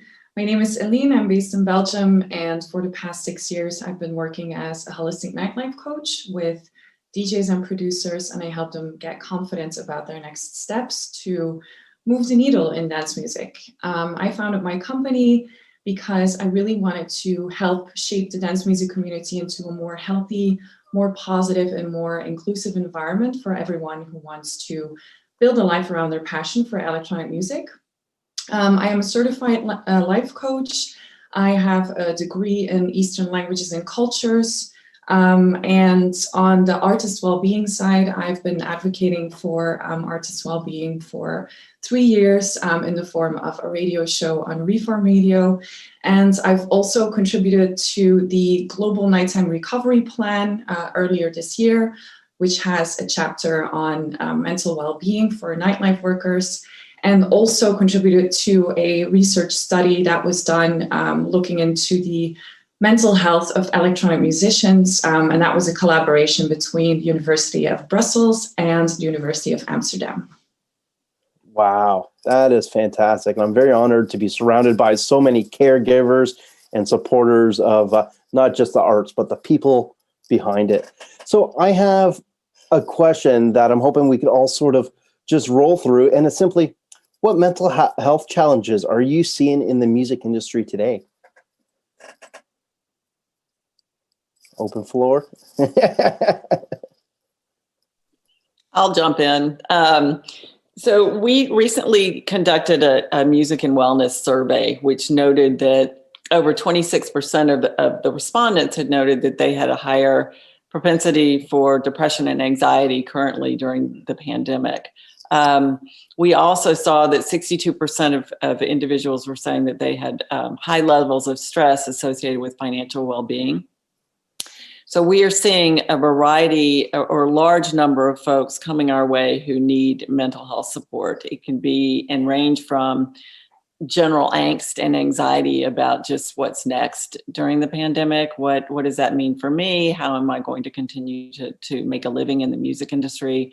What's the music community going to look like? To individuals who've said, I've always been a drummer, or I've always been on stage, and now I've had a year where I've been in my home, and I'm lost, and I don't really know what that's going to look like for me after the pandemic ends. So, and the scale and scope of need has been great and vast. And I think I'll also just quickly say that I feel like if we're all honest with ourselves, the pandemic has been a struggle. So emotionally, for all of us. So also normalizing that and letting people know that you're certainly not alone if you haven't felt 100% during the past year plus. And so just supporting one another through that. So we try to also emphasize that message of what people are feeling and what they're experiencing is very normal. So some loss of identity, and it's okay not to be okay, especially during these times. Is anybody else seeing anything else? I would say I totally concur with what Debbie has just said, and I think that the overall levels of anxiety that were always there for precarious workers were absolutely turned upside down, and it's been really that on all of those levels. And I think that thing about nobody's got a crystal ball, nobody knows actually what to say. I find that with my students a great deal, that they're constantly asking me what I think will happen. And I think that when you are feeling anxious, that idea that you have no idea or no one can tell you becomes very difficult. But one of the things that I would say that was been very interesting in the UK experience has been how people in the music community have come together and are actually forcing really interesting change, working collectively across the music space, which is something one couldn't have imagined. You know, I really think that I haven't seen the level of collective action in the music space in my lifetime. So that's been really, really inspiring, and actually making us feel like actually this is really hopeful. There's been really, you know, we've had a government inquiry. The pressure on the government to support the arts is really there. And so I would say that has been really important. And although obviously mental health has become a huge issue and cannot be underestimated, I think for those of us that were aware of this problem and wanted to raise the attention to this area of wellness and health, and I am myself concerned with the labels that we give it, but actually acknowledging that people need support, and whether that support comes from a spiritual guide or from a religious community or from a family member, this idea that we are actually needing each other has become a very interesting byproduct of a very difficult time. And I think that's something that gives us all hope. Certainly gives me hope. And I found very encouraging, you know, and even like my mother is 86 years old, she's talking about mental health. And it's not, I think she would never have spoken of that before.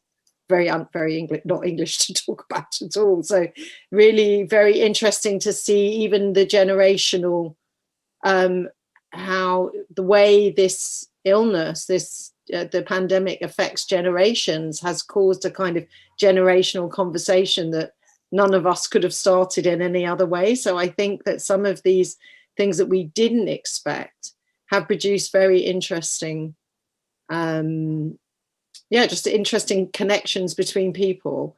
And last night I was sent a video of kids having a dance competition in the streets in London, which was really, really wonderful to see, because it's the first time like lockdown is beginning to open up, and it was a breakdancing competition, kind of spontaneous breakdancing competition, and it was just brilliant to see it. So there is hope in this, you know.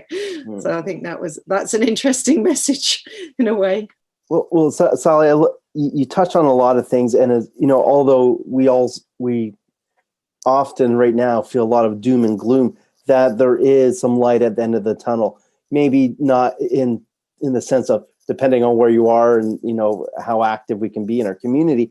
But as far as people coming together is something I personally couldn't have imagined a couple of years ago, but it's gotten people on the same page. And as well as breaking down the barriers between the generational gap that you mentioned. You know, a couple of years ago, you know, if I was talking to my grandfather about it, he would probably say, it's all in your head, you know, just sort of sweep it under the rug, be a man or something along those lines. And, you know, although I love my grandpa, you know, there's sometimes just like, oh, that's the way they, you know, the older generation thinks, and you just got to move on. But now with this pause in the world, we can't hide from it anymore. We've been forced to face it head on. And it's I think a great thing for the world. It's an odd position for the world to be in right now, but I think we're going to be definitely coming out on the on the other side of it in a much more positive place. So solutions. How much time do we have left? I know time is always going a little quick, but if someone could post in the chat, that'd be wonderful. But before we do move on to solutions, is there anything else? Okay, we got 13 minutes. Great. Is there anything else that we might be missing here? I'd love to share just a couple of tools and tricks on my side. Well, one, I agree with everything you both just said. And Sally, I agree 100%. Like this coming together has been really beautiful to see during this time, because we all, what we've seen in our regular meetups is certainly an increase in anxiety and depression. There's some collective trauma we're all processing. There's survivor guilt. But there's also been a lot of artists and musicians feeling guilty, I've found, because they aren't, creating as much as they think they should. There's been a lot of push like, oh, you're at home, you should be doing all these things and shooting on people. And it's like, it's okay if you haven't been your most productive during a global pandemic. Like, that's completely fine. And a tool that's been great for me is when I'm having conversations with people, it's like, oh, how are you? Typically it's, oh, good, great, fine. But then I ask again, it's like, how are you really? And then full stop. And just creating space for people to actually express how they're feeling and doing the kind of green, yellow, red check-in. So are you green, feeling really great?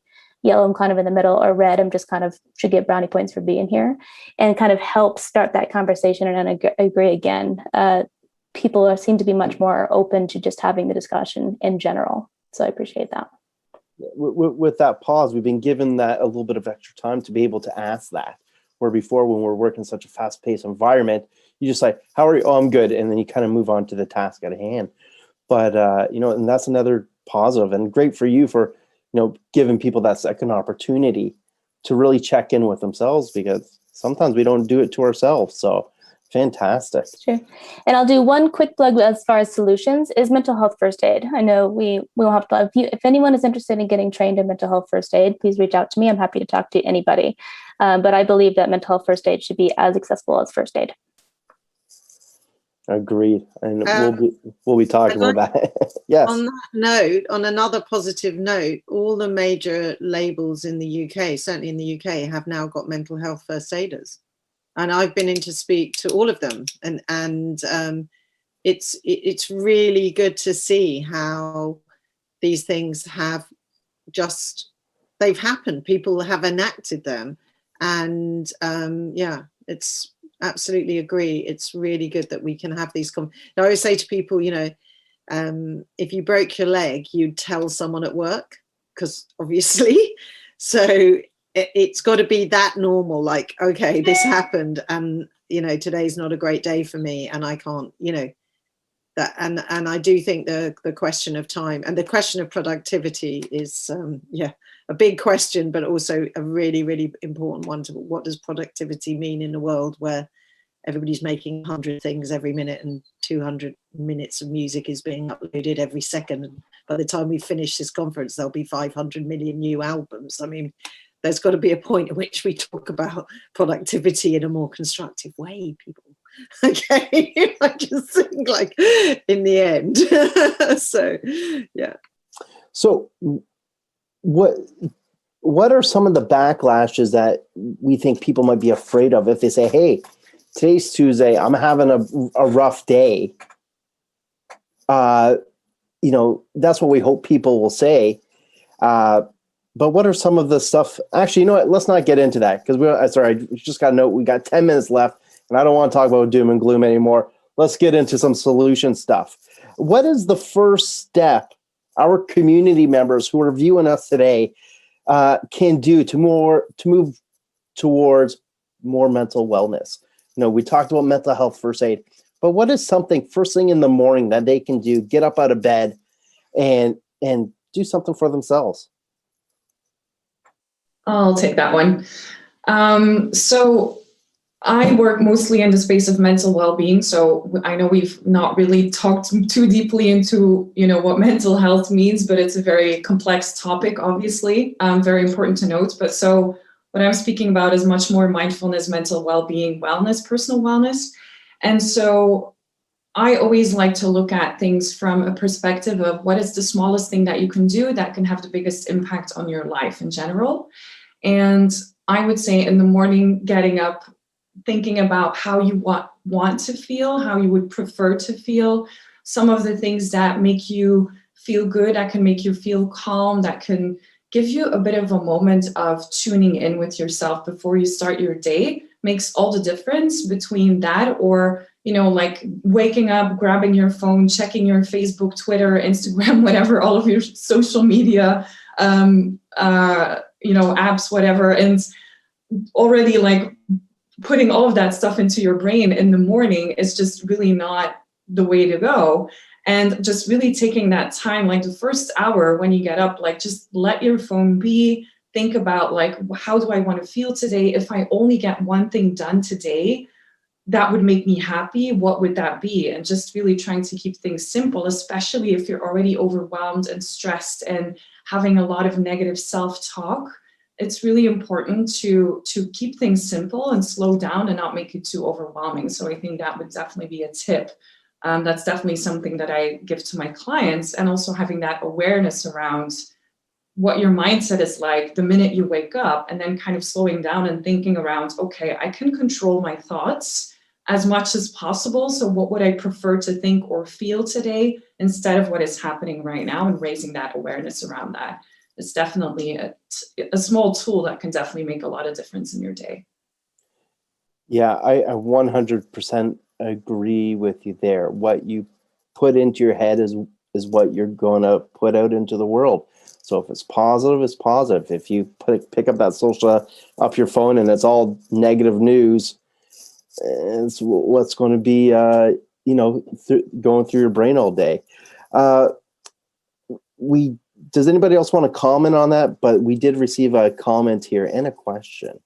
So the comment was, the thing about exposing yourself through songs and performance is a hard thing for a lot of people, exposed and vulnerable. That was their comment. And then the question was, how do you get mental health first aid training? Excellent. I'll take that one real quick. One, as far as the comment, I agree with that. I've also met many musicians who actually have stage fright, and like it takes a lot of energy for them to go up. We like to joke that oftentimes we're not in music because we want to be in music. We're in music because we have to. It's part of our soul. It's hard work. So that's why having a community of people that you can go to and talk to and understand what you're going through is very important. That's why I'm happy to be here with you all. And how to get trained in mental health first aid. It is a global program, but I think there's 26 accredited groups across the globe. So Music Minds Matter, we have 3 instructors right now. We're getting a 4th train that can teach in Spanish. So if you are in the US, reach out to me. We'll happy to get you the information. And then if you're somewhere else in the world, I'm happy to point you in the right direction. Beautiful. Well, we have 5 minutes left. So I'd like to keep on going about, other actions our members can do. But you mentioned one thing, Angela, that was really important, although you're talking about mental health first aid, was surrounding yourself with like-minded people there. And shameless plug, Over the Bridge, we do run 2 peer support groups a week. So you come to us, overthebridge.org, you'll find your groups, and you'll be surrounded by people from the music industry who have common experiences both in our professional lives and our personal lives. So anybody else want to do a plug? I'd love to do a quick plug. So we too have a terrific job. Everybody's doing so much, but we have 9 different groups that are free, and they're virtual groups. So for anybody who's interested in gaining extra support for addiction or emotional support. And if somebody needs some counseling and they're in the music industry in any capacity and they cannot afford it, or they don't have a therapist or somebody that they want to connect with, or a life coach or a psychiatrist, we can certainly help them connect them to somebody who can help. So just keep Music Cares in mind if people out there, again, need that. Oh, that's fantastic. I love being surrounded by caregiving people. This is an incredible little community we have here today. So any more suggestions as we are wrapping up here? Well, I think all of these suggestions are really good, and I'm particularly interested in the, that don't turn your phone on, practice turning your phone off. I think it's really, I always make this, and I know I talk about it in the book, but, once upon a time, when I was a kid, my mum smoked in the car. Like, we sat in the back and my mum drove the car. My mum's an athlete. My mum is a champion swimmer and high diver. She has medals, right? And her swimming coach gave her her first cigarette, right? Oh. I know, and this sounds crazy. Okay, it sounds crazy to us. But the thing is that over the years, we learned some things about smoking, and we will learn things about our internet health and our social media health. And we are learning very, very fast, I think, actually. But this idea that we can turn our phones off, that we can leave them, you know, when my kids were growing up, we had a no phone at the table rule. And I do remember it getting more and more difficult, but we were not having phones at the table. You know, it just wasn't going to happen. Nowadays, my children are voting adults, and it is much harder for me to remove their phones at the table. But I do think that this is a thing that we can learn. You know, like I do think it's a thing that we can. I think it's a really important thing that you do not have to turn it on in that way. You do not have to look at what everyone else is doing. It came up so clearly in our research how troubling other musicians found it to look at other people were doing. That's the idea that you start the morning by looking at other people. It's like, no, you know what? Usually you get up, you wash your face, you look at yourself, you know, but it's you're looking at someone else and it's like, you know, the fear of missing out becomes the overwhelming morning thought, where you can just hold that off, you know. And I think that they are habits. You know, we've learned to use our thumbs much quicker. We've done all of these things because machines teach us things. We learn from machines. Right. So we have to also unlearn. We have to understand that relationship better. So I think that I think that's one very specific thing that I think we can. I include myself in that. Oh, and Sally didn't say it, but there yes, you go. buy the book. It's great. Buy the book. It's Fangirling out there. well, thank everybody for joining us. We got Storm here is telling us we got to go. So. Oh, this was such a great conversation, and we appreciate all the work you all are doing. Very much so. Thank you so much. Lovely to see you all. Take all right. care. We'll be back in a couple of minutes with our next panel. Thank you again. Bye. Enjoy the festival.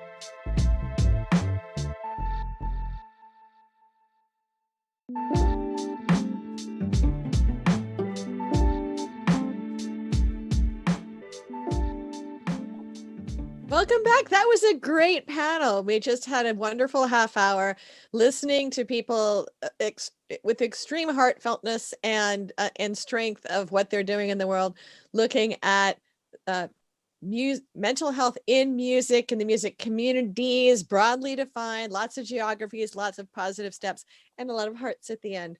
I bring to you other hearts in this session. So I'm very excited here that we have a wonderful panel that is talking about music in civic and emotional recovery. And I'm here to introduce Mira McLaughlin from Music Portland, who I'm always messing up and putting a space in between, but Music Portland, who will kick us off this really great panel to talk about almost the flip side of it, how music will help in our recovery. Take it away. Thank you. Yes, we had an advance call, and we're going to be hard pressed to pack all of our ideas and thoughts and hearts into a short span. But so I want to jump right in and have everybody introduce themselves, and then we will dive in to talk about the many ways that music can be a real source of emotional recovery. So please, why don't we start with Shannon? Hi there. Thank you. Glad to be here today. My name is Shannon Dowd, and I'm the manager of cultural affairs for the city of Santa Monica in California. Ken. Hi, I'm Ken, and I've been organizing concerts since the early 2000s. I've been running music venues and cultural venues in Europe, obviously, for the last 15 years. And a year ago, I started as my own consultancy business advising cultural organizations and venues on how to do what they do best. Excellent. Laura. Hi, everybody. I'm Laura Hutfliss. I've been in the music industry for 20 years now. I run an agency called Flightview Entertainment. And previous to that, I was a talent agent for many musicians at CAA. And my passion is mental health. I serve as the president of the On-Site Foundation, which is an organization that provides trauma-informed counseling and wellness education to individuals in underserved communities. And one of those communities is artists and the creative community. So that's why I'm here. Excellent. And I will do a little bit of background on myself. I am thrilled to be with this august panel. I run Music Portland, which is a industry advocacy group and charitable organization for specifically independent music in Portland, Oregon. And we are in a particular moment, having had an internationally acknowledged and viewed reckoning with our own challenging social and justice inequity problems. So it's interesting because I hear a lot of stuff from city government saying we need music to rebrand Portland. And it's not, it's a reimagining Portland. And that's, I think, a challenge that music is uniquely positioned to step up to. And I think that kind of brings in what a lot of these folks are doing specifically, and that Portland is going to need to learn from as we navigate a difficult transition. So I'll start it off. I know that, from a civic engagement in our city, we definitely, there's been a spike all across the country on social isolation and the kind of mental health problems and addiction problems that come with that. And, we're also using the moment to look at all ages access to culture, youth access to culture or in access to culture only compounds already the challenges of young people navigating increasingly stressful situations. So I know, Laura, maybe you want to leap off of that, and then let's just go from there. I don't want to lead this because everybody's got thoughts. Awesome. Well, so the On-Site Foundation works with communities, specifically underserved communities, to help them process trauma. And so some of those include survivors of sex trafficking, survivors of mass shootings, first responders, military, so all people who have been through tremendous traumas. We as a country have been through a tremendous trauma. And what I find interesting is part of the workshops that we do with these groups includes music. And we do a songwriting workshop. And it is always the most highly requested workshop. And when I really stop to think about it, I think, why is that? Why is music providing this emotional healing to these survivors, these trauma survivors? And so I want to dive into that real quick, if you just give me 2 minutes to explain, because I think it's important. So music reduces stress, it encourages relaxation, it calms the body. But why that's important is because when we go through trauma, our flight or fight response is activated. In order to process that trauma, we have to lower that flight or fight response. Too many times when we get in trauma, our amygdala overreacts, right? And so then we live in kind of this PTSD state where anything triggers us. And so I'm seeing that in the country right now, where little things that maybe wouldn't have escalated so quickly or quickly escalated because everybody's flight or fight response is heightened right now. So music lowers that, and music calms that, and music will bring that down. So then we can actually respond. We can process the emotional trauma, right? We can process those things, and then our responses aren't quite as reactive. And so when we take these survivors through the workshop, they're able to do a music workshop. They're writing their songs and lyrics, and we're able to lower that. So then we can actually dive into the deeper trauma. So as that relates to our community and our country now, is we've missed out on music. So we're all heightened right now, and we haven't had anything to lower that.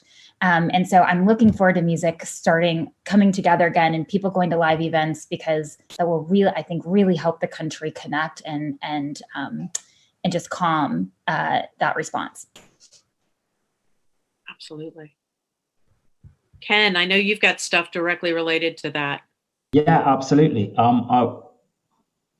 I think two or three panels ago, earlier, there were people talking about, when will we return to live music venues in full force with loads of people? And I think that's obviously a worry from a financial point of view and a business model point of view. But I think there's a really interesting chance for these small venues, for these small shows that will have to make do, in the next couple of months and perhaps a year, to just find out what it is again to meet people in a venue and to have the close connection, and not just these mass events and like the arenas as the main goal, but like smaller intimate sessions. And I think it's related to the people again. And I think that was, if the pandemic has taught us one thing, it is that meeting people is crucial.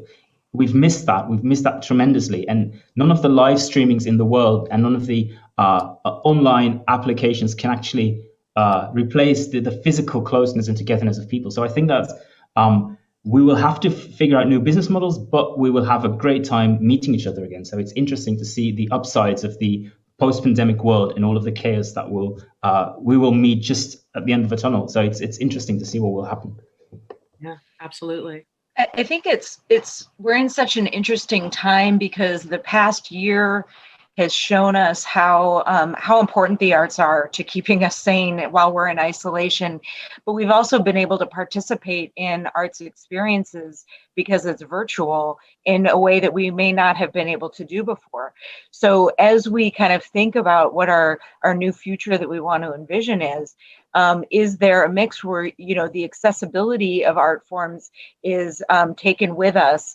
But I really think that this sense of community, I think that people have gotten to know their community, their neighborhoods a lot better. I know I have gotten to know my neighbors a lot better the last year. And so I feel a sense of connection to the community. And I really think that music will have an opportunity to really bring these micro communities kind of together in some ways, in really deep and strong ways. And I just wanted to touch on the program that we developed for the city. It's called Art of Recovery, and it's to put artists to work to address our 3 recovery goals: economic, public health, which includes mental health, and racial justice. And so we've been doing projects all year, and they're all public projects. But musicians haven't really been able to participate because anything that would create a gathering was not allowed under the health order. Even having a guitarist at an outdoor dining venue wasn't allowed. And so really looking forward to kind of having an opportunity to kind of put into practice some different ideas that artists might have for how they want to work in their local communities or in their local neighborhoods. Mm-hmm. Yeah, I'm thinking about the 60s too, when, there was this huge social upheaval, and it really was very much music and the communities around music that that provided that unity and that sort of reckoning and that calming, like you say, Laura, that that sort of processed that moment. And that's definitely what I'm feeling at this end, is that we need those collective experiences that are somewhat ecstatic. You know, they churches happened and were popular with people because you get there, you knew the same words, you sang the same songs, and it was this unifying thing. And Portland is one of the least church cities in the country. And this is what we have. We have a vibrant music culture. And having been denied it, you know, I felt, actually, Shannon, I'm glad to know you're more connected. I feel way less connected. And I think, you know, a lot of people maybe do too. Just the weird fear and vulnerability of your own body and their body is something that music can also intercept. You know, dancing together.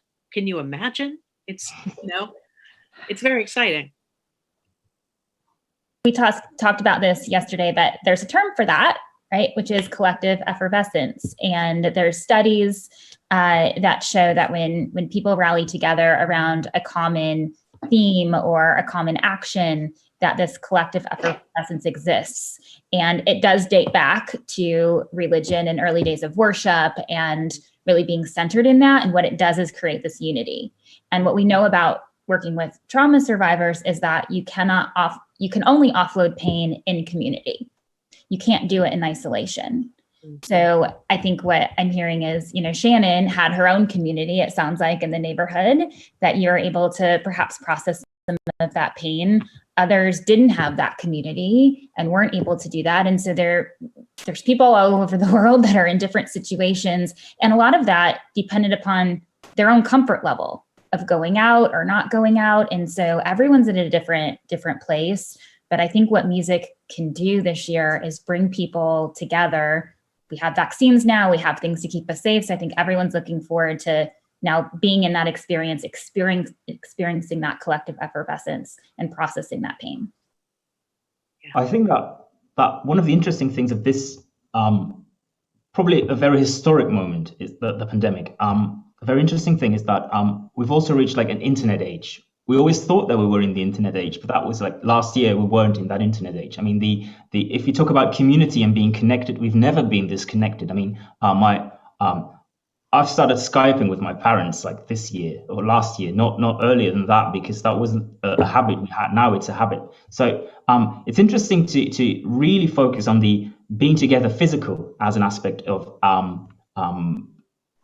meeting people. You can meet people, we're more connected than ever, but this being together in one place is going to be crucial for the next months and years. And I think that's a game changer. I think if you talk about feeling connection, I find myself talking to people in the shop when I just get something, like a takeaway thing. I find myself talking to people endlessly, because you need this like improvised connection and like just this like the non-scripted thing. And so I think that this will have changed our social interaction, and it will have an impact on, I think the internet is, music will always be on the internet and more, but this need to meet each other will always be there as well. And these two things, they connect in an interesting way, but the physical aspect is totally new for me. It's never been this clear that you need to be in the same place with people. That's very interesting. I liked, Ken, when we talked before, kind of, for me, this is interesting too, that leaning into local, you know, the fact that it isn't that it's a giant, for a while, definitely, it won't be that it's a giant star on the stage. It's the fact that you're there with a bunch of people that, like, you love this star. And that, you know, for music ecologies, as they come back, the idea that it is, you know, it's going to be, the community is even amplified when you focus on local artists, because you're going to find them again in a month somewhere, and then you can really build the connections with that community around that artist in a more consistent way. So I love that. Yeah, even better if there was the underlying assumption that the only way to be a real musician was to play local venues and then move on to the arenas and become a world star. And now we see that you can also have a career, and a very valuable career, as an artist who just plays local bars and for local communities. And you can have a music venue that only has local artists and still is a massively great music venue. You don't need that the world stage, and you don't need the kind of the Netflix approach of having this huge audience where you broadcast to everybody. It has to be local as well, and these are two different models, and it's very interesting to have them combined and to have all kinds of things. So there's niches that you can actually play to, and that's very interesting. Yeah, I think one thing. Oh, go ahead. I was just going to say one thing to mention here is, you know, a lot of small live music venues where you would see those new artists or emerging acts have really suffered because of the pandemic. And unfortunately, many of them have had to close their doors or have been bought out. And so there is a wonderful website if you want to go to it at saveourstages.com. And so there's ways that you can perhaps make donations and save some of these venues that give those local artists a chance to play and a stage to play on, which I think is really important in keeping the essence of music. Yeah. Yeah, and I was just going to add that I think in this between time when things aren't fully open yet, but things are more open, I think it'll be interesting. What we're hoping to do is to bring music into the public, to view music as public art, and which we've never done that before. Public art is usually a sculpture, right? And so what does music as public art do, and how does it build community? So you have a musician in a local park putting on maybe just a small scale acoustic concert, and how that can help kind of not only connect and create community, but also to expand what we think about when we think about where music can be shown and where it can be experienced. And you know, I think, Ken, some of your writing around this is a moment for us to think about models. And in the nonprofit arts world, they often talk about getting outside of the four walls of the club to reach people where they are. And so what opportunities do we have now to do that while we can't yet bring everyone into a physical space together? Yeah, a lot of our policy advocacy is, and it's happening across the country. I've heard from folks in Nashville and things that are actually lobbying to create city policy and permitting rules that, you know, there are streeteries now that are, I think many of them are going to stick around, where they've extended the borders of a restaurant. How do we extend the borders of a venue and engage people? And I think that connects again to the all ages access. How do you extend the positive emotional impact of music by extending the boundaries of where it happens? So I'm hopeful that we'll see more of that across the country, particularly in places like California, where it's rarely cloudy. You know, we've only got that much time that it's not moist. But yeah, I think it's hopeful, because I think there is a collective acknowledgement of the value, and you know, hopefully we can do it. And you know, our bodies have been weaponized and made vulnerable for a year, and you know, I can't think of anything besides dance that allows us to forget that for a minute, you know, or moving in, you know, together in a wave of people. Those are like biological things that happen. And I think it's going to be so important to make sure that we position music at the table in everything, policy, you know. But that is that's the paradigm shift that we talked about, right? If you and it's also the thing with underage access to music. If you look at live music venues from a point of view of policing drinks and drugs and all of that, then you know you have to keep minors out. But if you look at it from a point of view of mental health and social work and meeting each other, then it's crucial that people get to music venues and meet each other and enjoy music and dance together. So it's a different way of looking at things. And so you have to restructure your policies to actually do something about the enormous loneliness that people have been feeling in the last year, but also to socialize people, to make sure that we know how it works, how you meet people, how you talk to people. And in an age where everybody's on their phone all the time, this social interaction face to face is very crucial. So I think that a whole new world opens up when you look at it from that kind of policy. How do we teach people to meet each other physically?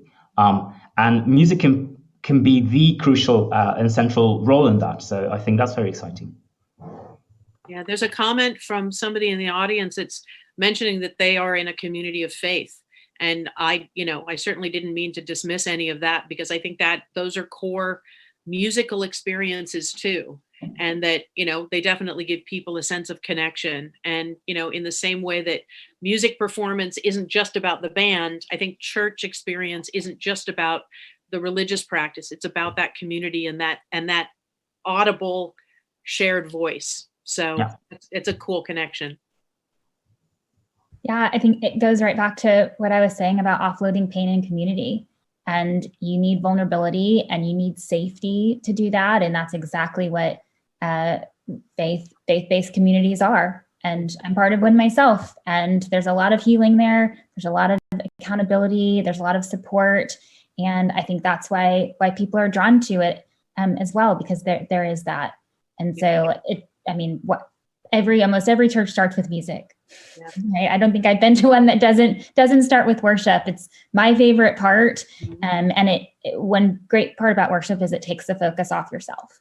Mm-hmm. And in the religious practice, it puts it onto God. But like when you go to a concert too, you're not really thinking about yourself, right? You're thinking about the music, and you immerse yourself in that. And so our culture is so self-focused.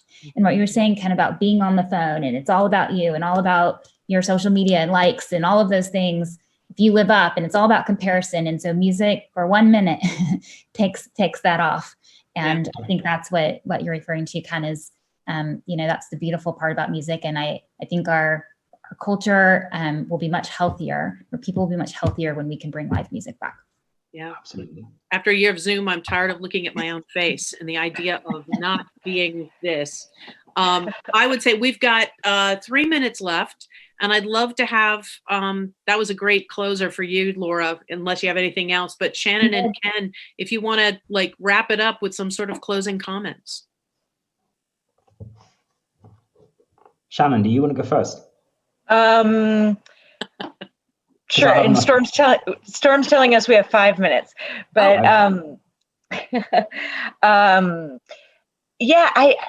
just a couple kind of random thoughts, I guess. I've been thinking a lot about, to your comment earlier, Ken, how you are talking to people when you're at the store picking up things. But I think a lot of us have lost our ability to kind of just interact with people. And I'm thinking about the first concert, or the first thing, and that music can help us relearn how to be together. Because at its core, it's a communal experience. Mm-hmm. And that's what it kind of teaches us and shows us. Yeah. Yeah. No, I agree. It's much more physical than it is cerebral. It's not just the intellectual thing of, keeping your distance and wearing your mask and washing your hands. It's about not thinking about these things and dancing together, listening to music, and really, as Laura put it wonderfully, not thinking about yourself, but putting the focus on the dance floor or the music or whatever it is. And so that's very, we're all missing that part, I think. We're all very self-obsessed right now with our own health, with our own safety, with our own little world. And it's going to be a glorious time when we can get back to that sweaty, beer-filled music venue. So right. I've got such a sense of, I have this daydream that I walk into my favorite venue and I see all the people that I adore that I haven't seen or allowed myself to think about even. And, the people that you know well and the people that you know not so well, but you always dig when you see them. And just that daydream has helped me kind of process these moments when I'm not in that space. So I look forward to the actual manifestation of that. And it does, it feeds every part. It feeds your physical, your spiritual, your mental, your emotional. It's the whole package. And I can think of few things that do it that much, except maybe church. It's the whole thing. And I think it's going to be central to our collective recovery. And Laura, you do end up having time. Bring it on home. Oh, geez, so much pressure. I would just encourage anyone out there that's listening that, has had a tough year or is just living on the edge, right? And just know that there is hope. And I think we're all here to be an encouragement and to say, we see it'll get better. We'll get back out there. I'm just going to give a plug for the On-Site Foundation. If anybody is feeling overwhelmed or needs mental health resources, the onsitefoundation.org, please reach out. We're here to help. And music is a part of our workshop, so that's great. But just want to give hope to people that are out there that are feeling in the dark place right now. You're totally normal. You're human, and we've all been there. So there's no shame in reaching out to ask for help. Yeah. And since we have a little time, I just wanted to bring up, one other thing is that, musicians, we need to think about the musicians' mental health as well. And I know you weren't excluding them, Laura, but, they've been without their lifeblood in some ways, being in front of a crowd, being with a crowd for a long time as well. And so I just wanted to kind of make that note of like, this isn't just how musicians can help others heal, but they also need these things as well. Really good point. So those in creative industries are 3 times more likely to suffer from mental health problems and issues. So there's a lot of research behind that, but one of the programs we do at the Onsite Foundation is focused strictly on those in creative fields. And that includes art and music, dance, etc. So that's a program that we do. You're exactly right. And this year has been really tough on those groups. So thanks for acknowledging that. Well, thank you, everybody. I'm the unwitting moderator, but thanks for everybody for listening, and thanks all of you beautiful people for speaking. This has been such a great conversation. I want to tell you that there's so much that has resonated with the audience, the collective effervescence, and so many of the things you said, people were repeating in the chat. So really appreciate the conversation and sharing us such great resources, etc. So. All right. Well, thank you again, panelists. We appreciate you. And we will be back soon in about 2.5 minutes with our next panel. Thanks. Bye-bye. Bye.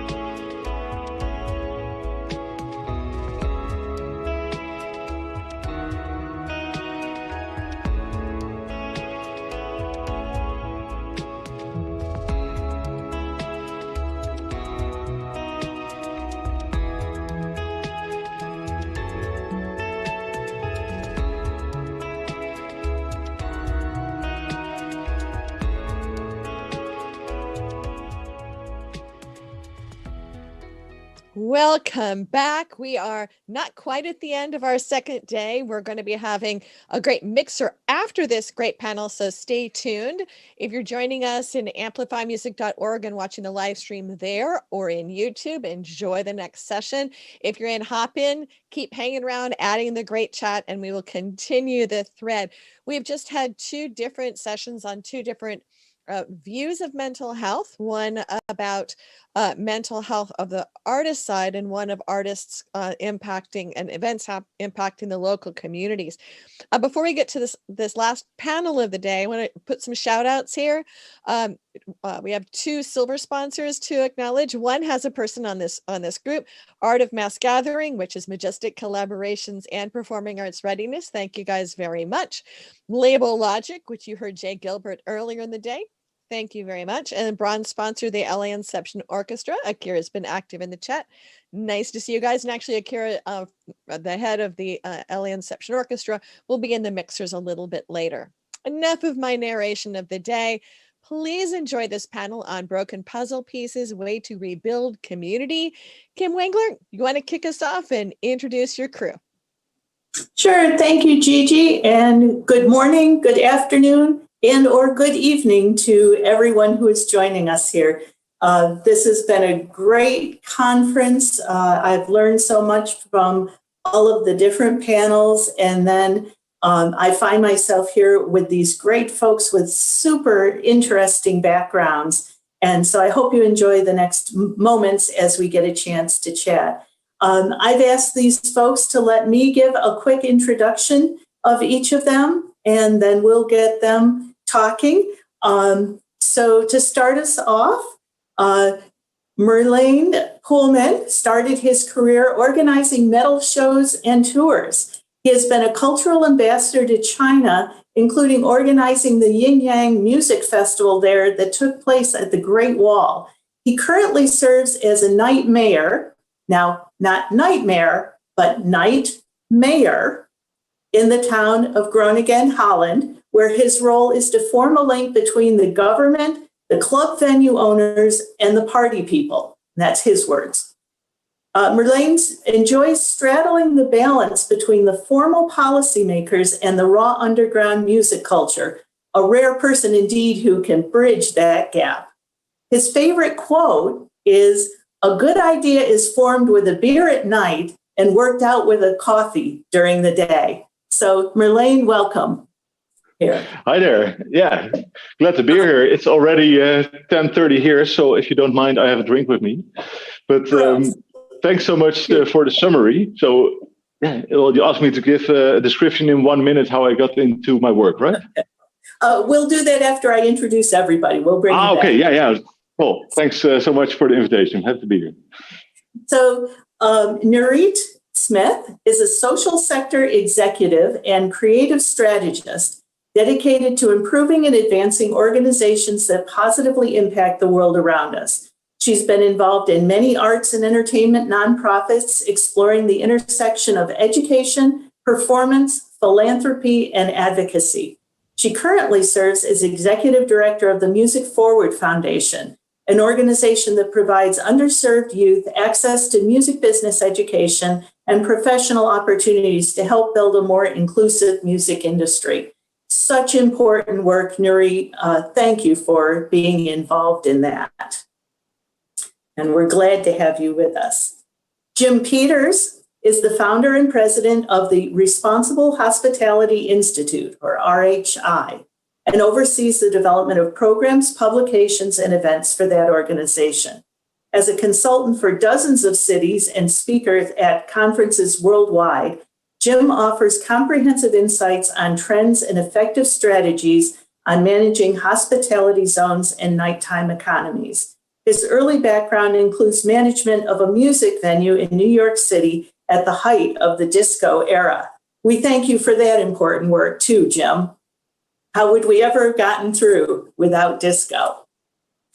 Then we have Matthew Cowell joining us. I can tell from reading his bio that he is an entrepreneur and self-starter. He's co-founded the Headwaters Protectors Mutual Aid Group and the Arts and Events Community Resilience Corps.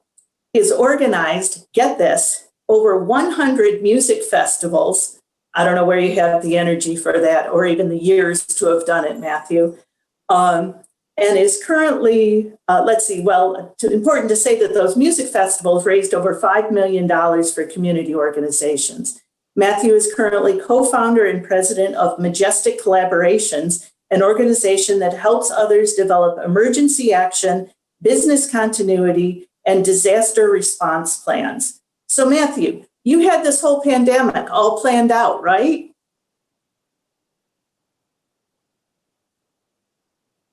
And if you'll unmute for us.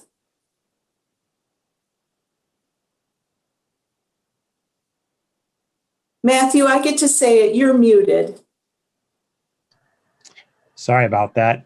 Too many screens open. Yeah, we just planned on this. It's like Churchill said, never waste a good disaster. So we're just like a roofing company that caused the hailstorm. Okay, well, we will certainly get into that. Now I want to switch it over and we'll go in that same order and ask these folks, because I know there are some students listening in today. Would you, in 1 minute or less, or maybe just a little more, tell us your educational background and how you got interested in a career in and around the music industry? Merlane? Yes. I always wanted to study history, but then I found out, no, it's better to do a music study without any job guarantee. So I went to the Academy for Popular Music. And in the second year, I learned about that you could, in the Netherlands, it's quite nice, that you can get some funding to tour abroad. So I set up a tour for my metal band in South America and started the Foundation for Music Export. And from then on, helped out other artists to tour the world, from singer-songwriters to techno DJs.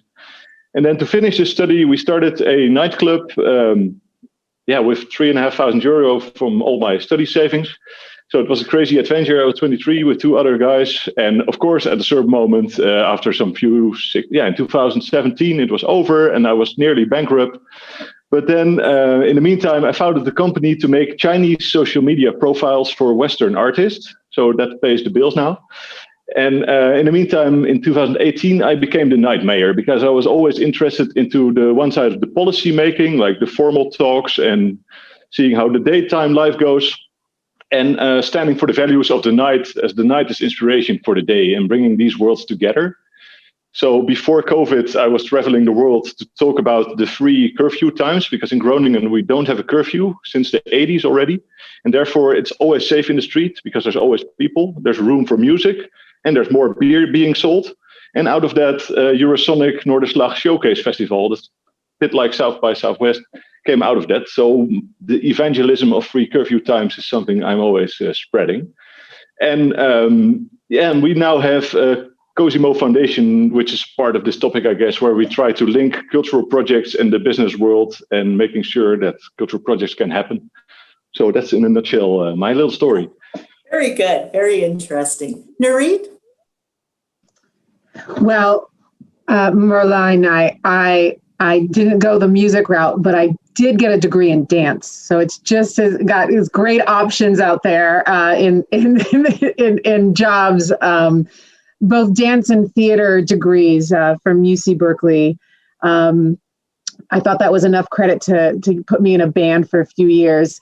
But I think anybody who's pulled by the creative sector will find different ways to enter it. I think so many, and I see so many people inside of the music industry who multi-hyphenated, right? I do this and I do this and I do this. And so I've booked artists, I presented artists, I was, I was a musician for a handful of years, running around clubs. But, I have to say that it is the connection with the community. It is the connection with fellow artists, and it is the impact of the work that indescribable thing that pulls us into art and sparks our imagination and our humanity that pulled me into this world, and running music forward is just, I think, the great amalgamation of that intersection of the work that I love to do, that I am passionate about, with arts and education and philanthropy. So that's how I'm here today. Yeah. And Jim, how did you get from disco to where you are now?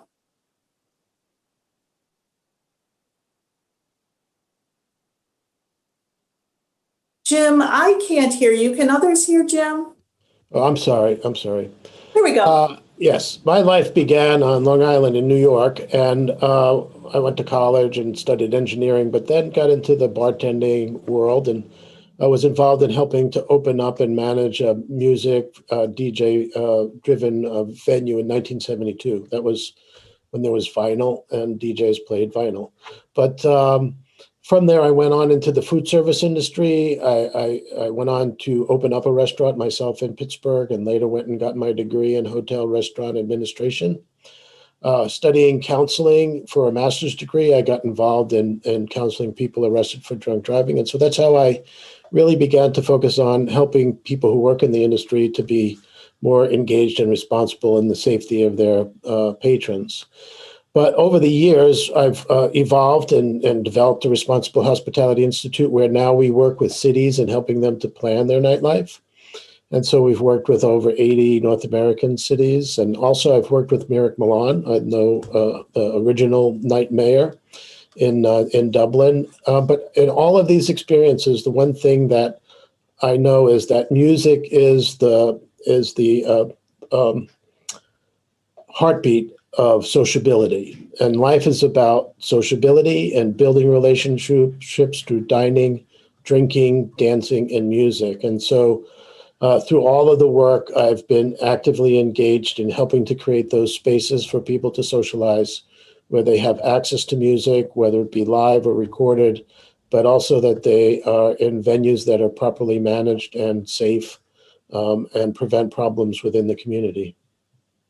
Yeah, and just on the panel right before us, Laura Hutflis was talking about how important that music is to building community and to keep us mentally balanced. And so it's well beyond just music making, it's health making in there.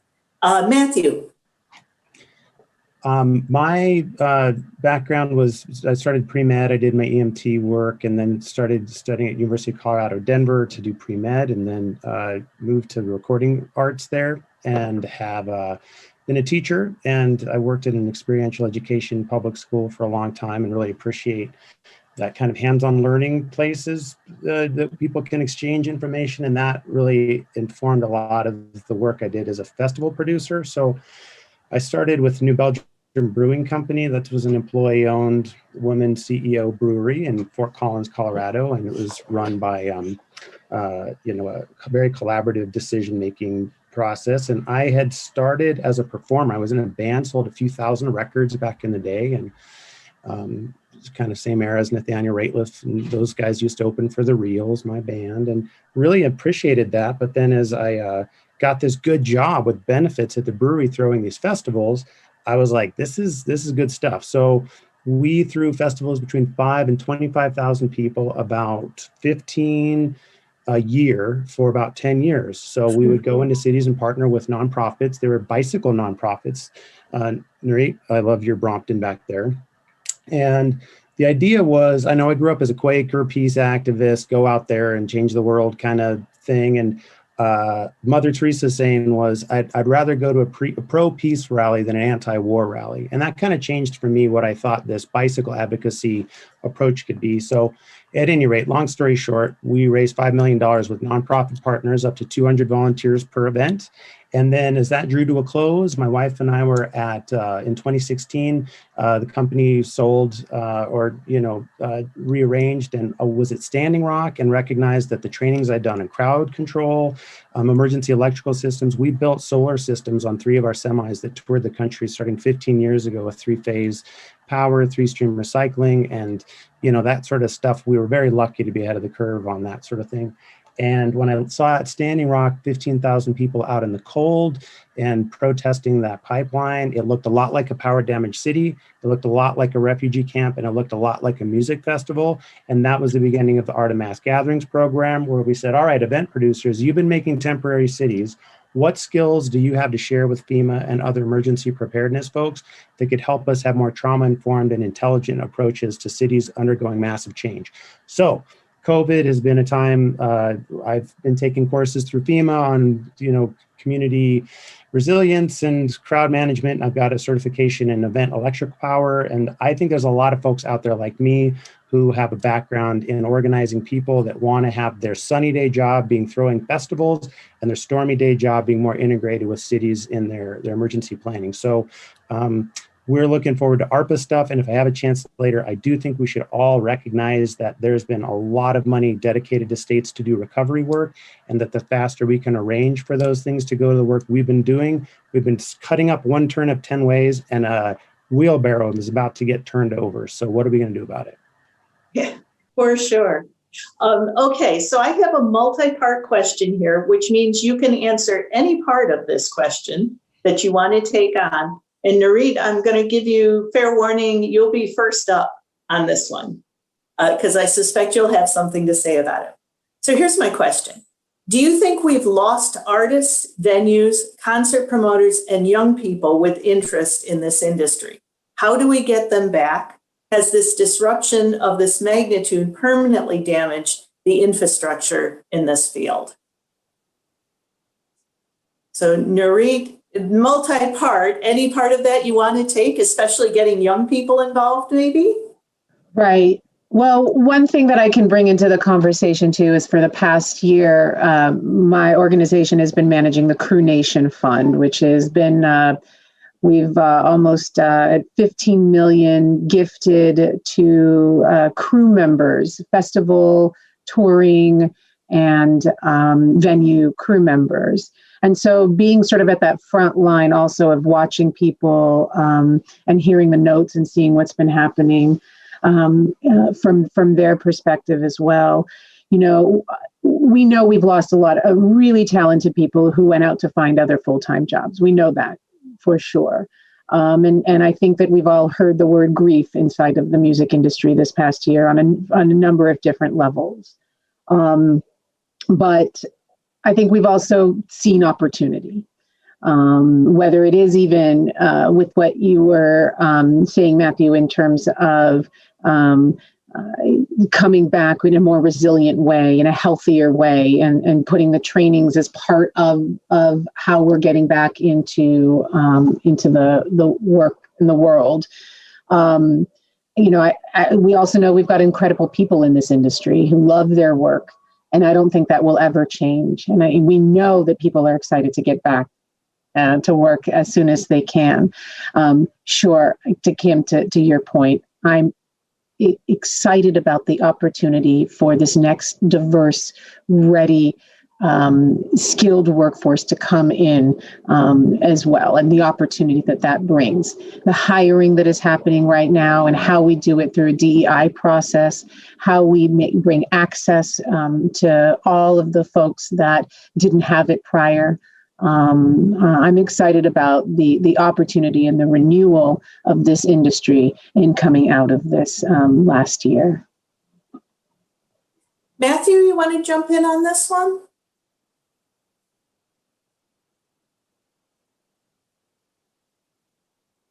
Oh, Matthew, you're muted. Sorry about that. Nurit, I think that really sums it up. There's a lot of potential there, and what we've all learned through this grief, I think, is that there's a lot of resilience that is yet to be built there. The economic upcoming crisis there, after we're off the methadone of this money that's getting infused there's going to be some DTs, and the model that Music City's programs have used in the past about let's get more artists to learn how to do their licensing and things like that to earn a middle-class income. I think America is coming out with a naked lunch about fame worship that landed us with the president that we had, and that we need to kind of start understanding the much more everyday use of the arts in everybody's life. And that is something I think we're seeing of a democratization of the arts for everyone all the time. And I really could not agree more with Nurit that these folks that are putting together events and throwing cord and figuring out how to do fence lines and safety plans, these are exactly the kind of people we want. If we were after a wildfire seeing thousands of people gather, that sort of work is what we're really excited to help do a WPA level project that says, all right, let's do retraining, redeployment. Let's take experts like Event Safety Alliance folks, Steve Edelman and that whole crew, wonderful folks. I think that's just exciting as heck to me, is to not just get back to selling tickets to make people famous. That's great. And what else are the arts good for? Absolutely. Merlane and Jim, I'm going to send a slightly different question your way. What about our audiences? Do you see that our audiences, do you think if we build it, they will come? Or is it going to take more than that to get people back into the venues? We'll start with Merlane. No, I definitely think they might even be more appreciating it more than before. Especially, for instance, in the Netherlands, we're quite spoiled. And when I had my club before 1 a.m., there wouldn't be that many people in the city in general. But I know for now, when we can have events again, at 11 sharp when we open, it will be full. So in a way, people now will recognize what they took for granted for so long, I hope. But I also really think that. And yeah, also looking on the question before, I think we also, in a way, lost a lot of wannabes, which is fine, because there was a lot of DJs, for instance, that could count to 4, but didn't have so much to bring. And the real artists still stay in the game and are still producing music. So how sad it is, because I see so many tragic stories around me, but the real musicians and the people with the passion, they keep on going because it's their mission, in a way. That's how I see it. Yeah. And Jim, how about the folks that you're working near and around? Do you see that audiences are going to immediately rush back into the venues when the day that the CDC says we're open, or are we going to have to work at that? I think there's a lot of work in preparation. When you're looking at a large venue, I'm less festival oriented and more venue oriented. So when you look at larger venues, there could be staff upwards of 30, 40, 50, 60 people. If they have food service, even more. So you've got security, bartenders, you've got service staff, you've got maintenance staff. There's a whole mix of people. And in a good managed venue, they become like a family. And there's a good communication among all of them. And that's what establishes trust among the patrons, that when they come in, they see that there's an organized system, and the staff seem all in sync with each other to create the best environment. So when people walk into a venue, if that staff isn't properly trained and developed in all the safety and security procedures that are going to be necessary to overcome hesitancy of people to interact in large capacity venues, then people will be less likely to want to come back into those venues. So I think it's a two-stage process. One is you got to really work to rebuild the family. Like somebody said before, some of these people have gone off and found other jobs. And so you might be bringing in new people, and you have to get them oriented in security and alcohol service and food safety and sexual harassment prevention and all those things that are necessary, and have it work as a smooth system before the venue can be welcoming and make people feel like this is a safe place to be. Yeah. And it's going to be interesting when different states, well, different cities of different states, different countries are all opening up at different times. And it'll be interesting to see how that affects people. Yeah, just one final point on that, if I can. In talking with venue operators, in terms of just bringing back live music and bringing back touring groups, most of them don't see that happening until 2022. Because if you have different cities in different states that have different policies and regulations, creating a touring schedule for most live music performers, it may inhibit them from setting those tours up until it's a more level playing field among all the cities and states.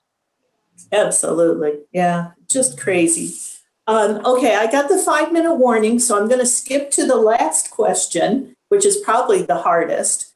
It's crystal ball time here, which of course nobody wants to do, but we all want you to do that because we want to know where we're going. So 1 year from now, or maybe especially after Jim's last comment, maybe 2 or 3 or 10 years from now, will things be back to the way they were in the good old days? Do you think collectively that we will have a short memory, or will the live event space be forever changed? And if so, what are you most excited about with those changes? And Nurit, I'll come back to you first. Lucky you. Lucky me. I don't think everybody will say it was good old days, Kim. So I think that as a bunch of us, I mean, I think all of us have touched on, is over this past year, we've done a lot of introspection. I think we've sat on, I know a number of us have sat on a number of task forces and a number of committee meetings, and trying to figure out how do we build a healthier, a more inclusive industry as we walk back into this, into our world. You know, I think that I hope actually it changes forever. I hope that we don't flip right back and snap back to what it used to be, because that's what we know. I hope we lead with more heart and not just with my mind and muscle. I think that the word empathy has certainly come up a number of times over this past year, and I think that we all want to build more empathetic crews and more empathetic venues. So there is a code of conduct for venues that audiences feel comfortable walking in. And I hope we develop these partnerships. You know, I hope we develop collaborations that 1 + 1 = 3. That community and neighborhoods and the creative economy are working symbiotically and with policy and with government. So I have big rainbow visions for the future. 30 seconds each. Merlane? Yeah, I think this period, even the people that are not so involved with music and nightlife and everything, see the importance of it for society, for inclusion, for safety, for economics. So I hope this period just boosts things in a positive way. So I'm full on with Nurit, stay positive in this, and that we get out 10 times better, and that we look to this period like, we might have needed that. We needed a disruption. Jim? I think what we'll see is a real focus on localism and local small venues, tapping into local talent, maybe on a regional level where the performers can do a day trip rather than having to, go city to city. So I think you'll see a lot more exciting local venues that are creating the opportunities for emerging artists for the time when the larger opportunities grow. And let's see, Storm says we're fine. I'm not sure what that means, but Matthew, go until Storm pulls the plug. Well, I'll go wherever you guys go. Nurit, I love that message you had there. And that's it. You know, this year we sure should have learned a lot about how to rebuild things with accessibility and equity from the start. That's a hard thing to add after you've already built a machine. Sometimes you got to break it down to start it right. So let's do that. And I think the local stuff is definitely growing. And then also there's an international ability for us all to reach out more than we ever did. So that's wonderful. I saw a lot of musicians and artists coming out and doing waste and water services for the homeless in Denver, that there was a pandemic that showed us that there was a crisis already there. So there's a lot of those going on. This is a great time, as Biden said, let's build back better. Whether beyond politics, that's true. Let's build back better. And that's what I know. My camera doesn't want me to talk anymore. I think I'm going to go into that expo booth after this with Majestic Collaborations. If anybody wants to continue a conversation for another 15 minutes after this, I'd love to let you know about the webinars that the Mellon Foundation pays for people that want to continue their education about reopening safely, and business continuity plans. Those are all were formed as a nonprofit after seeing what disasters can hit performing arts. Planning does help a lot. Yeah. And I see Gigi's here. She's going to pull the plug on us, I guess. But thank you to my panelists. Wonderful work. Thank you for all that you do for our music communities. And we'll keep our fingers crossed that all of your predictions come true. Thank you guys very much. It's so great to see so many wonderful faces. I know Jim's got a conference next week, so his mind is racing to other things. And we're going to not race, but sidle over to a couple places. One is go over to the expo hall, and you can talk with Matthew on all the great things that the Art of Mass Gatherings is doing. You can also go over, though, and it'll click over in a minute, I think, if life goes correctly, in the sessions box. Oh, it did it while I was talking. How marvelous. marvelous is that? And then you can go to Tables and Talk. I welcome anybody to come over and chat. We'll have a couple of tables going. I guess the third option, if you're a brave and wonderful soul, you can go in the networking boxes and wait and click, and kind of like a professional version of chat roulette, you may talk to somebody and meet a stranger, and then click and meet another stranger, and possibly a stranger than that. So thank you guys very much. This is a lovely arc to close the day, and appreciate all of the support and strength from your organizations on bringing these conversations together so people can meet other people, building back better. So thanks, guys. and we're I back made my tomorrow husband and my morning. cat leave for the day, or dog, but I still got the cat. Thank y'all so much. Thank you guys. Great. Everybody Bye, tomorrow folks. morning as well. Good to see you all. Bye. Bye, Good to all. see you, Storm. Gigi, thank you.